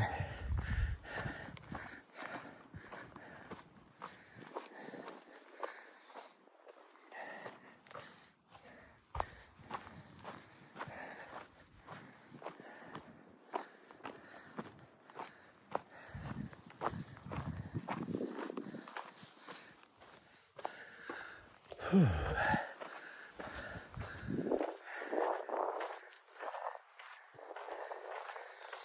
The smells are so good in here though. The smell of the pine. And like Mercedes said, butterscotch. Because it's like a mixture of the pine, but there's also some ponder, like some other type of pine. I don't know what it is. Douglas fir probably, or something.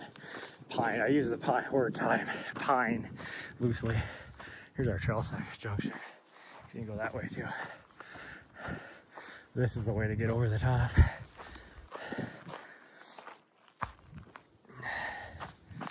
Although I think we have to drop down a little bit to come around, but it's not a whole lot.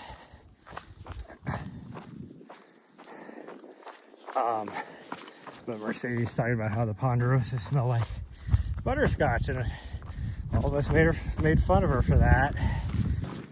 And then it was about 4 months later, when it was like super hot out, and I all of a sudden caught a whiff of butterscotch, and I was like, wait a minute, she's freaking right.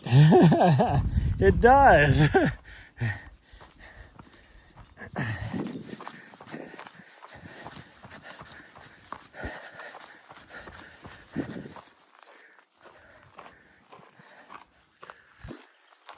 Oh,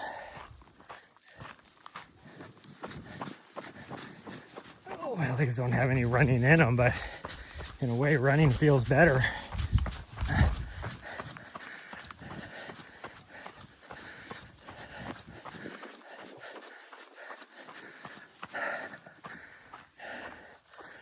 Versus just freaking hiking up.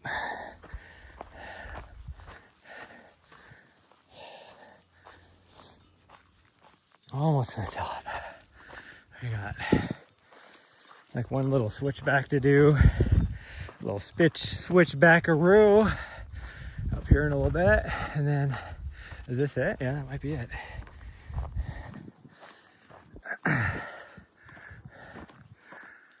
Yep, this is it. And then a little bit over, and we're at the high point. Because we're never actually going to the top. Now, my race course, I have going to the top, but there's no trail going to the top. But I could mark a route up to the top. And then once you get to the top, coming back down this way to this trail is so wide open. It's almost a pick your own adventure, but I mean, I would put flagging, but it's like whatever is easiest for you.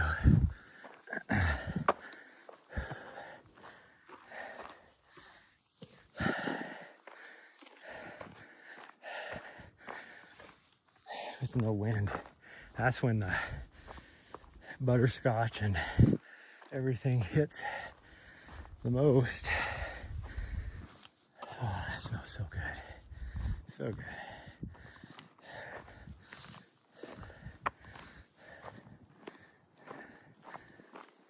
Like right there is butterscotch, and right next to a Ponderosa.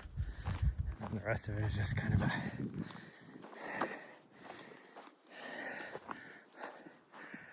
that medicinal kind of piney smell. Oh.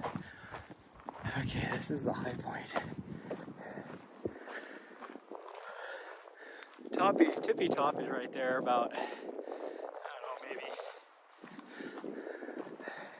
30, 40 feet above us. But it's like a little bit of rock scrambling if I'm gonna have them go up it. On the other side, this side, well, even on this side, there's a little bit of rock scrambling.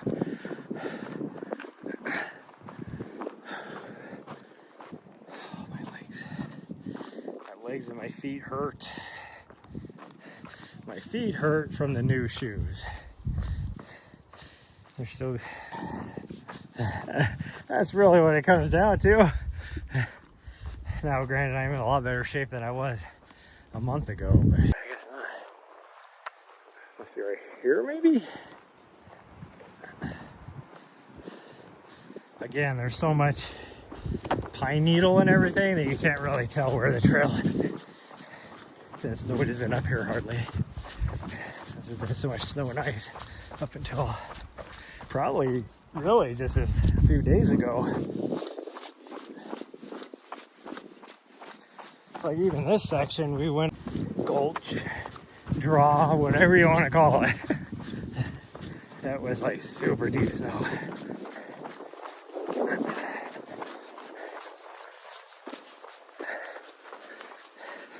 For the most part, we got mostly downhill now. We got a little bit of uphill, like as we cut over to the next thing, we'll have uphill. And then like as we go back towards the trailhead, we have about a mile of uphill, but it's not not that steep, probably 6-8%. Probably still exceeds the ability of my legs right now, but we'll see. It won't be too bad.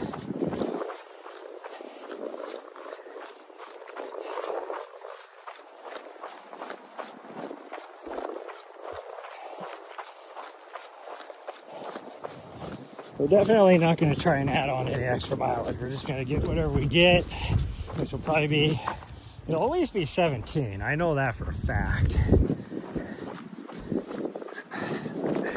It might be a little more than that. I don't think we're going to be close to 18, but I might be wrong.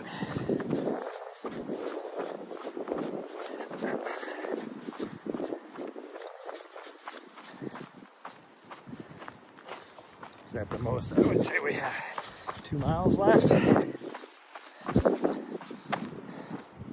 Because I think from where we turn, we're going to do like this little triangle type of thing. And where we turn, so that's not even 400 feet, for a little over 400. Not near as far as I thought it was. I thought we'd get closer to 600-700 down further than you do on this other side. So that's probably why. I bet you we do drop probably 300 feet lower on this side versus the other side.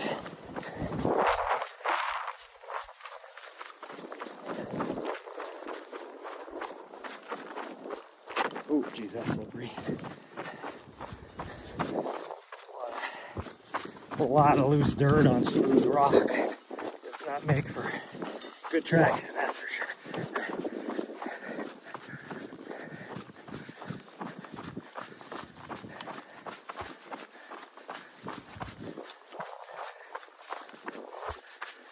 Theoretically, I should be able to run the rest of this.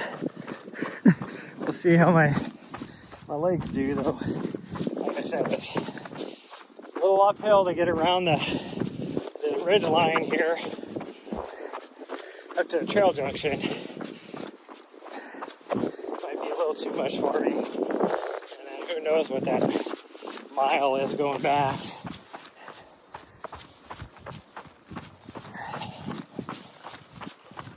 Like the last half mile is downhill, but there's right before that is a mile of uphill. Like I said, it's probably 6-8%, I would guess.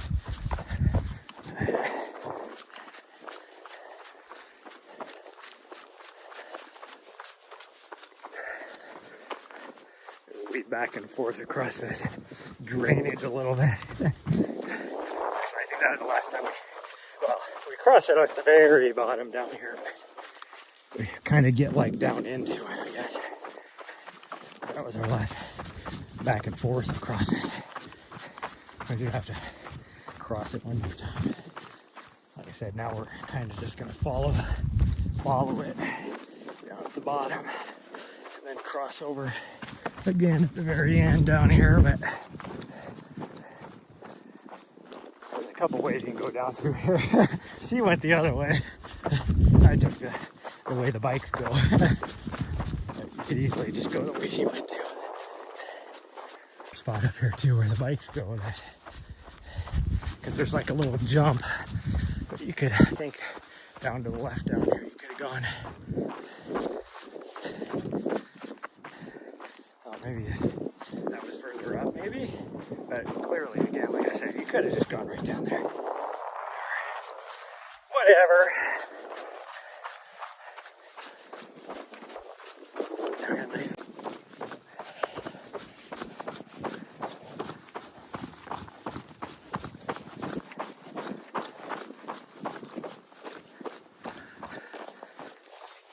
How you doing, sweet girl? You can make it? You stop for some snow? You can use the snow. She's like, nope. Let's just keep going. Okay.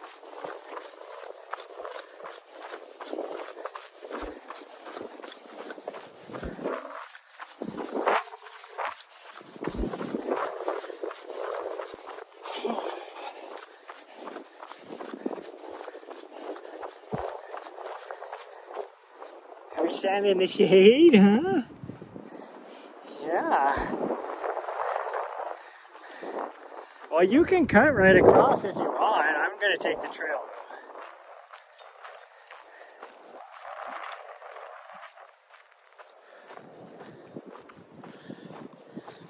We are going to go to the left. We're going to go that way. Choose your adventure. You go a steep way or a shallow way. I think I'm going to go the shallow way. Deep in me.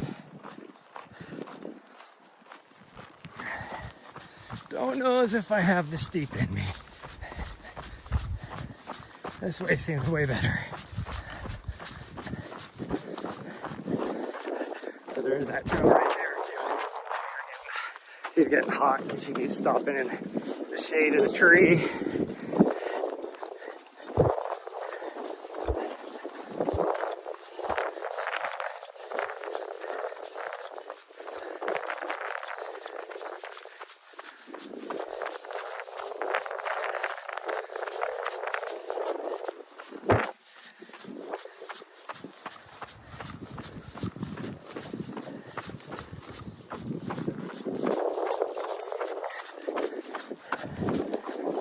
Oh.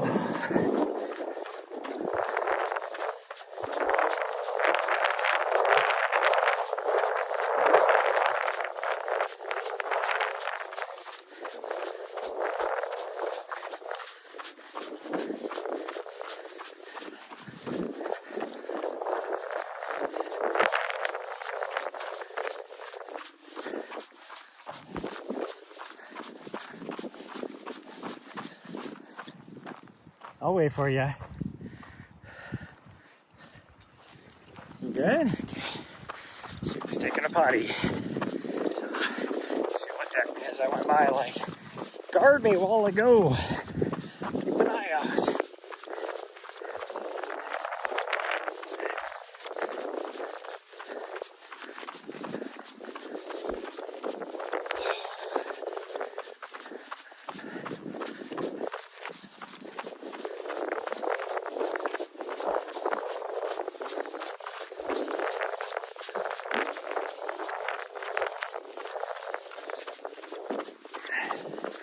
We're actually going to get over 4,000 feet total, if I had to guess. There's our trail over there, another hillside we're going to go down.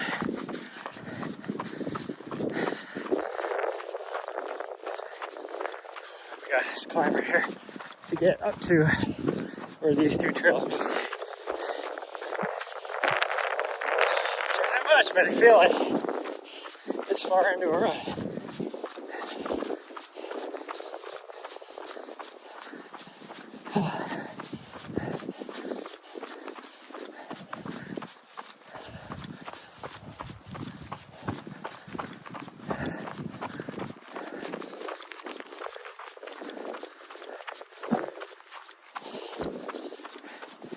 Thanks for checking on me.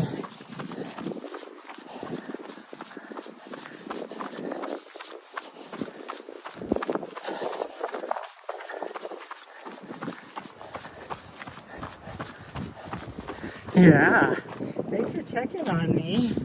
You're being such a good girl. In reality, she's just as tired as I am now.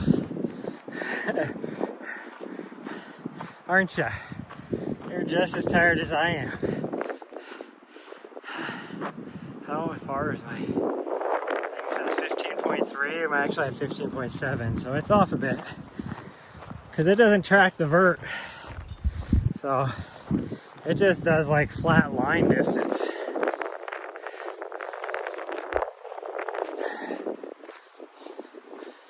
And we all know from geometry class that the hypotenuse is longer than the base.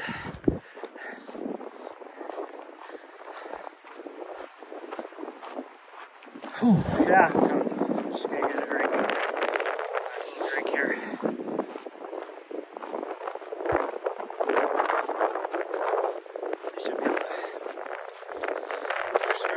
Now, whew, that wind has just picked up. There's not cold like it was before. It's actually warm. There's Helena way over there. Back to the van. From here we have about 1.5 miles. So that'll be about, so we'll end up with about 17.5, I think. It's not too bad. It's not the 20 I was hoping for, but really I wasn't even hoping for 20. This is my 30K route, which is like 19 something, like 19.1 or whatever. So really we're only like 1.5 miles short than what I was hoping for. That's okay. I said I very well could. Once we get up here further, I could jog back this direction and gain that extra that I lost, but I don't see any reason to do that. Mostly because that means I have to climb a lot higher than I would just going back. I don't think my legs can handle anymore. Woo! Hey! Who is that? Sodium! Hey! Give me a follow. Let me find a flattish spot here on this downhill. Knock out some push-ups. This should work. This should work.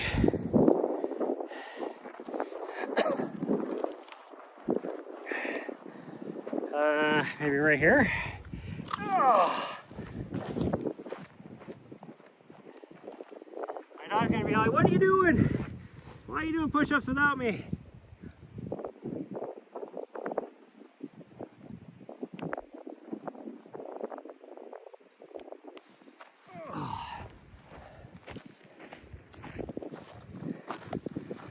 Woo!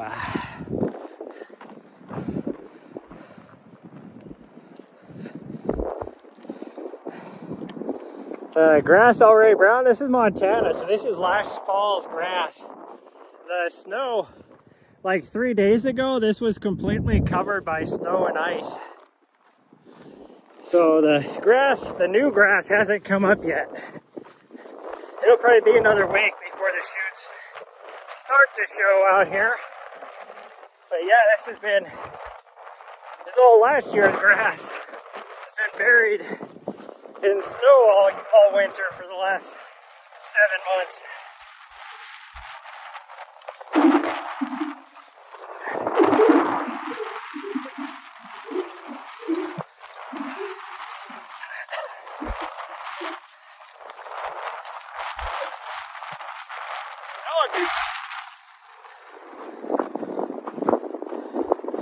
Right now we're right about 5,000 feet.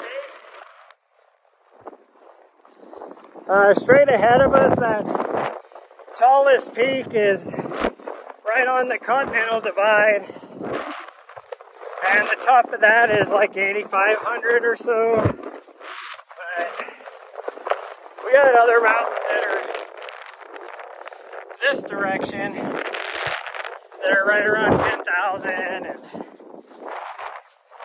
bit further south of here you got some 11 and 12,000 foot peaks, but Montana doesn't have much more than that.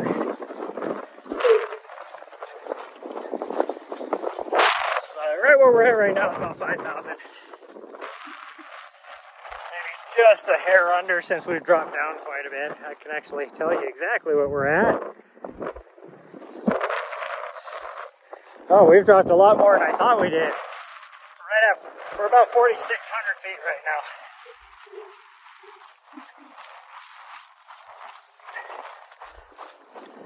Oh, there was my mile 16. My phone needs to catch up.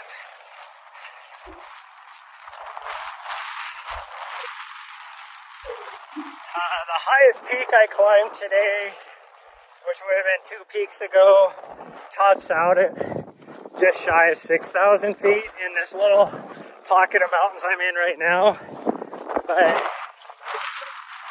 you can see around us, especially like these peaks up here, once you get above about the 6,000 foot mark, there's still so much snow that it's hard to run.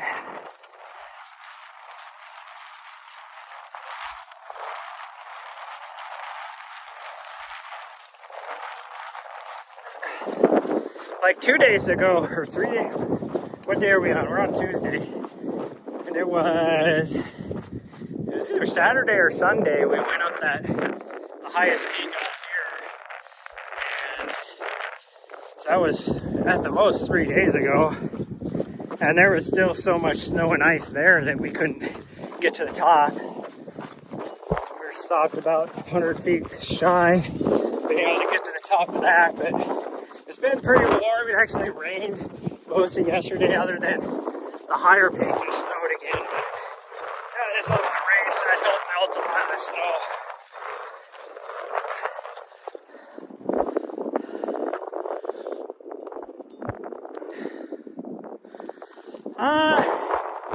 It really depends. Like, if you're coming from sea level and you came to where I'm at right now, you're gonna have a hard time breathing. I spend a lot of time above 8,000-9,000 feet, so for me, like, it's not until I get up to about 14,000 feet that it starts to get super hard to breathe. Like, you feel it around 12,000-13,000 feet, but it's all about getting acclimated. Like, if you've never spent any time above 4,000 or 5,000 feet, then you're gonna feel it. Oh, good. Finally out of that wind a little bit.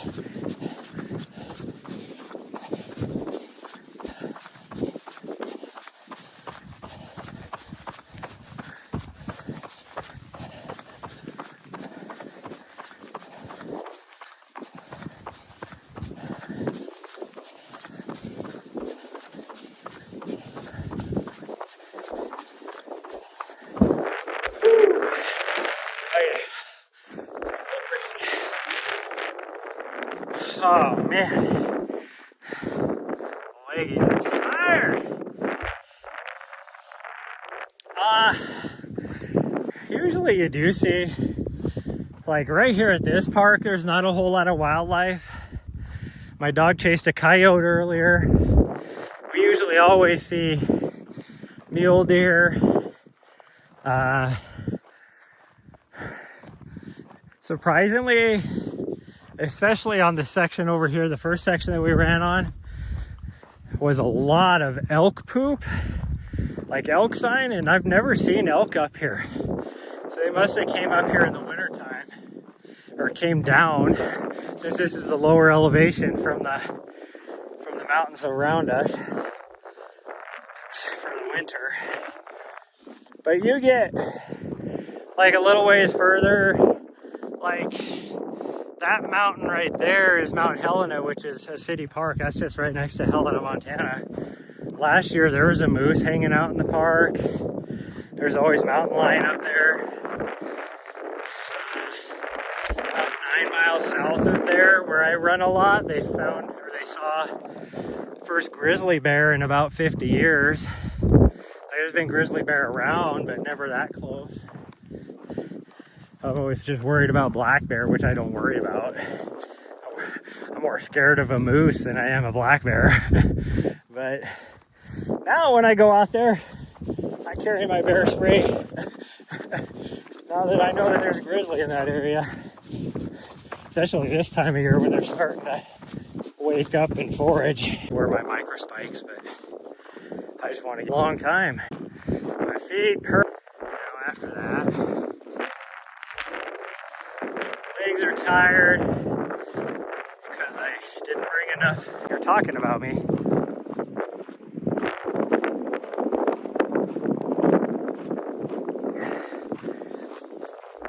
It's just water.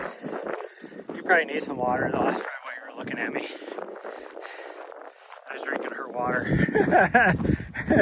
I think that's why she was looking at me, because I was drinking her water. But she's been eating snow and ice, so she doesn't need any of her water. I ran out of water like 3 miles ago. So I'm drinking her water.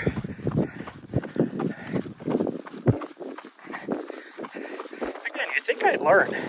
The last long run I did, ran out of water about with like 4 miles to go, and that was even after rationing it. I've been rationing it for like 6 miles before that. And then last run I ran out of nutrition like with 5 miles to go, which was exactly the same as today.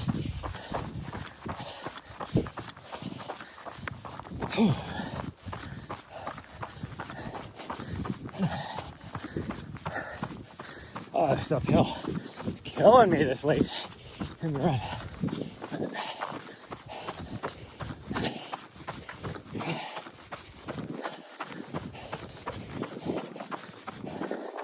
Well, we did a full exploration of this whole section out here, this whole little mountain range. It's kind of a hidden gem for everybody in this area. Like, nobody from Helena, especially as trail runners, come out here. They all stick to the other mountains. I like coming out here because there's less people. You go on Mount Helena and there's like a couple hundred people. Well, there's at least 2 more people parked up by us. So they're probably up in that section that we started out on. I can't see the parking lot on this side to see if there's anybody over here, but we're gonna go this way because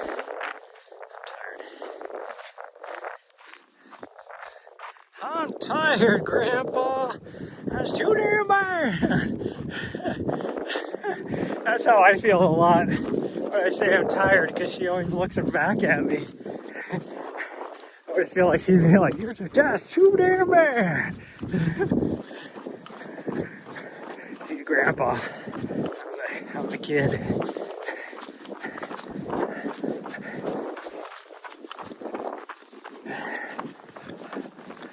Here comes a trail runner. Just when I was saying, I don't ever see any trail runners out here.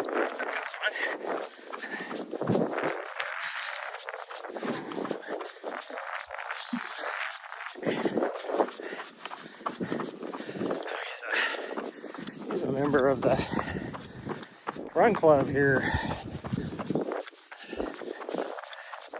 Because he was wearing their hat.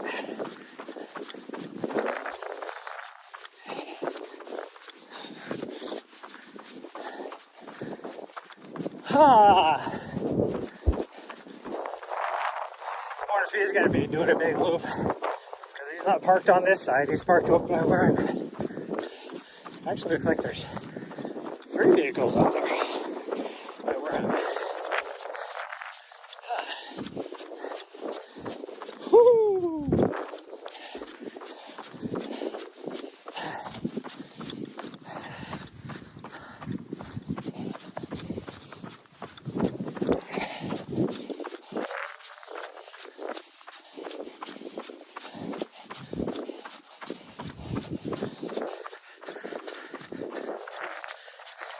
You know, I wore my shoes all day. Well, not all day, for a long time yesterday.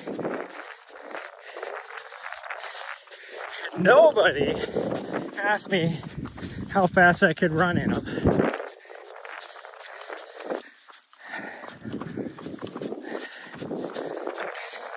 And my friends even was like, oh, I like your shoes. They look really cool. I don't care what they look like. I care about the performance of them. My friend asked me how fast I could run in them. No. Not until I complained that they didn't ask how fast I could run in them.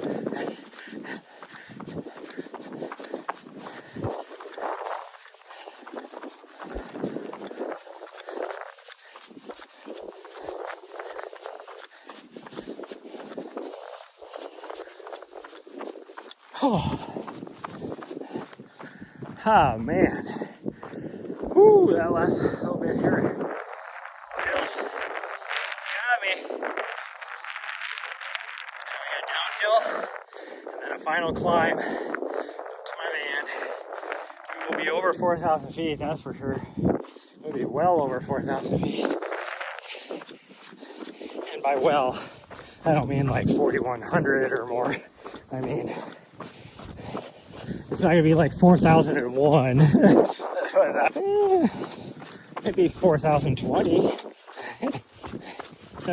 When your watch pings on how far, mile 17 done. So we are gonna get a little more than 17 and a quarter maybe. But you never know, like, when it pings on how much of the uphill it's actually gonna get. So hopefully it pings and we get all of it. Otherwise we'll be shy of 4,000 feet.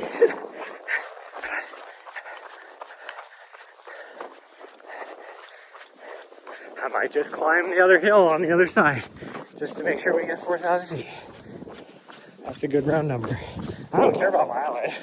Some people will be like, yeah, I get to 17.98.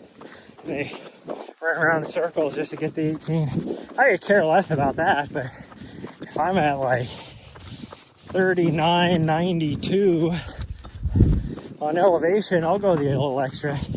Not necessarily to get exactly 4,000, but to get over the 4,000.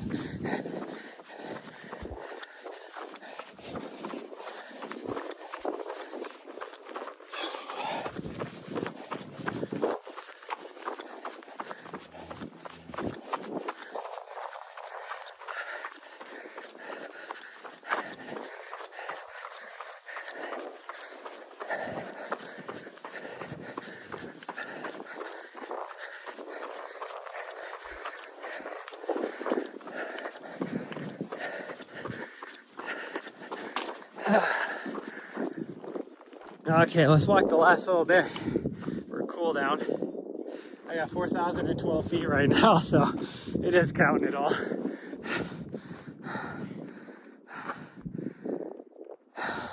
Change camera view so I can talk face to face. Take and unplug it, because definitely not going to use all the battery by the time we get there. Oh.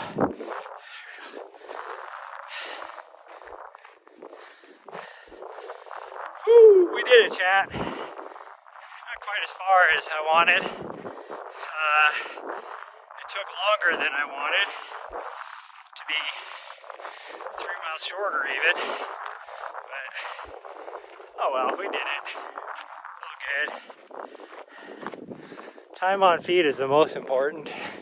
And vert. Vert and time on feet, I don't care about distance.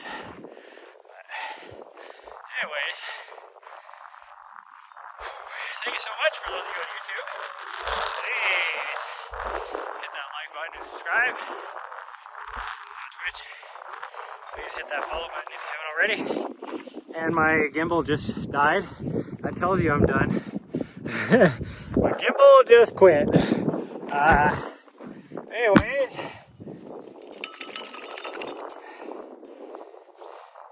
What was I saying? Oh yeah, if you're on Twitch, hit that follow button. Vice versa, if you're on either other platform, come on over and join the other platform. I gotta unlock it first, sweet girl. Gotta unlock it first. For more adventures, I stream on Twitch almost daily for my runs. I stream on YouTube almost daily, at least in the if I do morning runs. But my algorithm on YouTube does shit at nighttime, so I don't even worry